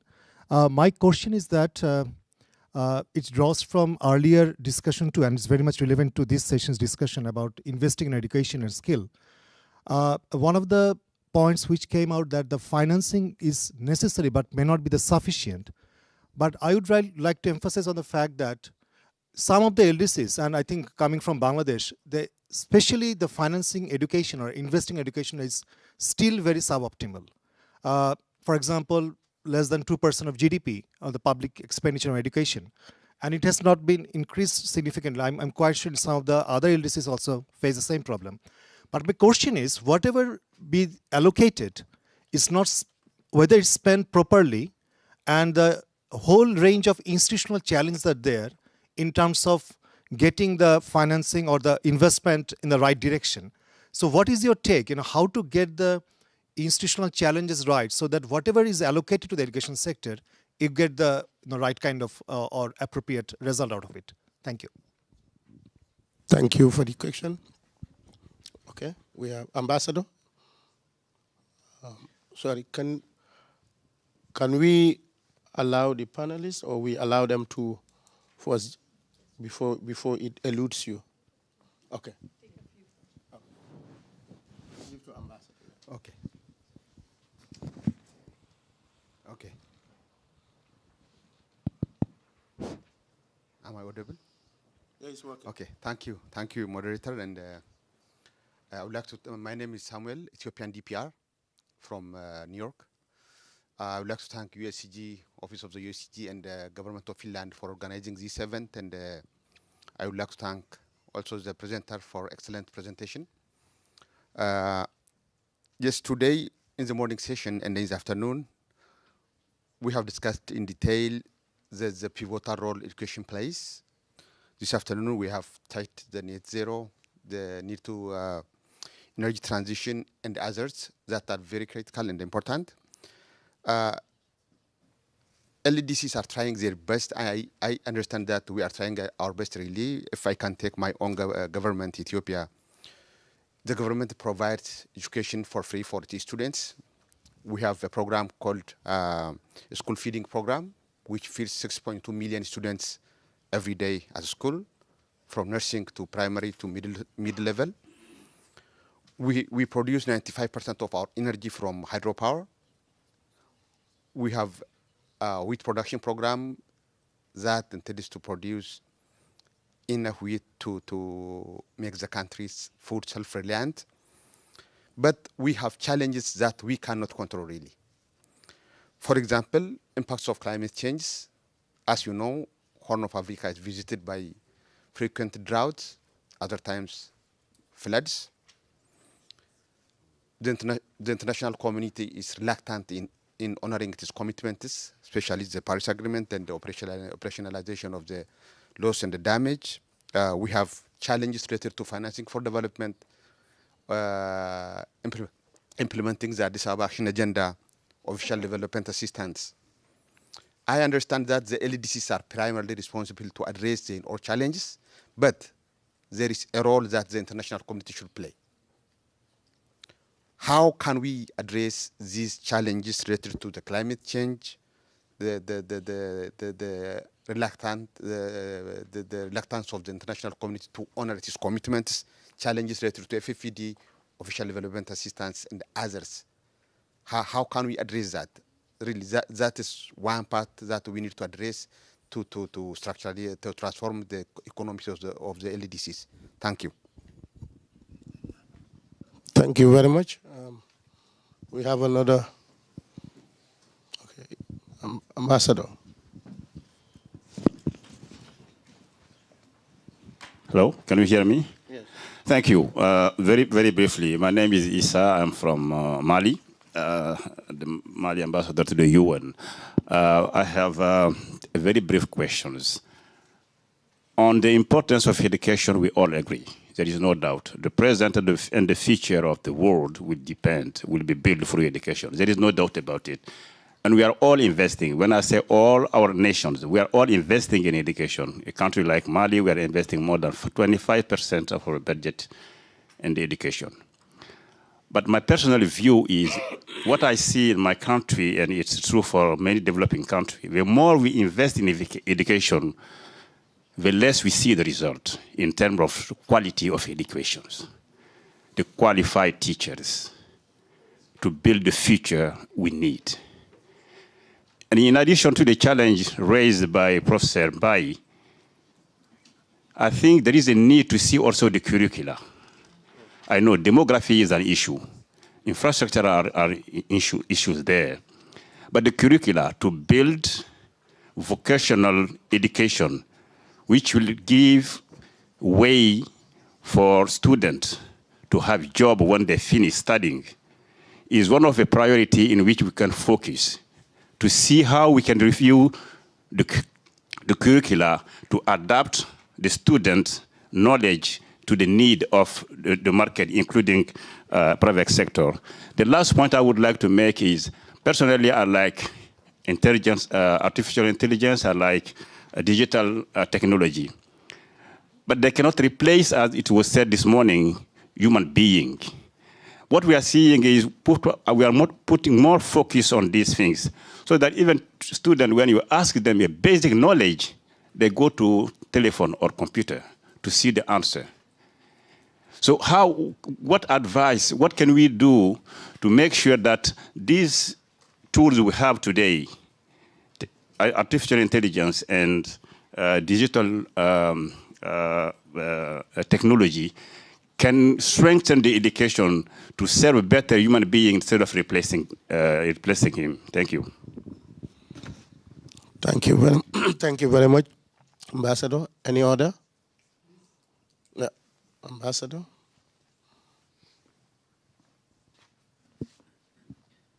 Team from there. We will take another one, and yeah, we will take Ambassador Senegal, and then we will ask them to react. Ambassador, you have the floor.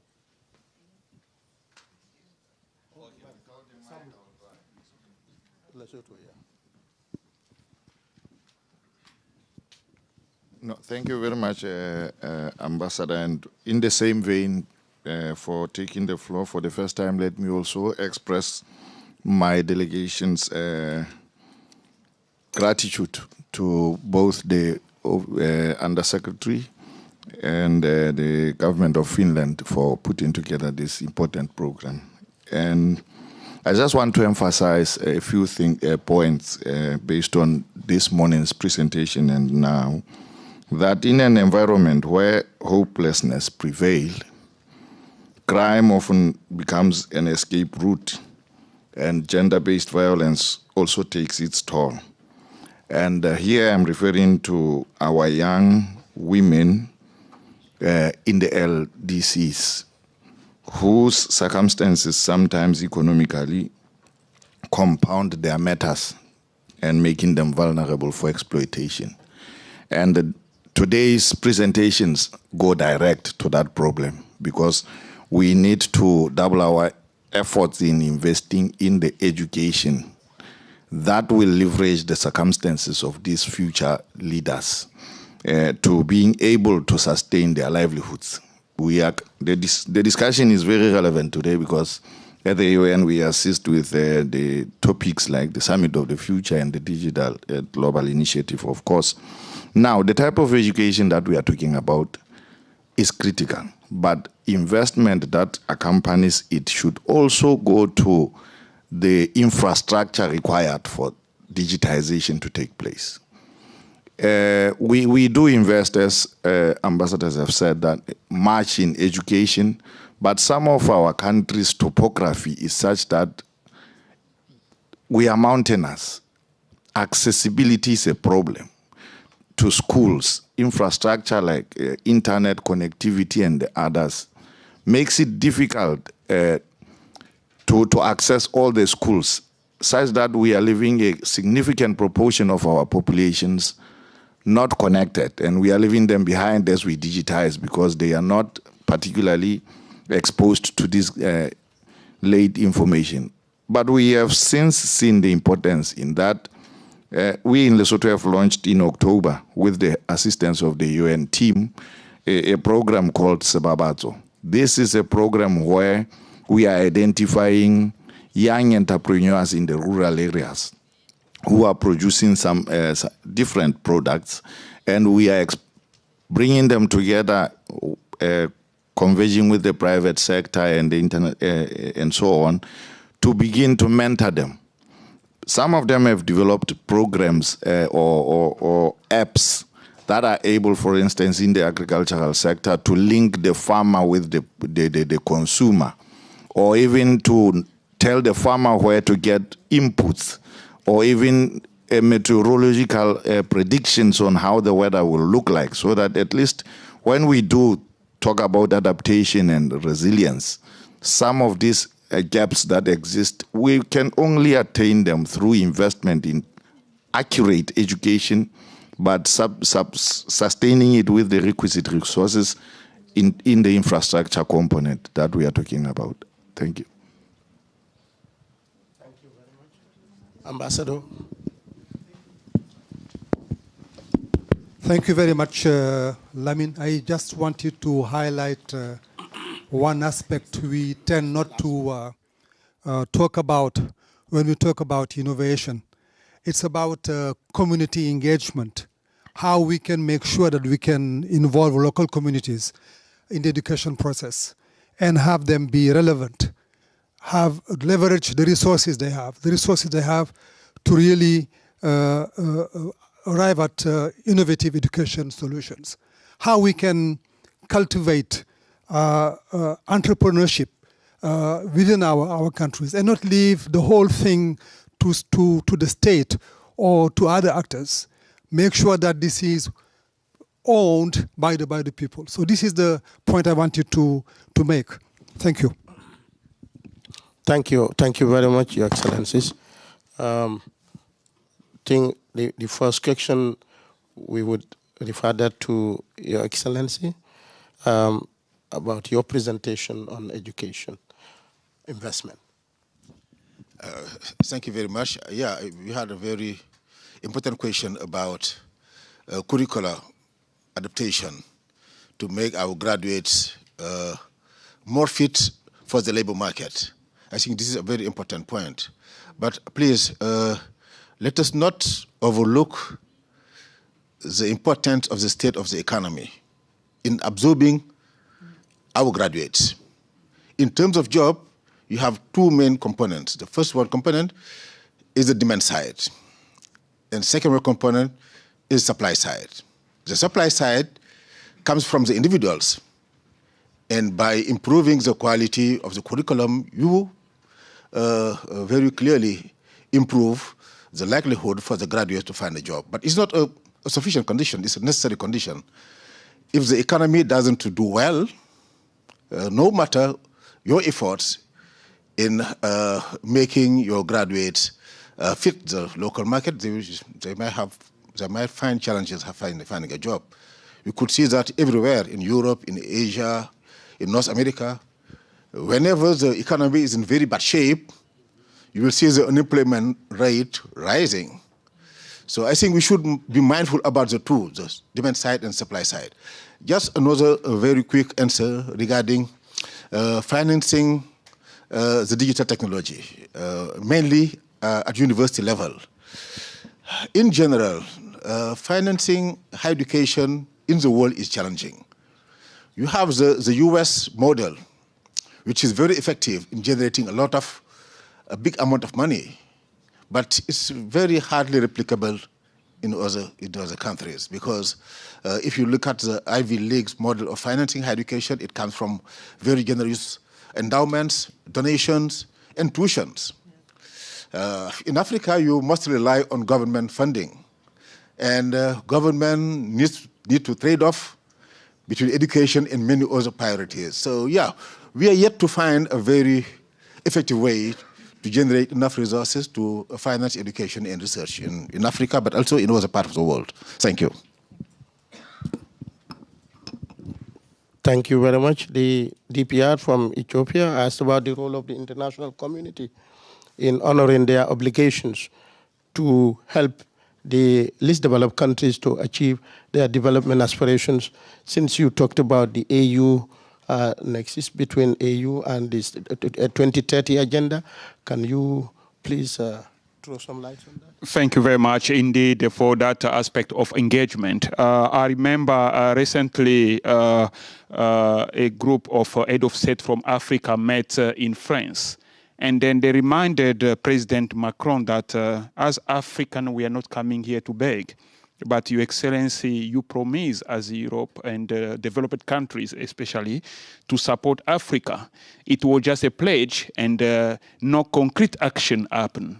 So if the president like the one of South Africa could make such statement, then I'm making my personal statement here because it's very difficult for me to respond accordingly. We are observing a very aggressive global dynamics that we cannot control. So even when it comes to the issue of us moving our member country for least developing country to being graduated, we also have the challenge to face between the possibility for the international community to intervene and the behavior of multinational in some of our least developed countries, not allowing most of our leaders to be more innovative. So all those aspects should be handled properly, because just leaving everything to the international community without understanding there is another dynamic from multinational that should also be handled accordingly to allow most of those least developed countries to fly and to be graduated. That is another challenge. So I would just rest my case here because it's a very sensitive aspect, maybe the most aggressive and eloquent might just split the bean, maybe beyond this discussion, the corridor, Your Excellency. Thank you. Yeah. Well, thank you. Thank you so much. I think with time constraint, if you can, would you want to, any one of you want to? Okay. I'll just make a couple of points on touching upon the various questions. And one is on the international community support. I think one key point is the extent of knowledge, know-how, best practices, expertise that is available for transfer to the LDCs. And I believe in the Doha Program of Action, there is a clear statement that the primary responsibility sits with the LDCs, but the international community has now committed to a renewed set of support measures delivers. So I think that also through the work of the Technology Bank, tech transfer in terms of know-how, knowledge and expertise, as well as hard technology, plays a key role in strengthening education support in these countries. Second point is I very much agree with the point that was mentioned on the fact that emerging technology should not replace human skills, human ability, and I think that's what we really liked of the Technology Makers Lab, because it's a project that we saw implemented in practice and really builds the capacity to utilize emerging technologies with practical applications, learning the use and practical applications of emerging technologies while building creative skills, solutions building, and building the next generation of youth. So I think really this shows that there are practices available to be shared in the LDCs and to be implemented. And third, I think investment in education delivers results, and this week the CDP is recommending for graduation Senegal and Cambodia, which are countries that have invested importantly in education and are now reaping the benefits of it. So I think we should continue advocating for quality investment, because it does deliver results. Thank you. Thank you. So if I could just have very small words and to... Is it good? Okay. So very small words also on the general idea, but thinking about STEM and thinking about that maybe we need to reflect about the equation, the education equation. All countries here invest a lot on education. And of course, it's very important to bring all children and bring education to all children. But we need to understand that not leaving anybody behind is also not leaving them behind when they finish primary school, and also walk with them as they go through secondary school. And if we want to have them reach and achieve the knowledge in STEM, we actually need to be finding a way to have an equation for education, a financing equation, and also probably a curricula and probably a technology. How many teachers do we use for each space, and how do we train our teachers to actually be able to bring them to the point where they become learning STEM and then become the people that will carry the technology transformation and the LDCs. Thank you. Jasmine, can you provide an overview? I have a really difficult task to try to wrap up what has been said. We need 2 days to talk about this fantastic presentation, and thank you so much to the panelists. We just scratched the surface, and I think what we've seen today is that in most of the countries we have really good assessments, a lot of investment in data and analysis, and understanding how innovation can contribute to education. We have frameworks, we heard from Oda NAPAD, we have regional and global commitments. And I like how, actually, I think, Federica, you defined it also, innovation that goes beyond technology, innovation that we need to look in terms of innovative learning, innovative curriculum, moving beyond just thinking about technology, but also about foundational skills, vocational skills, and so on. However, I've heard a lot of challenges and still a lot of work ahead. One of the challenges is really equality, from digital equality, but also other types of inequalities that persist. And gender inequality is one of those that was mentioned several times today. Language barriers. We need better incentives for teachers. I think there were even the example that you gave us, Mr. Diba, is a fantastic example of how that can help us with achieving better outcomes. Innovative curriculum, but also on the demand side, looking into kind of investing into economy, entrepreneurship, giving young people opportunities to thrive in this new economy, and above all, investments in things that may seemingly not have much to do with education, but have a lot to do with investments in infrastructure, in trade, even in climate change, in food systems. These are all linked to education in many different ways. So thank you all for this wonderful session. And with that, I'm giving the floor to Mr. Diba to conclude this panel. Thank you very much. I think you have summed it very well, and you have closed the meeting. But we have very key issues that came out clearly in these presentations. And one of those is we have to invest in our education system. And for us to achieve transformation, we have to invest in our education. 2, we have to close the digital divide. That means we have to put everybody on board and be very inclusive. And I like Mr. Mbaye's example of giving COVID-19 as a challenge, but also provide an opportunity to prepare national governments to prepare their education infrastructure. Not only their education infrastructure, but as well as health. It also teaches us that we should be able to do and look inward, as Ambassador Rabab said this morning. We have to be inward looking to be able to solve most of our problems, because what COVID-19 presented was a challenge. But how do we go around it is something else that we need to figure it out. Because if it is left to the producers of vaccines, we, on the other side of the globe, we would have all gone. So that is a lesson that we need to have a very robust health infrastructure. That is clear. We need to have a cohort of scientists within our community that will embark on research, science, technology, to be able to produce for us and for our needs and demands.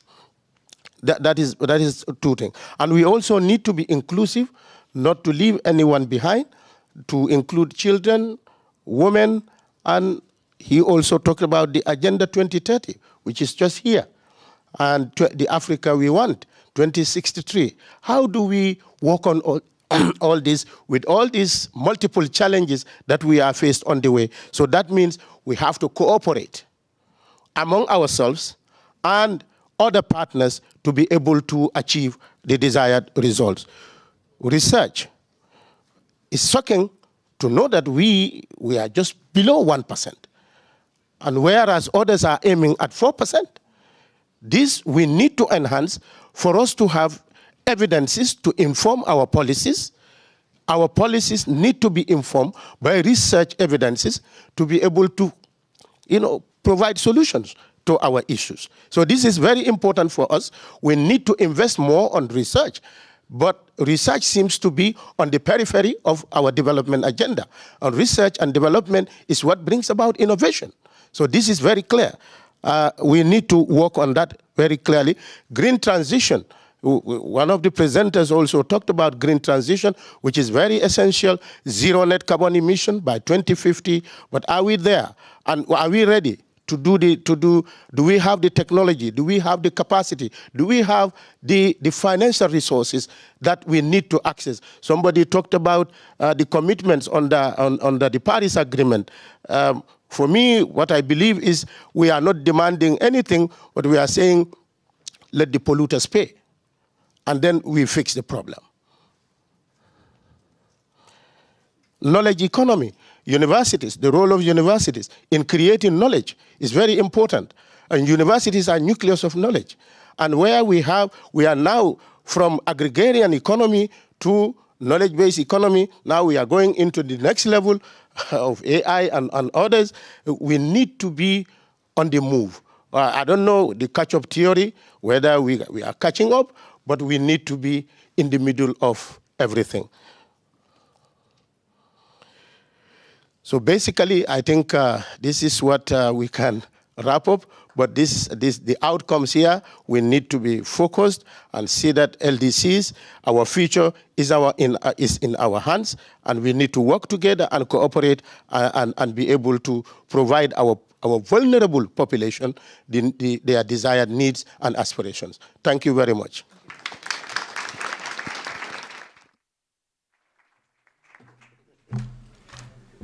Thank you very much for a really thrilling panel. Thank you, truly. And a lot of food for thought. And now I think it's time that we take a short 10-minute break. We come back at 4:10. There will be coffee served outside. May I suggest that due to the shortness of the break, you get the coffee, you bring it inside here with you so that we can resume shortly. And may I kindly ask the participants of the day's last panel, can you stick here with us so that we can mic you ready for the last session of today? Thank you very much.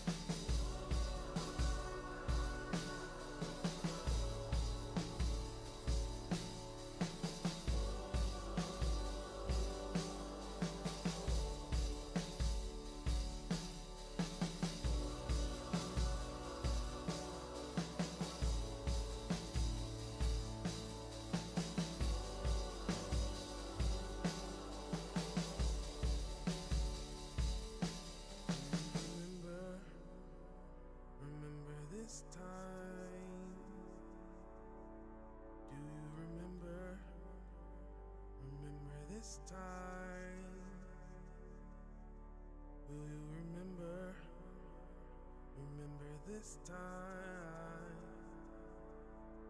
Will you remember this time?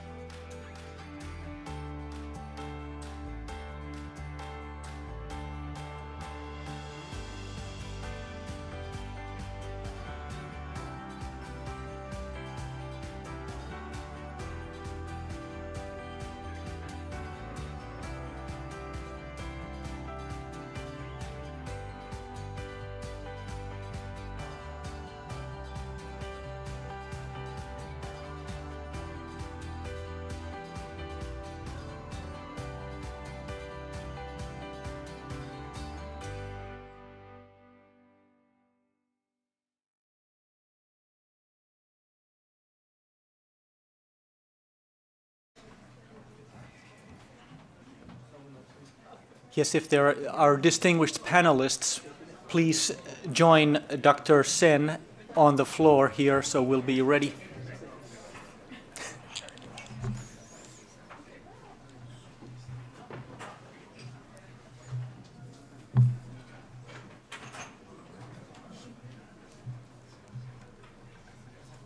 Please, here.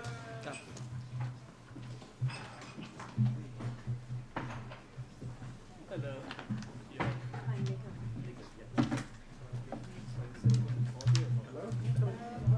No, please.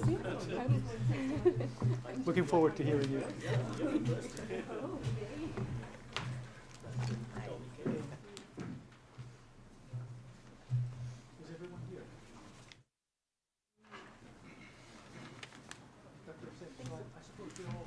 All right, let's start.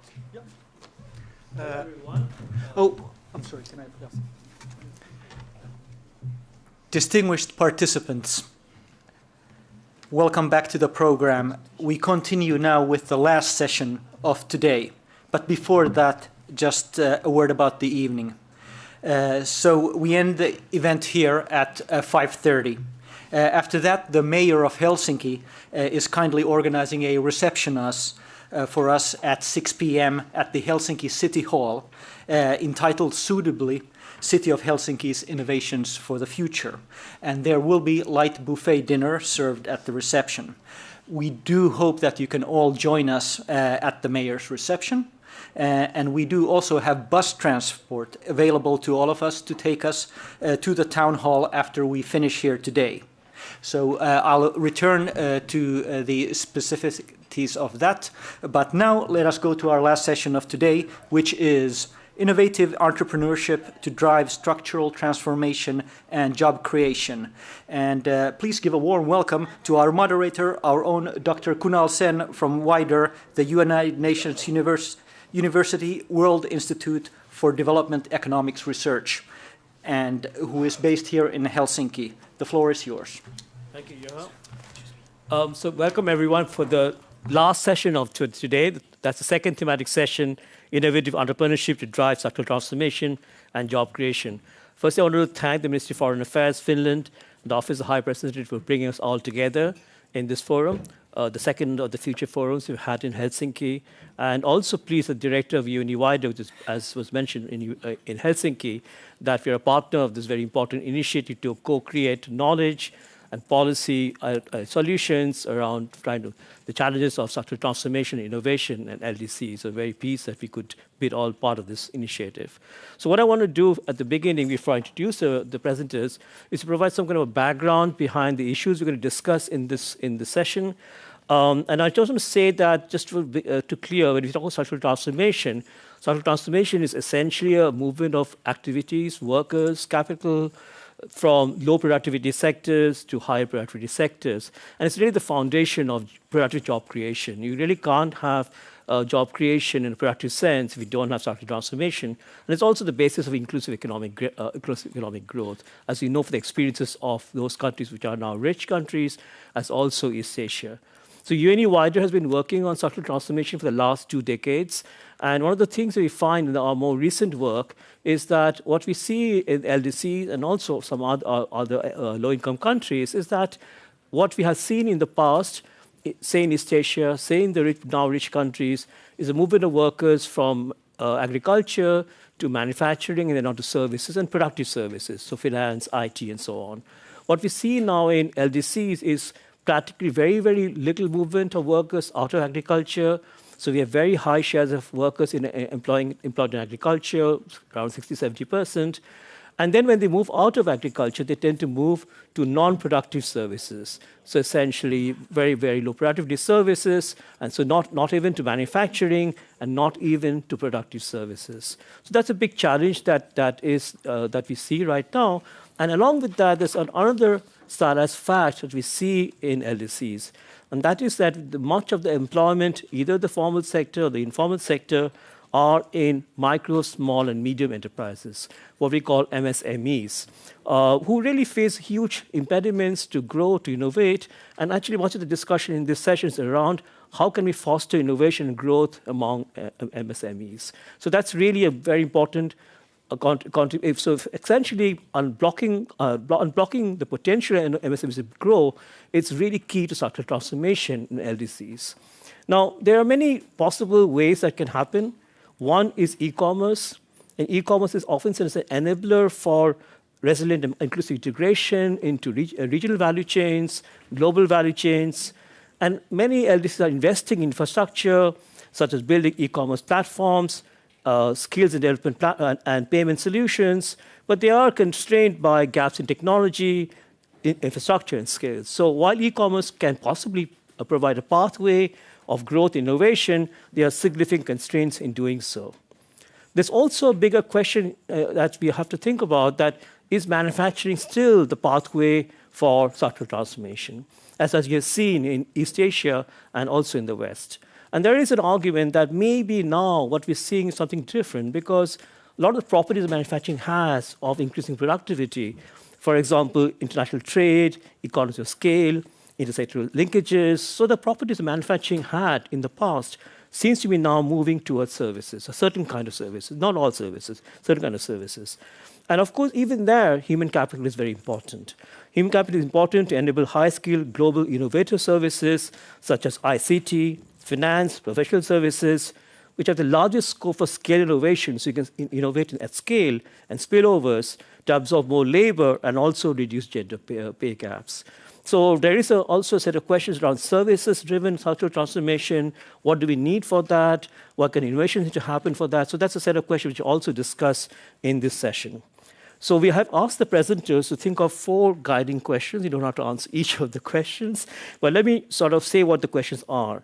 So the first question, how can digitalization and e-commerce be used as enablers for a resilient and inclusive integration of LDCs in regional and global value chains? So e-commerce, number one.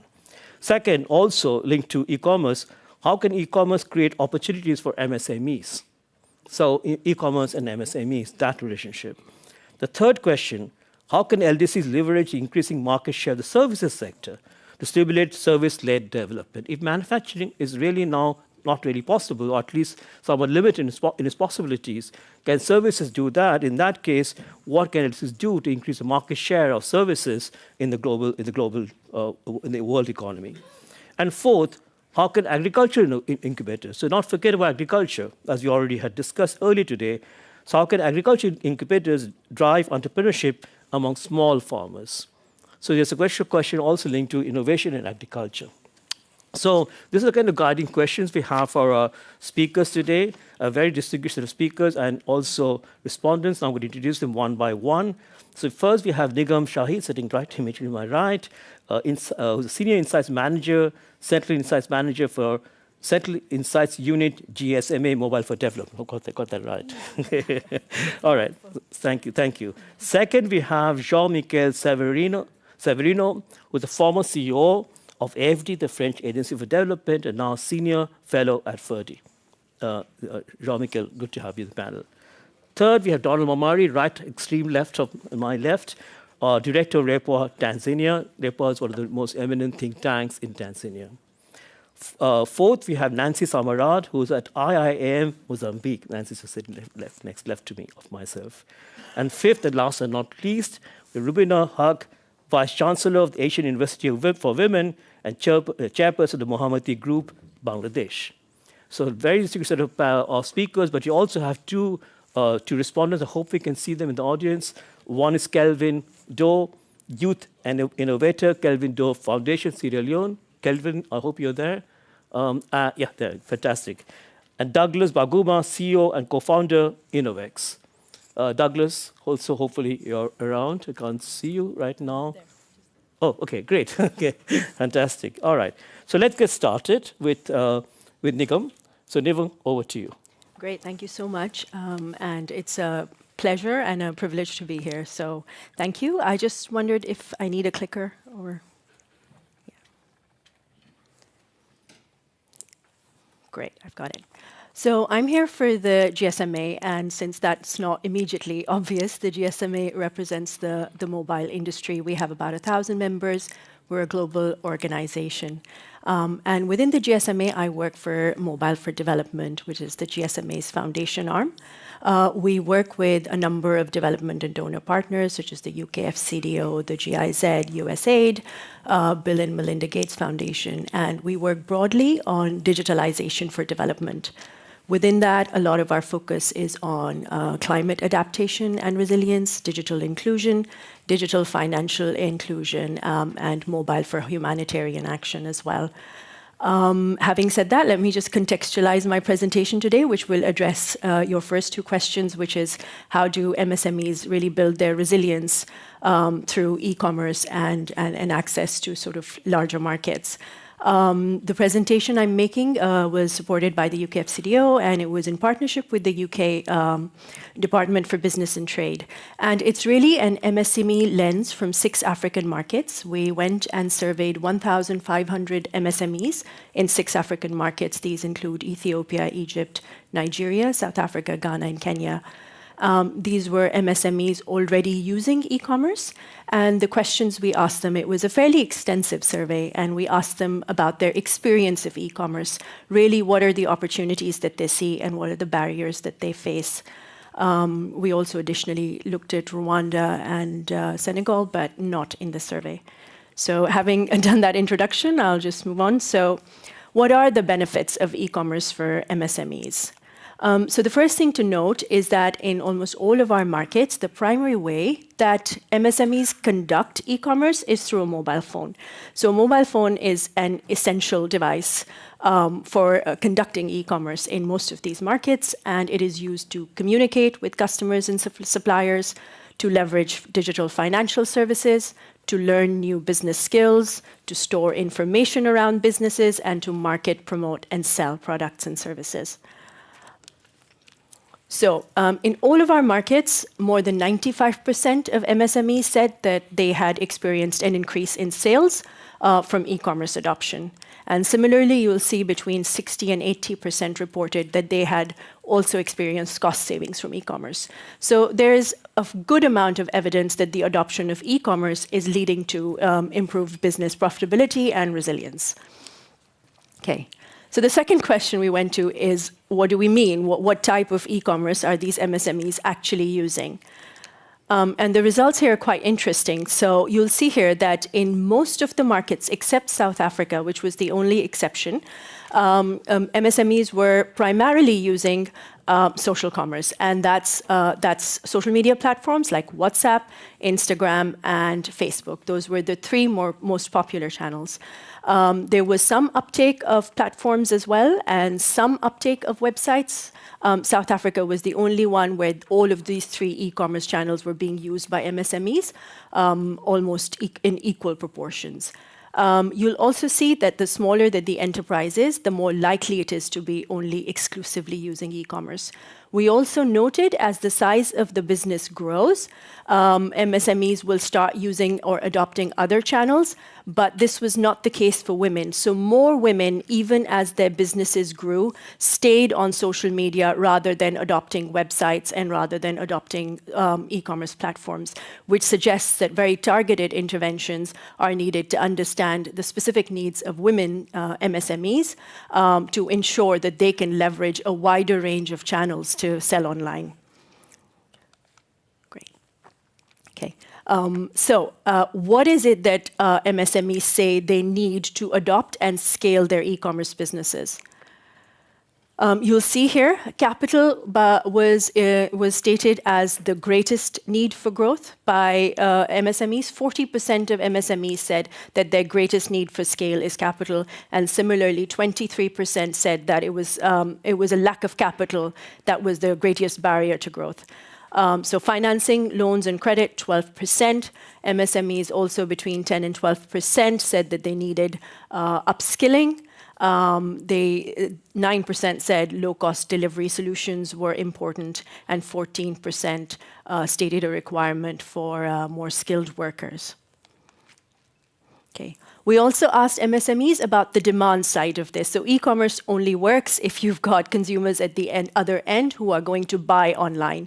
As you can see here, there is a huge challenge of consumer trust as MSMEs perceive it. So MSMEs told us that 48% said that customers don't really trust marketplaces and websites. They don't really understand how to use them.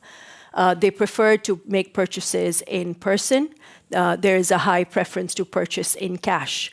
And a lot of customers are resistant to e-commerce also because they're concerned about returns processes and the inefficiencies there. And that keeps demand for e-commerce low. Okay, so what is it that is needed to advance e-commerce adoption? So here we have some key focus areas, and these are some really high-level findings. We do have an extensive report which looks at payment and delivery mechanisms, which looks at e-commerce policies and the role of all of these enablers in a lot more details in those markets. So I encourage you to see that if of interest. But otherwise, here we break it down into two essential fundamentals, which is business and consumer readiness. And here we say connectivity, the affordability of devices and services, skills, digital skills, and financing are four incredibly important fundamental enablers to scaling e-commerce for MSMEs. On top of that, we looked at, like I said, policies, digital payments, and delivery and logistics, which are more sort of ecosystem enablers. Enabling policies are crucial. We know that some of the markets now do have or are establishing e-commerce policies, which are really helpful. Associated with this, e-trade legislation, electronic trade laws, and especially also data, consumer, and protection, copyright laws, and consumer protection are absolutely important, because one of the things that really holds e-commerce back is if something goes wrong, where is the redress mechanism? If I make the wrong financial transaction, if I don't want to keep this good, it's not the quality that I wanted. And so we're seeing policies emerging, policies being developed, but a key part of this is also being able to really implement them so that confidence is built in both MSMEs and in consumers. We looked at digital payments, and And so what's really the driver of payments with e-commerce is you're going to pay based on the method that you trust the most, and that is the most convenient for you to use. So we find that with a lot of small ticket items, it's like, why wouldn't I just pay in cash? Why take the trouble of a digital transaction unless it is really seamless, it is really convenient, and I trust it. And also on low ticket items, one of the things is a high amount of price sensitivity. So when the cost of those transactions is high, that acts as a deterrent to the uptake of digital payments. So we do see a lot of cash on delivery still happening in terms of e-commerce in a number of the markets that we saw. I'm going to finish in about a minute. I don't know how I'm doing on time. Okay. But delivery and logistics is really a big problem. It is a big problem from MSMEs because if you've sold 1 or 2 or 3 things, you've got to now hire a delivery, delivery partner to go and do this. If you want to do this in a very limited amount of time, the cost of that is very high. If you're going to take your time delivering it, let's say a week or so, that's a deterrent from the consumer end because the consumer wants to engage in e-commerce to be immediately able to access their goods. This is why in a lot of markets, e-commerce is remaining as a very urban phenomenon and not really extending to the last mile unless it's B2B e-commerce rather than B2C e-commerce, which is business to consumer. So that's an additional challenge. So national addressing systems need to be significantly strengthened and improved because otherwise delivery costs end up being even higher. And national posts, again, have a key role to play, and those need to be really looked at and strengthened because a lot of MSMEs are not able to rely on national posts to do. And these challenges are exacerbated when you're reaching international markets. So the delivery costs are even higher. You need payments interoperability, which is much more complicated. But as you'll know, you have now the African Free Trade Continental Area, and the UN is playing a big role in the protocols there. So let's see where that it should act as a key enabler. That's everything. Thank you very much. I think, I can click to that. As I said, if you are curious about more of our survey findings, they're up there. You can access them. And thank you. Thank you, Nirgat. That's a very I hope I didn't race it. But, that's a very good overview of both the possibilities and constraints of e-commerce. So we're going to move on without further ado to Jean-Michel Severino. Jean-Michel, over to you. Il y a une présentation aussi.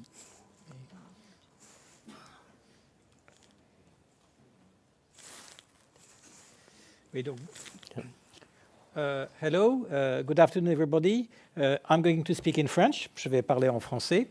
Je suis heureux d'être ici avec mes collègues pour parler du caractère transformant de l'entrepreneuriat dans les pays les moins avancés, les PMA. Et je vais le faire avec 2 casquettes, celle de la FERDI, cette fondation de recherche que vous avez évoquée tout à l'heure et à laquelle je contribue, mais aussi avec mon expérience de dirigeant de Investisseurs et Partenaires, qui est un fonds d'investissement d'impact qui est consacré aux startups et aux PME en Afrique subsaharienne. Je pense je vais adopter une approche transversale aux secteurs qui ont été évoqués tout à l'heure, et on va d'ailleurs au passage retrouver beaucoup des conclusions que Mme Chahid évoquait qui étaient spécifiques au secteur des plateformes, mais en fait réévoquent des problématiques plus larges. Je vais commencer par rappeler que s'il y a un acteur transformant dans les sociétés des pays aujourd'hui, des PMA, ce sont les entrepreneurs, et s'il y avait un nouvel indicateur de développement à créer, c'est le nombre d'entreprises par habitant, ou le nombre d'entreprises par euro ou dollar de PNB. Et ces entreprises dans les pays en développement sont extrêmement peu nombreuses en fait. Et nous savons pourtant que si nous voulons créer par exemple les 420 millions d'emplois dont le continent africain a besoin d'ici à 2050, c'est essentiellement avec le secteur privé et essentiellement avec des entreprises africaines, locales, dont la plupart ne sont pas encore nées. D'une certaine manière, l'agenda du secteur privé dans les PMA, et particulièrement sur le secteur, dans le continent africain, c'est un agenda de création d'entreprises, ce qui en fait toute la spécificité par rapport à l'agenda du soutien au secteur privé à l'échelle mondiale. Alors la bonne nouvelle, c'est que ces entrepreneurs transformants dans le monde, ils existent. À IEP, nous en avons actuellement plus de 300 en portefeuille en Afrique subsaharienne et ils bouleversent complètement le continent. Je vous ai cité un certain nombre de ces entreprises. Africrea, qui est une plateforme de e-commerce qui vend des artisans, des artistes de mode et des produits du continent africain. Aerial Metrics, qui est une entreprise malgache qui construit et développe des drones qui sont capables de transporter des biens dans des communautés isolées et qui est en train de révolutionner la question, la problématique du transport et de la logistique à Madagascar. Palobdé au Burkina Faso, qui est une entreprise qui fait des serviettes hygiéniques pour les femmes à partir de coton bio local et qui, elle aussi, est en train de générer plusieurs milliers d'emplois dans la filière pour ce qui est aussi une question profondément humaine. Farmivoire en Côte d'Ivoire, qui est une entreprise qui fait de la production de médicaments essentiels entièrement en circuit court ivoirien. Malichi, ce qui est devenu un très grand producteur de beurre de karité au Mali, et j'en passe. L'autre bonne nouvelle que je voudrais partager, c'est que les entreprises que nous soutenons ont une performance économique absolument extraordinaire. Quand nous faisons, je dirais, la moyenne normalisée de la performance de nos entreprises sur 6 ans de détention, puisque nous sommes des investisseurs en capital qui, au bout d'un certain temps, revendons notre participation minoritaire dans les pays, nous apercevons que nos entreprises, elles croissent, la valeur ajoutée générée par nos entreprises et leur chiffre d'affaires croissent en moyenne 30% par an. C'est à peu près 6 fois le rythme de croissance du PIB moyen des pays dans lesquels nous intervenons. C'est à peu près 8 fois le rythme de croissance des entreprises européennes du même type dans des secteurs qui sont comparables. Et donc, les entrepreneurs africains, en l'occurrence, ce sont des entrepreneurs absolument incroyables. J'en ai cité un sur la photo. C'est une entreprise malienne, Conergie, ce qui est devenu, en l'espace de 7 ans, le premier concepteur et installateur de systèmes de froid en Afrique de l'Ouest, partant de zéro avec un tandem d'entrepreneurs ivoiro-maliens, et qui est devenu aujourd'hui le premier acteur de système devant toutes les multinationales qui sont présentes dans la région Afrique de l'Ouest. Alors maintenant, les mauvaises nouvelles.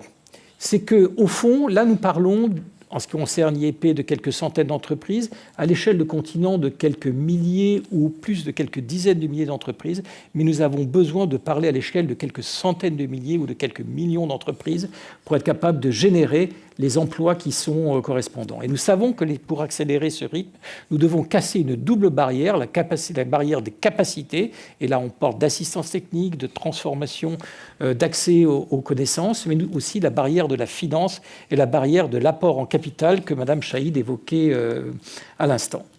Et l'autre mauvaise nouvelle, c'est que s'il y a une certitude que nous pouvons avoir, c'est que le secteur privé financier ne va pas financer ce secteur-là.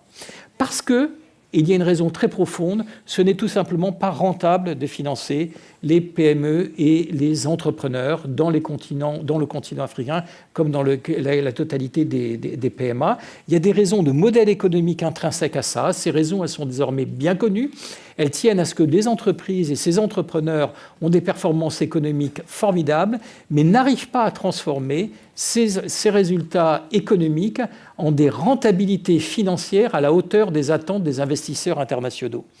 Par exemple, les fameux 15% de taux de rendement interne qu'attendent les investisseurs. C'est dû à toute une chaîne de raisons que je ne vais pas commenter en détail ici, mais qui tient au passage de la valeur ajoutée au résultat net d'une entreprise dans les pas de temps qui sont demandés par les investisseurs, et ensuite des coûts et de l'atteinte de ces entrepreneurs pour des investisseurs en capital structuré qui apportent le type de ressources, les fonds propres dont ces entreprises ont besoin de se développer. Et il y a des grandes études qui ont été lancées par des acteurs internationaux, Shell, Omidyar, Deloitte, etc., qui, par exemple, racontent qu'aujourd'hui, on a besoin de l'ordre de 14 années pour atteindre un taux de rendement positif brut net pour les investisseurs et entre 15 et 20% pour des taux de rendement net pour eux, ce qui est bien entendu très au-delà des horizons que les investisseurs en capital acceptent aujourd'hui. Alors pour arriver à casser ces barrières et accélérer les rythmes de croissance des entrepreneurs, nous avons besoin bien sûr d'une politique inclusive, qui comprend tous les sujets qui ont déjà commencé à être évoqués depuis ce matin, depuis l'environnement légal et institutionnel jusqu'aux conditions de paiement des entrepreneurs, etc. Mais il y en a une qui est aujourd'hui fondamentale pour briser cette barrière et qui est l'accélération d'une finance en capital qui puisse aller irriguer les entrepreneurs qui sont dans le secteur mobile, des paiements mobiles, les entrepreneurs qui sont dans le secteur de l'agriculture, les entrepreneurs qui sont dans tous ces secteurs disruptifs dont on a parlé. Et cette finance spécialisée, elle a besoin d'être une finance dite blended, réunissant des capitaux privés et des capitaux publics. Bonne nouvelle. Je dirais deux bonnes nouvelles. La première, et je vais conclure sur ces mots-là, première bonne nouvelle, c'est que dans le cadre de la FERDI, nous avons conduit des travaux de recherche sur ces sujets-là. Et ce que nous trouvons, c'est que finalement, les montants de capital qui sont nécessaires pour transformer de manière très profonde les perspectives de croissance sont assez modestes, de l'ordre de 400 à 500 millions d'apports de capital additionnels nouveaux par an dans ce secteur-là permettrait, par exemple, de bouger d'un point de PIB le taux de croissance africain. C'est gigantesque. C'est un rapport coût-rendement absolument gigantesque. Donc ce sont des efforts qui sont, en termes de volume, à la portée de la macroéconomie africaine, par exemple, de la macroéconomie des PMA et de la macroéconomie internationale. L'autre bonne nouvelle, c'est que cette réalité commence à être reconnue par un nombre croissant de gouvernements africains et de gouvernements de PMA comme d'acteurs internationaux. Et on le voit à travers l'apparition de très grands mécanismes financiers qui commencent à irriguer ce domaine. Alors c'est vrai avec la Banque mondiale, avec le IDA Private Sector Window qui est spécialisé, qui s'applique sur les PMA, à travers les financements de l'Union européenne, par exemple, dans le Blended Finance, à travers les financements de très grandes fondations comme la fondation Mastercard. Et nous avons aussi des gouvernements, et là j'ai évoqué par exemple le gouvernement sénégalais et le gouvernement ivoirien, qui développent des instruments qui sont appropriés pour atteindre ces objectifs. Malheureusement, ça sera ma dernière note, nous sommes aujourd'hui encore très en deçà, volumétriquement, des efforts financiers qui seraient nécessaires pour atteindre les seuils dans lesquels on passerait, je dirais, de l'illustration du caractère positif, mais encore pilote d'une telle politique, mais à un caractère macroéconomiquement significatif. Et donc, je conclurai en disant que si nous voulons aujourd'hui soutenir les entrepreneurs des PMA et africains à travers cette finance adaptée de partenariats public-privé centrés sur l'apport en capital à ces entreprises innovantes émergentes, nous avons non pas à réinventer la roue, imaginer des pilotes, mais nous avons aujourd'hui à changer d'échelle. Ce changement d'échelle, il a un côté positif, c'est qu'il est facile méthodologiquement. Il a un côté compliqué, c'est qu'il touche désormais la poche. Il faut sortir la main du portefeuille et contribuer à ce qui sera, j'en suis convaincu, fatalement une politique transformative pour le continent africain. Merci beaucoup. Merci beaucoup. Let's go over to Donald Murray. Donald, you can speak about digitalization e-commerce too. Yeah, thanks. You can need the clicker, I suppose. Sure. Thanks. Thank you very much, Sen, Professor Sen, and let me thank Under Secretary General and the UN team for inviting me to participate and speak at this forum. I also recognize the presence of permanent representative of Tanzania, also attending this forum, Ambassador Katanga. I will speak on the e-commerce and digital transformation, let me begin by looking at some of the key stylized facts on trade and structural transformation in Africa. You will note that while we say that trade is an engine of development and transformation, but largely Africa lags behind.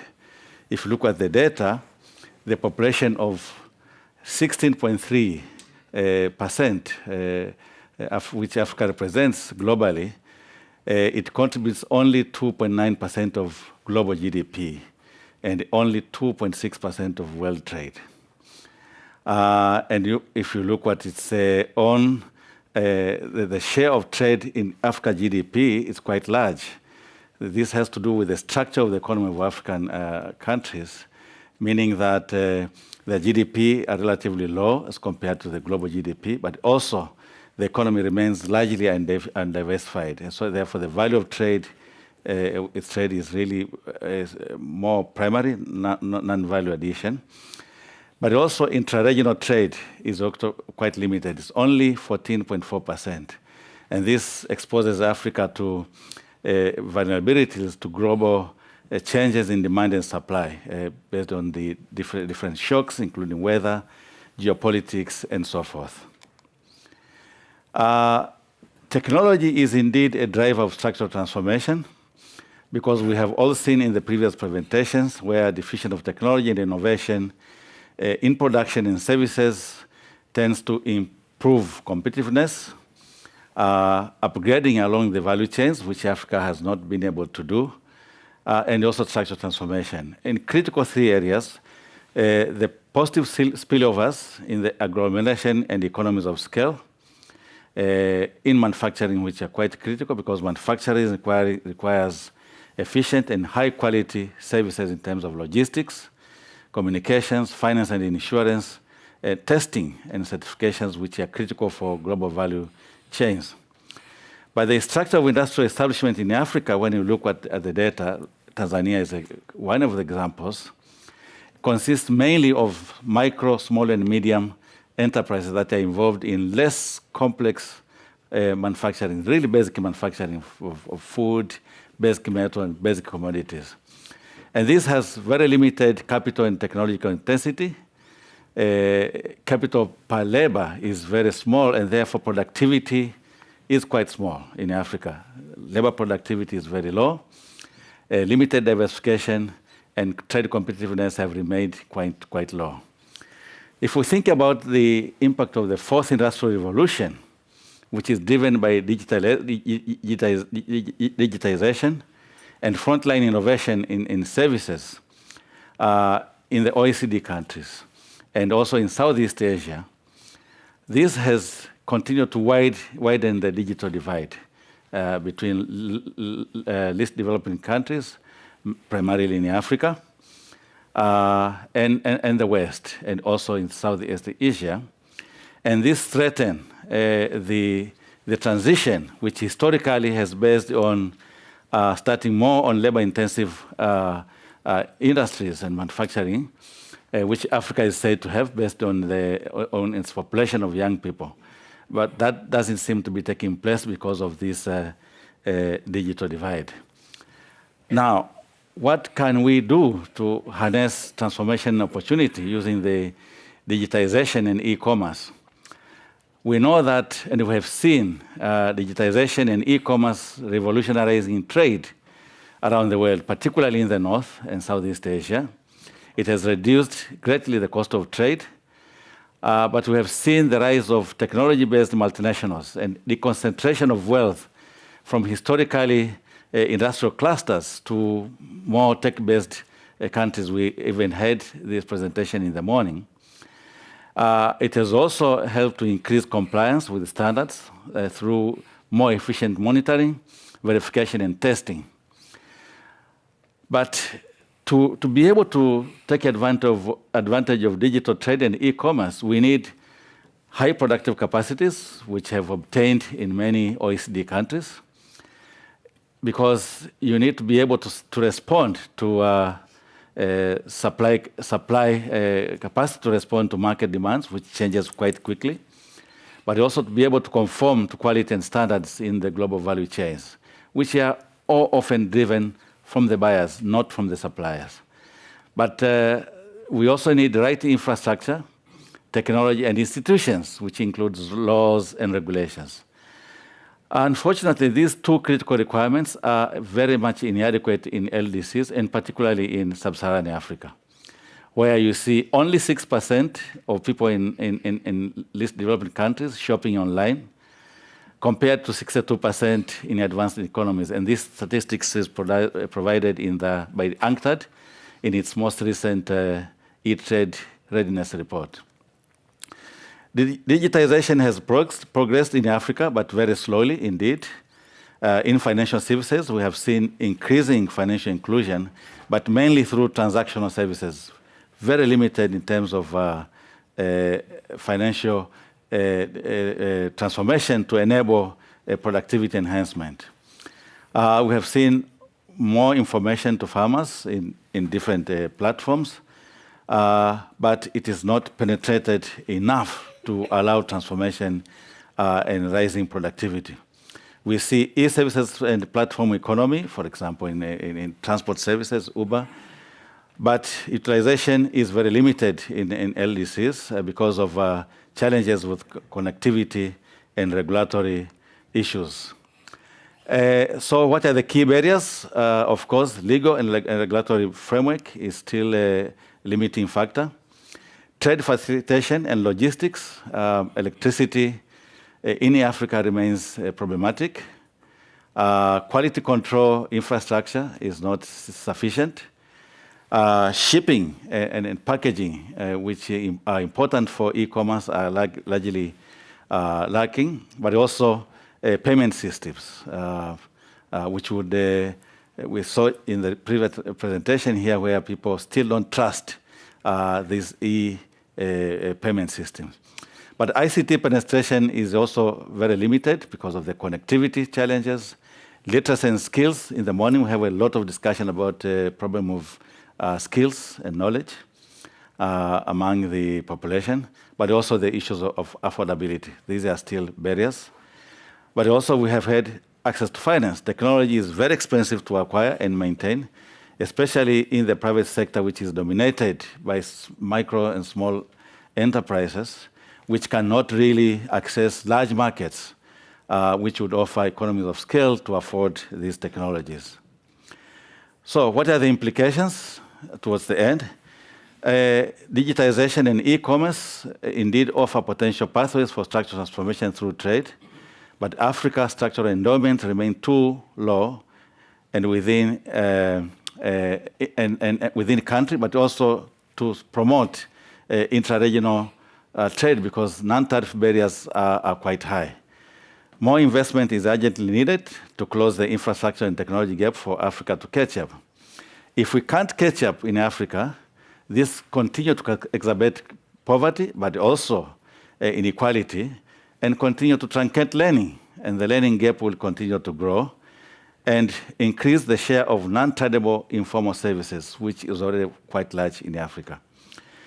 And I urge you that policy support and international cooperation are very essential to promote digitization and e-commerce, to make them emerge as critical enablers for structural transformation in Africa. Thank you very much for your attention. Thank you, Donald. Now we're going to have Nancy Salman to speak about agriculture incubators. So we're moving to a fairly different topic. Thank you, Nancy. Thank you. Good afternoon, everyone. Actually, it's a pleasure to be here. I'm going to talk to you about the agriculture incubators to drive entrepreneurship among smallhold farmers. I'm not very comfortable to present it seated, but I'm going to try. I would like to say that many of the points that be stated here for LDC countries, it's a reality, but me in a small group of people, I think it was like 5% that was said here, that women, engineer, and entrepreneur and researcher in LDC. Also, we are a very small group. I am a researcher. I am a doctor in science, and I'm a researcher in the Mozambican Research Institute of Agriculture. I'm also an entrepreneur because I hold a company of organic vegetables, production and processing, and I am a farmer. So that's important to say. So we've been seeing here that many presentations shown that we have many limitations in agriculture in LDC. I'm going to approach this in a different view, or I hope. where I will show you some cases of young, qualified, educated people that is investing in agriculture in Mozambique. So I'm going to speak particularly and specifically from the experience in Mozambique. First, I would like to start saying that Mozambique has two distinct weather patterns that affect agricultural production. And the northern and central region has different climate than the south. At this point, Mozambique has been classified with 15 agroecological zones. Why am I showing that?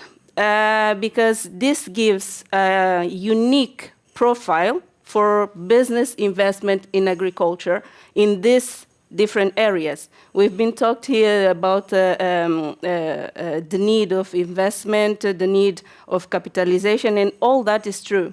So in this classification, we have 15 different approaches and different areas of business in agriculture for Mozambique.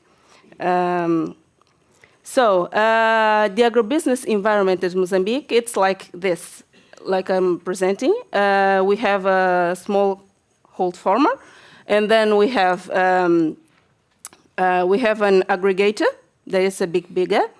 We have the processing and transformation sector, and then we have the end user that can be also the product of the investing or the evolution of the farmer situation. So this model has some problems, at least how we see agriculture in LDC, because many of this marketing in agriculture is shown with old people using antiquated tools and methodology to farm. There is a lack of trust between the farmers and aggregators, because the aggregators should be able to negotiate better prices of inputs and also to get better prices for this smallhold farmer. Here you can see the money. It's shown only in the transformation industry, and we lack this industry or this sector in Mozambique. And here, we don't show in this model which benefits can this sector bring for the normal rural family. So once we see the marketing of a car, for example, where if you have success in that activity, you have a nice car. That's not the case for advertisement in agriculture. So at this point, farming is very unattractive for young people and investors, like it was said here. Farming is not seen like a commercial activity, and yes, more for survival aspect. With the growing demand, we don't invest in agriculture as a commercial activity. So this has to change. So how can agriculture incubators drive entrepreneurship among small farmers? Well, I'm going to show you some cases where some big industries would have incubation programs, and that's promoting the change in the business environment of Mozambique. Here we can see that this program has given access to land, equipment, seed, all the resources for young entrepreneurs that are working in agriculture.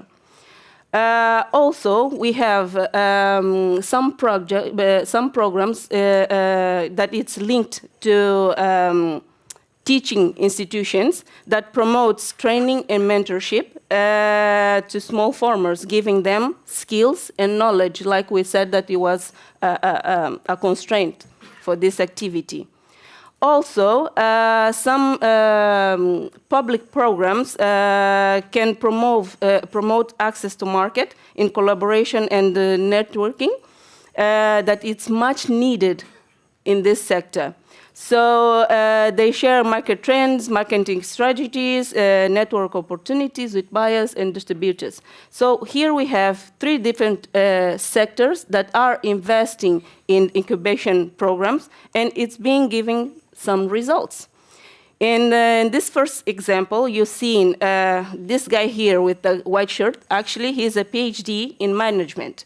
So he found a strategy to organize farmers in a small town to increase their production and productivity. And the second photo, you can see it's a group of rice farmers.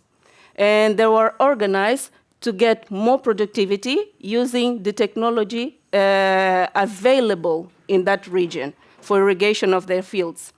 And also, you have in example 2, a small company that has developed a way to bring a mobile irrigation system for smallholder farmers. So this is, they developed this system to bring to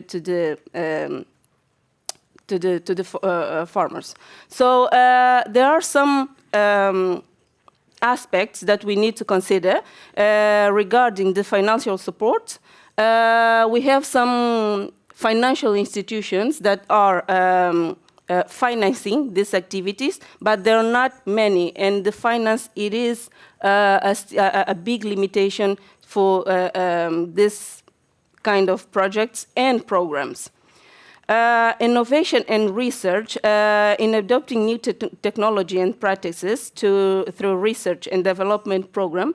So some companies, they are developing, they are product of incubation programs that they are doing some research targeting the agriculture in a new view for the smallholder farmers, considering the local profile of the farmers. So what are the main constraints? I'm going to wrap it up. This actually was said here about the limitations of incubation programs as limited access to essential resources, the adequate funding and financial support that is a requirement, and we don't have clear policies to assess this sector. The access to market, it's a big constraint at this point for the farmers. And as final considerations, incubation programs, they aim to assist individuals establishing thriving and sustainable agribusiness through provision of essential tools and support. That considering the local profile of the farmers in the region. It supports aspiring agripreneurs with resources, network opportunities, business guidance, skill development, idea validation, venture growth, and sustainable focus. So this is what I had to present to you. Obrigada is thank you in Portuguese. Thank you. So last but not least, Dr. Rubana Haq, please. Thank you. Thank you. It's okay. Dr. Sen, I think my topic is, again, about girls and women getting equal opportunity, so it's a little off the track. However, I'd like to address something that you said. You see, you talked about how e-commerce can help. Well, I come from Bangladesh, and Bangladesh's story essentially is about ready-made garments, and we are the second largest exporter. But unfortunately, we don't have a platform like Amazon. So we need a Bangladeshi Amazon to be able to reach B2C, so business to consumers directly. That we don't have. So we are really, I mean, we need to work on that. Undersecretary General, Madam, Ambassador Abab Fatima, of course, excellencies and distinguished panelists, and of course, audience. I would like to respond to one of the things that you said in the morning, Ambassador. You were talking about robotics coming into the ready-made garment industry. It is coming in. We are sort of still, we are 25% there, and eventually we are also replacing labor. We have to be very, very careful about it, because there's no way the workers in garment industry are going to become overnight coders. So like you mentioned, reskilling is absolutely important. And for that, what we absolutely need in our part of the world is education and education and education. So I wear two hats. One is a corporate hat. We have companies, the family does, and I work directly with ready-made garments. And at the same time, and in our company, we have 10,000 women. And I also work with a university which has 1,600 women, out of which 550 are from Afghanistan, 240 from Myanmar, 600 from Bangladesh. So we have basically students even from Syria, Yemen, Timor-Leste, and so on and so forth. So we have a diverse pattern. So today I'm just going to quickly tell you a story of a nation, an industry, a university, and women. Can we have the video? It's going to be a quick video, I promise, Dr. Sen. So that's Bangladesh, basically a young country, born in 1971. And of course, you can very well see the factories, the second largest garment exporter in the world, the happy faces of the workers, not always, but women-led economy primarily. And, 4,296 garment factories, 3 million are workers. We contribute 81% to the export proceeds. GDP share in 2022, agriculture 11%, industry 33%, service sector 51%. Look at again the people, and of course the GDP per capita is over $2,000 now. Three things basically help Bangladesh. First, the women. Second, youth. And third, innovation or entrepreneurial spirit, whatever you want to call it. 73% is female literacy. And gradually it's on the rise. And for the youth, 63% are under 35 years of age. We have 100 million youth in our country, 3.8 million young entrepreneurs to be proud about.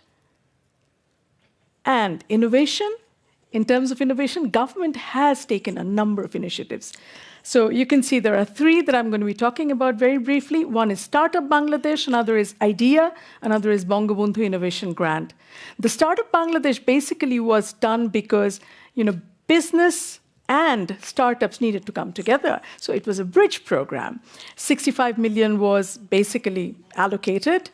And it is basically the only government-funded venture capital. Startup Bangladesh has been more or less successful.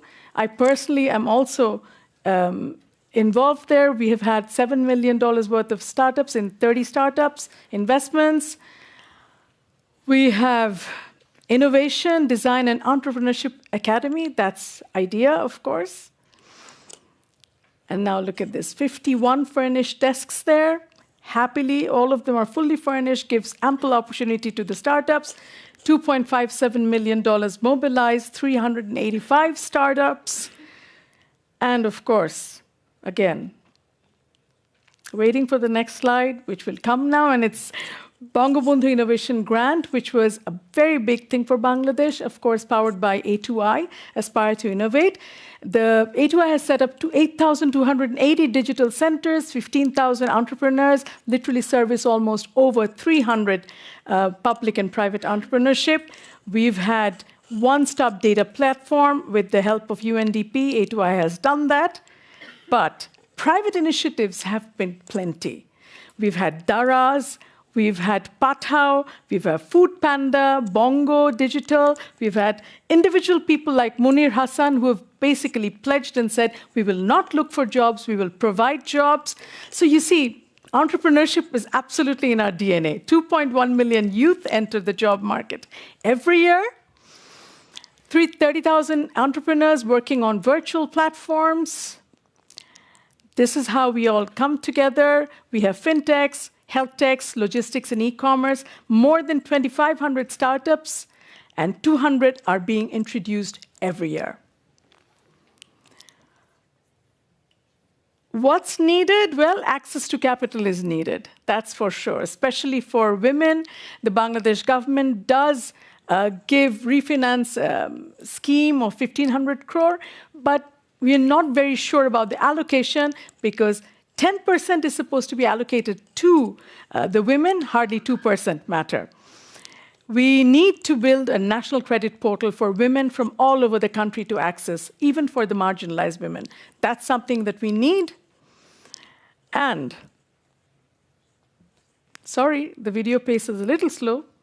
I think I'm rushing through time. But I wanted to also tell you the other things that come into play, that is mentorship. We need to link academia, industry, private sector. Private sector must bridge the translating ideas to local context. This is something that we need to do. ICT education contributes to 600 million. Now, ignore the pictures except the bright faces. I'm going to tell you a story. So out of the 1,600 women who are enrolled in the Asian University for Women, way back in 2016, what we did was we brought in ready-made garment workers to come to the university. And very interestingly, what we did was we absolutely focused on our mission to make sure that we are investing on the most underserved community. And this is what happened. The magic happened. I recently spoke to 56 garment workers and asked each of them one question. Have you ever dreamt of owning a business yourself? All of them looked at me in dismay and surprise. Of course not. But when I spoke to 40 garment workers who had gone to the university and graduated, all of them said yes. And out of the 40, 4 of them have already started their own company. What they have done is they have concentrated on jamdani, which is a local fabric. They have turned them into jackets, and they've started selling them. Not to us, not in Bangladesh, but to America. You see, what we do with education completely depends on us. What we need to do is we need to turn our dreams beyond degrees. Dreams must, of course, supersede degrees, and we must make sure that there's a theory of guided preparation coming into play. If we have guided mentorship program for the most underserved women, trust me, they succeed. And how do they succeed? In our university, and it's an international university, happy to host any of you at any point. You know what we do? We take these women and we bring them to the university, and after that, we don't make them go to straight the undergraduate program. We give them at least 2.5 years of a phase of unlearning and relearning. We call it pathways. So it is basically pre-undergrad that we give them. After that, we again give them another year of access education, meaning before going to the university, they have to go through that full 1.5 years of access. And after that, they go into undergrad program. You will not believe, unless you interact with them, how fluent they are in English, even all the ready-made garment workers. So poverty does not stop potential if we can basically fuel their dreams. You see, I don't think very set interventions help progress. I think it's madness that helps. I think it's restlessness that helps. So hopefully, with this as a pilot, and if you all also are interested in replicating the model, we'll be happy to assist you in absolutely implementing it. So let's all be restless. Let's all innovate. Thank you. Thank you. Thank you, Dr. Hunt. Actually, we had 2 really positive stories coming from Mozambique and then from Bangladesh. So because we are short of time, we'll move straight with the respondents. We have Kelvin Joe and Douglas Baguma in the audience, 4 minutes each, because it's a binding consent. We've got to finish at 5:30 sharp. So Kelvin, I think you are somewhere there, right? Can you, please make your intervention. Thank you. Hello. So I would just like to touch briefly on Mr. Jean Michael's point.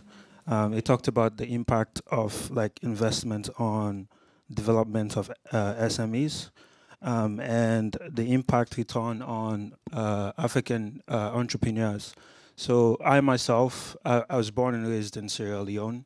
I spent most of my childhood life in Sierra Leone, and I went to school in Sierra Leone and then before moving to Canada. And I realized that it was quite important for me to figure out ways that I could like improve lives of the people in my community. And at a very young age, even though I had no idea of what I was doing, I decided that it would be best for me to build a radio station for community empowerment.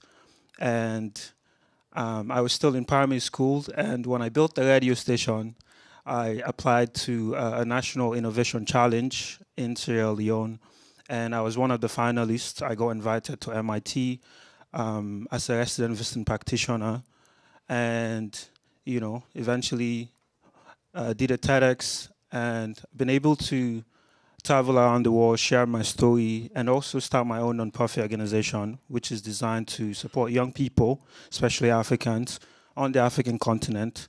And we do this through Innovation Challenge, through workshops, mentorship, and scholarships. And I think it's quite important for us to be able to provide an enabling environment where young people, especially young Africans, can have the resources and tools to be able to accomplish their potential. And oftentimes I see this as like a discussion, when you come to forums like this, but I also think it is fundamentally important for us to match our sort of voices with actions. And so whether it's to providing young people with the spaces that they need to be able to accomplish their potential, or providing them with funding, mentorship, I think it is key for them to actually ensure that they too can, one day become, someone successful. And it's an opportunity for me to come and I wanted to show a video of my story from Sierra Leone, but I know we don't have the time, so maybe at some point, if there's an opportunity to do that, I would love to show the video. But again, I would like to thank the organizers for inviting me and all the panelists for sharing light on this very important topic. Thank you. Thank you, Kevin. I wish we had the time to see the video, hopefully at some other time. But there's a fascinating story about youth and come to links with what Dr. Haq was saying about youth and women and the youth in Bangladesh. We'll come back to that hopefully in the Q&A. So next, Douglas Baguma. Douglas, again, go ahead. And 4 minutes, please. Thank you. Thank you very much. Is it working? Yes, so I'm really honored to be here today. And I'm very thankful for having been invited to one, share and also contribute to this conversation. I and my team run a business called Innovex, and because of the well-known problem of access to electricity in Africa, we decided to work on two solutions to fix this problem. One, we work with solar businesses, helping them reduce costs around operation and maintenance of installations. So what we did is we built a platform that they use to monitor performance of solar installations remotely and also manage payments. And what this has been able to do is actually, as I speak, my team is currently in conversation with the World Bank and a program where we are looking at the World Bank using this platform in result-based financing. So what this has done is today we are working across 12 countries in Africa with more than 62 solar businesses who are distributing systems to low-income communities and institutions such as schools and health centers. And when you look at the second solution that we've built is when we studied the reason why people don't have access to electricity, even when solar is a viable solution, is most of these communities are low income. And when you look at the supply chain for solar installations, by the time the low communities are purchasing the solar systems, they're probably more than 10 times the cost at which they were manufactured. So what we've done is we are localizing the manufacturing of solar equipment, and we have set up a facility to manufacture electronics, not the solar panels, but the solar electronics. It's the first of its kind across Africa, and we're one of the very few who are looking at electronic manufacturing. I know it's quite unbelievable. And when we're sharing our story with our partners based in Belgium, they're very surprised that out of a population of close to 200 million people in East Africa, Innovex is probably one of the 3 people who are manufacturing electronics. So as to share about my journey as an entrepreneur, I think the keyword I'm going to use is not just enough, because in as much as challenges are there, there's also been initiatives to address some of these challenges. When you look at access to capital, what investors say is actually different from what entrepreneurs experience, because investors say there's too much money but very little pipeline. They don't find enough entrepreneurs to invest in. From my experience as an entrepreneur, we really feel that one of the reasons this is because there's still a mismatch. It's just not enough. Entrepreneurs are still early stage. The kind of investment and capital they're looking out for is probably risk capital. I have an idea and I want to build a concept to see if this works. There's not very many investors who are looking at investing in an idea in Africa. And this is not the practice elsewhere. So the question there is, how do we transform this? How do we ensure we have enough risk capital for entrepreneurs to try out their ideas, build concepts, and validate them? Innovex was lucky because we received our very early investment from lecturers. These were our teachers in school. It was just under $6,000. And of course, many people call this friends, family, and fools. But we're lucky to have access to that early investment that believed in us. And of course, we've had an incredible journey, raising close to $2 million to date. And as I mentioned, our platform is used across 8 countries, across 12 countries in Africa. The other challenge is technical assistance. The fact is, there's a lot of initiatives, to assist businesses in Africa, but it's just not enough. When you look at the kind of technical assistance that very many entrepreneurs need today, we would call it embedded technical assistance, where you have consultants sitting with a business for not less than 3 months, because at the end of the day, when this consultant is not there, you want this capacity to remain within this business. But the kind of technical assistance we have is, online. Consultant sits at the end of the computer, and that is how the support is delivered. That does not build enough capacity for businesses once this consultant is not in place. So that is not enough. Third and last is transfer of skills and knowledge. This probably has been one of the biggest impediments to growth of entrepreneurs in Africa, because as an entrepreneur, what I need is a market, access to market. Give me that, and definitely my business will see a lot of success.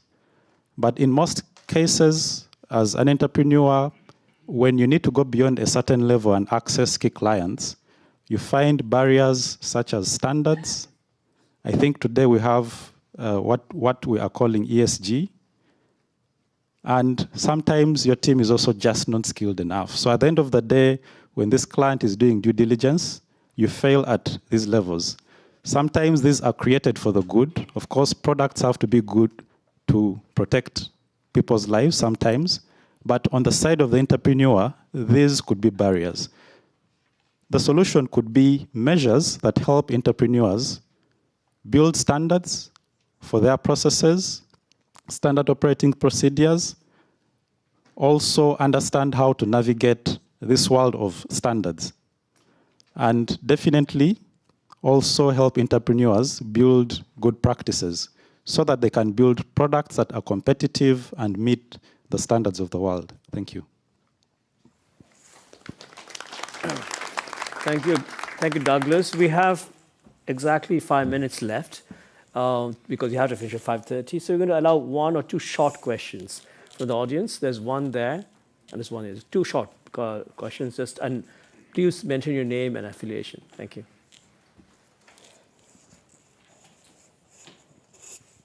Well, thank you very much, all the speakers. And my name is Neema Komba. I am from Tanzania, but I'm here as a researcher from Hanken School of Economics here in Helsinki. I found all the presentations very interesting. I don't know if this is really a question or more food for thought. I think when it comes to entrepreneurship, it's been hailed as one of this like balm or maybe like a band-aid that fixes everything, especially by policymakers across. But there are so many different things that have not been fixed. In my research, I look at entrepreneurship in context of corruption, and you would see, for example, a lot of smaller companies are not even able to get contracts without paying like a 10% or something like that, because there is not like an open platform that, okay, we are going to take entrepreneurs into consideration. But on the other hand, the song is that we really want entrepreneurship to thrive, but on the other hand, you have the policies that are really not designed to actually help entrepreneurs. So I'm wondering if any of the panelists have thought about this. And the second thing is, when it comes to entrepreneurship education, or there's been a lot of efforts from so many different places, and I can speak this from a context of Tanzania, which I understand the most, that everybody with whatever program, HIV/AIDS, there is some entrepreneurship program attached to it. If it's like anything with poaching, any sort of social problem, entrepreneurship is there hailed as some sort of solution, and they have had a program for it. But we haven't really examined if these programs actually work or what works about them, and everybody is doing things in silos and not so much coming together, even within a singular context. So now imagine for the whole LDCs how many programs there actually are. So are there any efforts or any plans for this kind of thing where we really take stock of what we've been doing so far and all these programs that we've initiated, and whether they work and what actually works about them, and maybe, I don't know, finding evidence and replicating it? Of course, as a researcher, this is what I'm going to think about the most. So yeah, those are my two things that I really wanted to get your thoughts on. Thank you so much. Thank you. There's one more question from me. My question relates to roads infrastructure. I haven't heard any of your presenters mention about roads infrastructure. What I see is that everywhere, education and even the businesses, access has been mentioned as a key problem.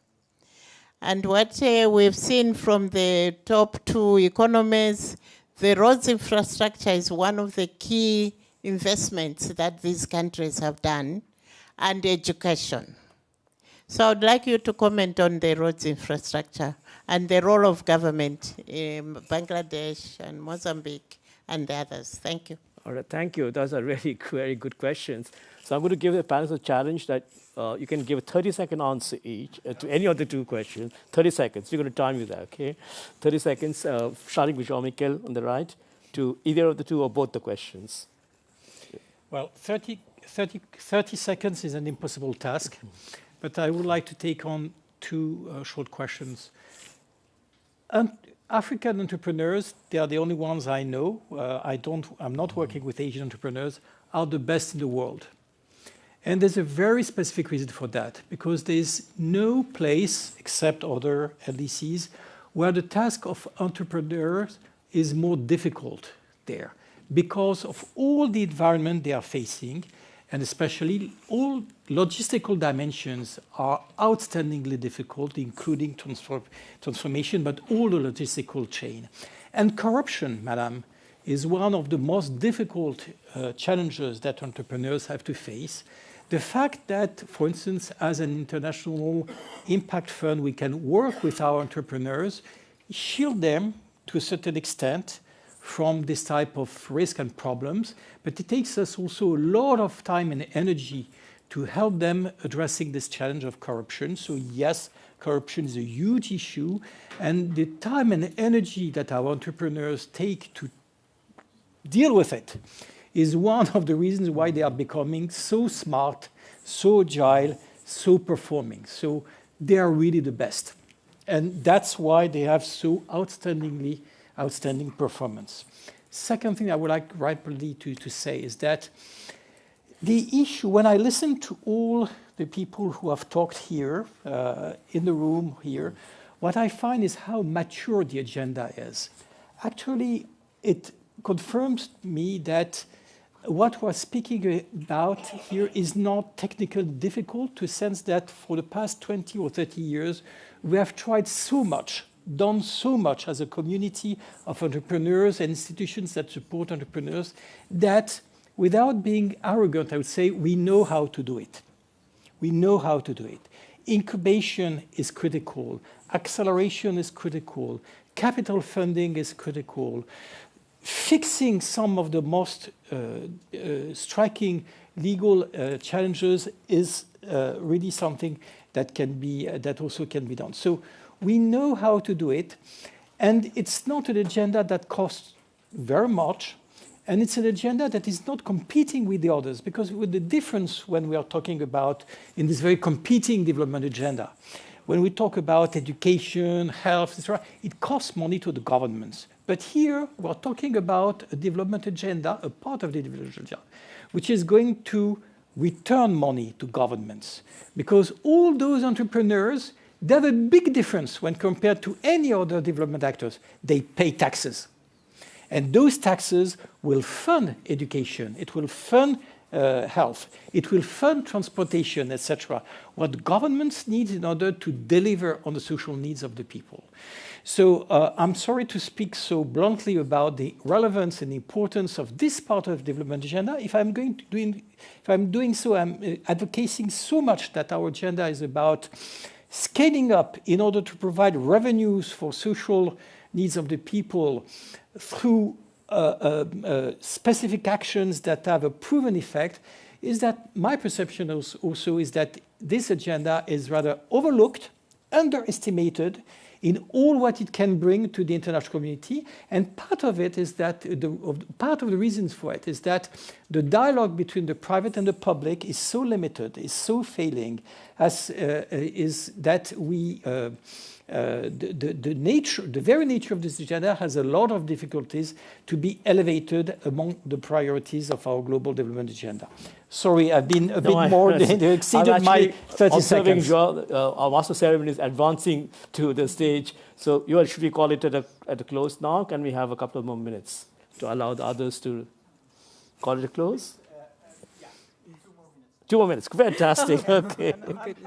As INP is concerned, we are a supporter of Innovex through a specific acceleration incubating program, which is funded by a large international agency.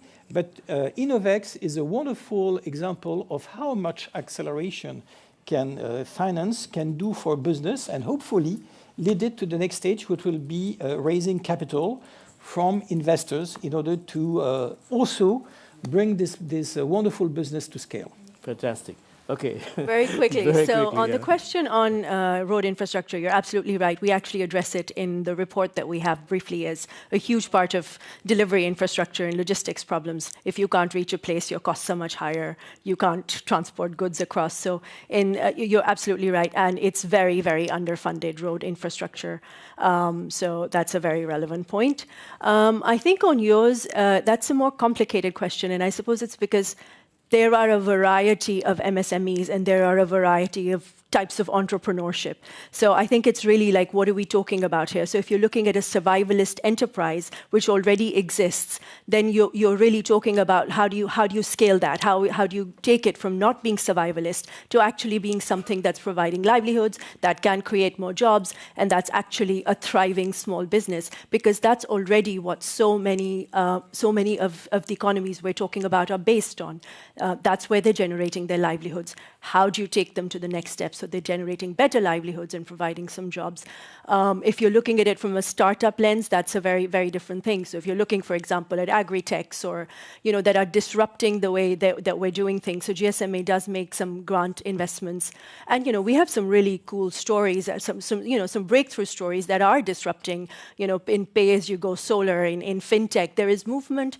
The reason the movement is maybe not enormously dynamic is because so many of the enablers, like these are the pioneers that are kind of breaking through a lot of the challenges, creating that enabling condition for the next one to come along and the next one to come along and iterate. But I think it is a very complicated question because, it's just a very very vast kind of landscape of MSMEs and of entrepreneurs and entrepreneurship. So, yeah, I think that's my response. Thank you. If you don't want to respond, it's fine, because that's okay. But if you have a burning response, 30-second response, yeah? 30-second response to you. I think LDC spirit is kind of like a spirit of a phoenix. We rise from the ashes. So I think most of the entrepreneurs in LDC know how to work around corruption. That's entrepreneurial. And as for road infrastructure, seriously, I mean, if you're not careful, we end up with vanity infrastructure as well. So it largely depends on the quality of governance. And if the governance is right, we'll have the right roads. If it isn't, we'll have extra roads. Thank you very much. Thanks very much. Actually, what I was struck by is that across all the presentations, I mean, we talked about youth, talked about wonderful interventions from the respondents, and we talked about also incubation and how those kind of things, and finance kind of cut across a lot of the discussion, really. So, finance is one of the big constraints on innovation for MSMEs, and we need to think of ways to, examples of how we can actually ease the finance constraints. That was a really interesting point. Okay, let's stop here. We have, I think, bus transportation organized to go to the City Hall. Is that? For the panel. Yeah.